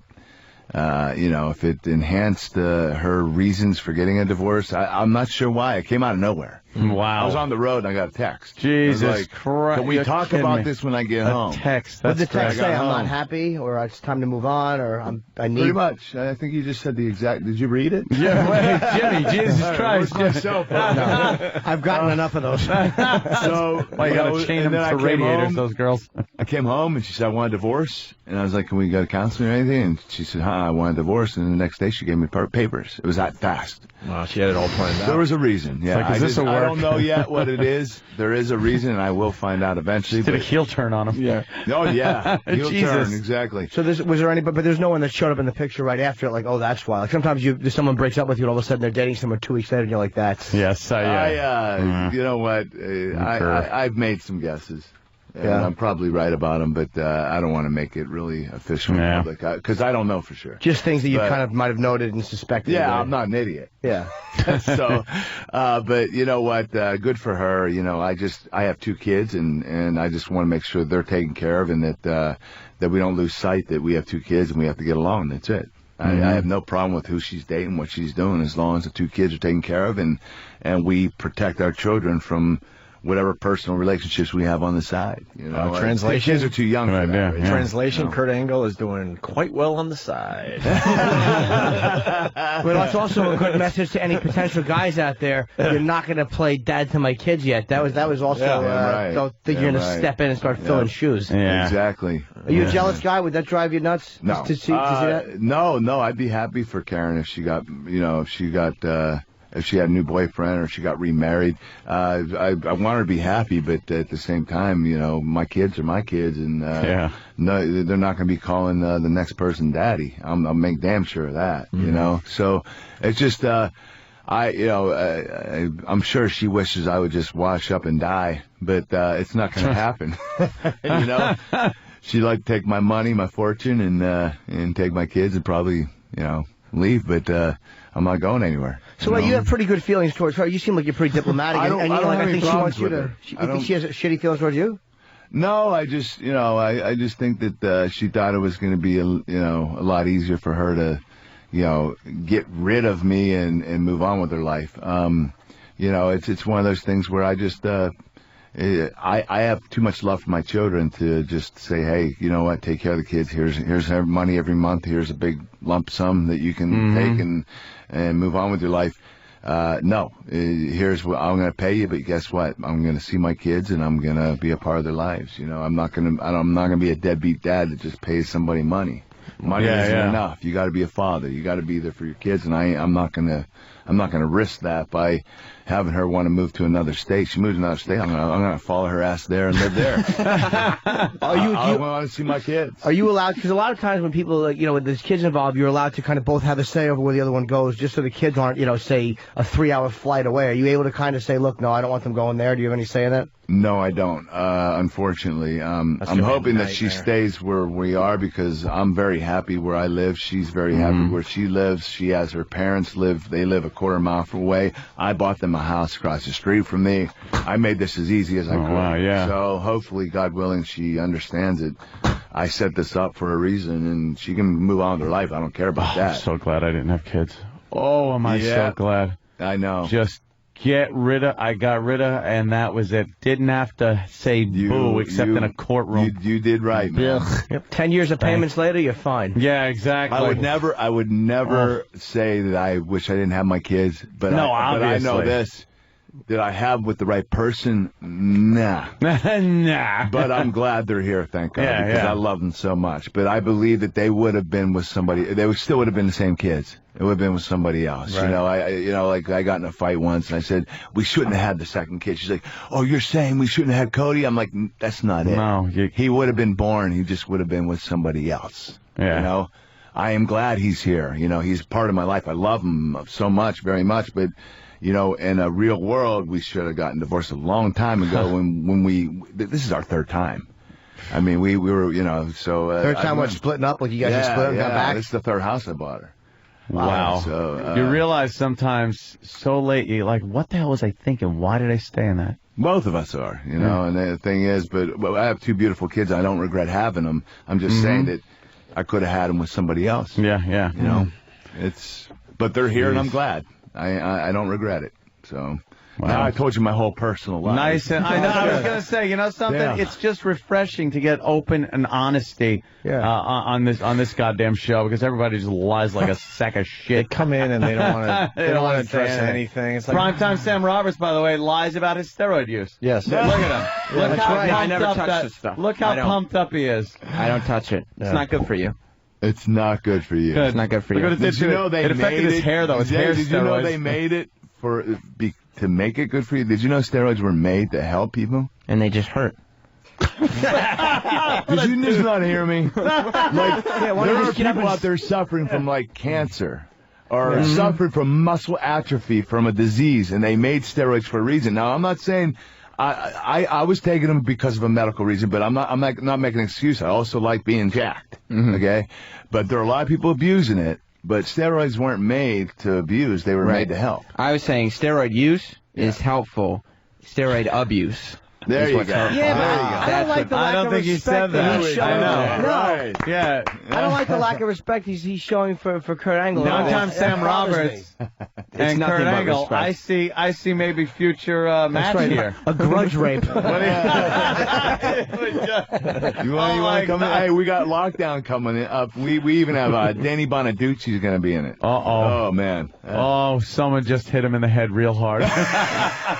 You know what? That's what he said. He said, I just want to get my ass kicked. I said, that will happen. Something that will me happen, Danny. Yeah. He likes being punished in life. He's a little. Something's going on there where he thinks, you know, I should just be punished for everything I've done. Please beat me up. He's not a pussy. I'll say that. Bonaducci is not afraid to mix it up. Definitely. He wants to beat the shit out of Dennis Rodman. I have no idea why. I guess he did a show with him, a reality show, and he's like, I want to. He did well with Jose. There's always somebody who wants to beat up. He did well with Jose. I'd attack his knees and I'd gouge his fucking eyes out. Like just saying stuff like that. He's an angry guy. Well, he is. He's a martial artist, isn't he? Like Danny's a fighter. He's not He's been taking martial arts for years. He's a tough kid. He's a tough kid. Because he's a redheaded. He was fucking the kid. He probably got picked Partridge on. Family. And he said, "Fuck this." And Danny Partridge. Yeah. Danny Partridge just kicked your fucking ass. That little bastard's jacked up too, man. Did you see him lately? Yeah. Well, there's no mistaking what he was doing for a while. Some abuse. Sam Roberts. What do you think about steroid abuse? That is hurtful. That's not good. Right. And someone like Danny Bonaducci on television, that's not a message you want to send to kids. Kids are watching him. See, it's all about the kids with you, right? It's just the worst. It's true. God, do I want to push that chair over? I mean, it's real. I just want to push your chair over. I understand what the problem is. God damn. Kurt, I couldn't be happy. Very, congratulations on the gig and everything. Thanks, sounds like things are going you. great. It's going well, man. Yeah. I can't complain. Tell Mick Foley we said hi. I will. Mick's you know what? Mick he comes in every time he's in New York. I told him I was coming here. Yeah, he told me. He said he loves you Mick's guys. a good shit, man. He really is. Yeah. He's also another guy that's brutally honest. You know, he'll tell you like it is. Oh, yeah.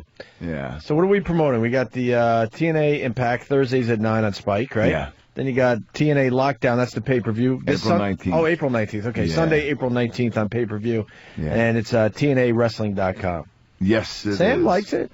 Yes, I do. Hey, it's right down in Philly, too. We're at the Temple University, their arena. So hopefully some people in New York here can head down there, an hour and a half drive, and just, Make the trip. Yeah, without a doubt. Check it out. Mick Foley fighting for the world title. Sam Roberts will be gone, I'm sure. Primetime Sam Roberts. I hope they don't give you a ticket. Sam Roberts. I like that. Yeah, I know. Primetime. Please don't like that. Foley's got to stop wrestling. It kills me. He does. Our buddy's got to stop wrestling. You know what? The thing Didn't he is, retire? What is he doing? He's got a hunger. Yeah, but he's got a hunger for it. We love that guy. We don't want him to get hurt. The thing is, not only that, but here is Mick again. Guess what he's doing? This whole, you know what the whole thing about this pay-per-view is? It's every match is in a cage. Crazy ass yeah. He's going to get on top of the damn cage. He can't. Take a 40-foot bump off into a table. You know, this is like the worst thing he could actually do. No, why? The guy can't just fight in a cage. No. He's got to get all over it, fall off of the goddamn through it, everything. Yeah. I know what happened. His kids took his posters off their walls. So now he's like, oh, yeah, I'll show you. Look what Daddy can still do. His kid's got like the Jonas Brothers posters up now, and he's all mad. You're not kidding. He brought that up to me. He told us. Yeah. He's not happy that his kids don't look at him as that wrestling hero anymore. Yeah, best-selling author. Yeah, nothing means anything. Yeah. Did you see when he got hit in the head like 14 times by The Rock? And his kids were in the front row. Oh, yeah. And he was handcuffed and bleed. I mean, Mick, you might not want to take the kids to lockdown. That might not help them mentally or psychologically. Here's the other problem. His kids are all grown up, and he's still trying to push that Christmas thing on them. This Christmas rule. Jesus. Enough with Christmas every day of the year. Creepy. Right. It was fun when they were 4, man. Your kids are now dating. They're going to proms. I'm down at Disney with my kids, right? Yeah. My wife and I were married. Yeah. And somebody comes up to me and says, hey, Mick Foley comes down here a lot. I said, hey, that's great, man. He brings his family. They said, no, he comes by himself. The son of a bitch goes on rides by himself. Yeah. I mean, Mick is, whoa. You know? Oh, that is creepy. Yeah. By the way, this is, we love the guy. I do too. I love him. This is why we God bless him. We beat up the guys we love. So. Exactly. I want to ask Kurt one thing, too. What did you think of the wrestler? Did you like it, or did you how do you think it portrayed wrestlers? A+, man. Mickey Rourke did great. Marissa Tomei. I thought the story of the movie, you know what, it really showed like a side of, like Jake the Snake, someone like him, right, what he has gone through, you know, and God forbid where he is headed. You know, the end of the movie was the big splash, but you didn't know what was going to happen. You know, obviously a lot of things have happened to those wrestlers back in the 80s and early 90s, and you know, God forbid it continues. But like I said, wrestling's different today, but that is the exact what wrestling used to be. Did it make you sad when you saw that at the end, the way the old wrestlers were kind of like forgotten in a certain way? Yeah. You know what? It just, I knew that guys have gone through that, and you know, with me, my life won't be over when I'm done with pro wrestling. You know, I'll probably end up coaching or doing something, you know, because of the Olympics and winning Olympic gold medal. But I can see these guys, you know, they never had any other education. They've been wrestling, pro wrestling since they were 14, got their shot when they were 25, you know, became popular, and then they had their fall from fame and, you know, addicted to something, and bang, here they are doing these small shows to make $50 or $100 to survive. It's like, oh man, I pray to God it doesn't happen, you know. It's just a lot of these guys made a lot of money and then spent all of it and lost it, you know. Yeah. I'm not saying all of them, just a handful, but it just, you know, when you see Jake the Snake and guys like that, it's like, man, this guy had everything, and he just gave it all away. He was huge, Just man. drugs and, you know, crack and cocaine. And seeing Jake bothers me a lot. Yeah, because, you know what, I loved him as a fan. I just thought he was real. You think that was the biggest influence for Mickey Rourke's role? Jake Without the Snake? a doubt. He mirrored him, to an exact. I mean, it was amazing, Yeah, you're right. I mean, he took a lot of different wrestlers, but it was like, that looked like more Jake the Snake than anyone. Trying to get his daughter back. It just shows like what happens when you're on the road and you put your career first. It was like the aftermath. It was just the uglier side of, none of the main events, just the uglier side of trying to survive afterwards. It was really a great, depressing movie. It was depressing. The whole damn movie was depressing, but it was good. It was good. I give them an A+ for it. I thought they did a tremendous job. The writing, the directing. I mean, the film was only, what, $12-15 million? Maybe, the budget film, you know. I can't imagine how much they made. They made over $100 million, right? Oh, sure. Why is Chris Jericho snipping at him? What's going on with that? I don't follow it, but is that real, or is that he's just No, that's the WrestleMania. They're trying to get Mickey Rourke involved, and I think it's it's pretty cool because he was up for the Academy Award, so it's something, you know, Vince McMahon, he always has to bring in a celebrity, and this is pretty cool. It's the right timing. Okay. You know what? I want WWE to prosper. They prosper, we prosper. It's a you scratch our backs, we'll scratch yours. And you know what? You're going to see talent jumping ship. That already happened. Me, Booker T, Mick Foley. I mean, it's just And guys have gone back. Christian Cage, he went from TNA over to WWE, so you're going to see a lot of that. You know, it's we're now going up head to head. So Vince seems a bit on the sick side. So what I want to say, and I'm leaving Kurt out of this, but I'm thinking if you go to TNA and then come back to WWE. I think you get hit a little harder. Oh, you think at first, maybe? I think the bumps are a little harder, man. Christian came back. I can't do Vince's voice, but backstage he's working the guys like, all right, give him hell, give him a little extra for me. I believe that. I believe that. Right. And I've seen him do it with WCW guys that came in. Yeah. Really? You bring him in larger than life and then squash him and rebuild him. Yeah. Vince is good at it, though. Yeah. You know, he's done it to a lot of guys, but he is good at making stars. We had guys at TNA that were never above opening card. He's made him into main eventers, household names. So Vince is good. We like his Welcome back. We're going to drop a Buick on you. That's how it starts. We're going to drop a Buick on That you. son of a bitch pays cash, too. Like, he wants to smash a car. Yeah. So go get me a car, 50 grand, whatever, and bang, you know, he has to pay cash. I mean, Vince is, whoa. Yeah. Just for a show. We love his new bit where he gets hurt and goes away Comes for back 6 months. 6 months later. First time out, he's hurt again. Right. You think ambulance takes him away and he's in the Caribbean somewhere for another 6 months? Or whatever the hell he's doing. He's doing. He looks younger than he did 6 months ago. Yeah, What do you think Vince was doing? You know what, though? He never, I'll tell you this, he never stops working. No? Yeah. Pat Patterson had to move to Florida because he couldn't be with Vince anymore. Vince is 24/7. Yep. Even when he was getting a haircut down in New York City, he had to drive from Stamford, Connecticut to New York City just to get his haircut. Pat had to go with him so they could do the writing. They do it all day long. Vince just doesn't stop. I don't get my hair cut in Connecticut. I can see him driving to New York. Right. Jesus. That's Vince. Yeah, that's fantastic. Everyone else is inconvenienced because he has to get a trim. Our friend wrote a little for wrestling. Do you know Patrice O'Neill? Yeah. Oh, you do know Patrice? Yeah. Hoping you say no. Patrice. We like doing that. I wish you get Kurt out of here.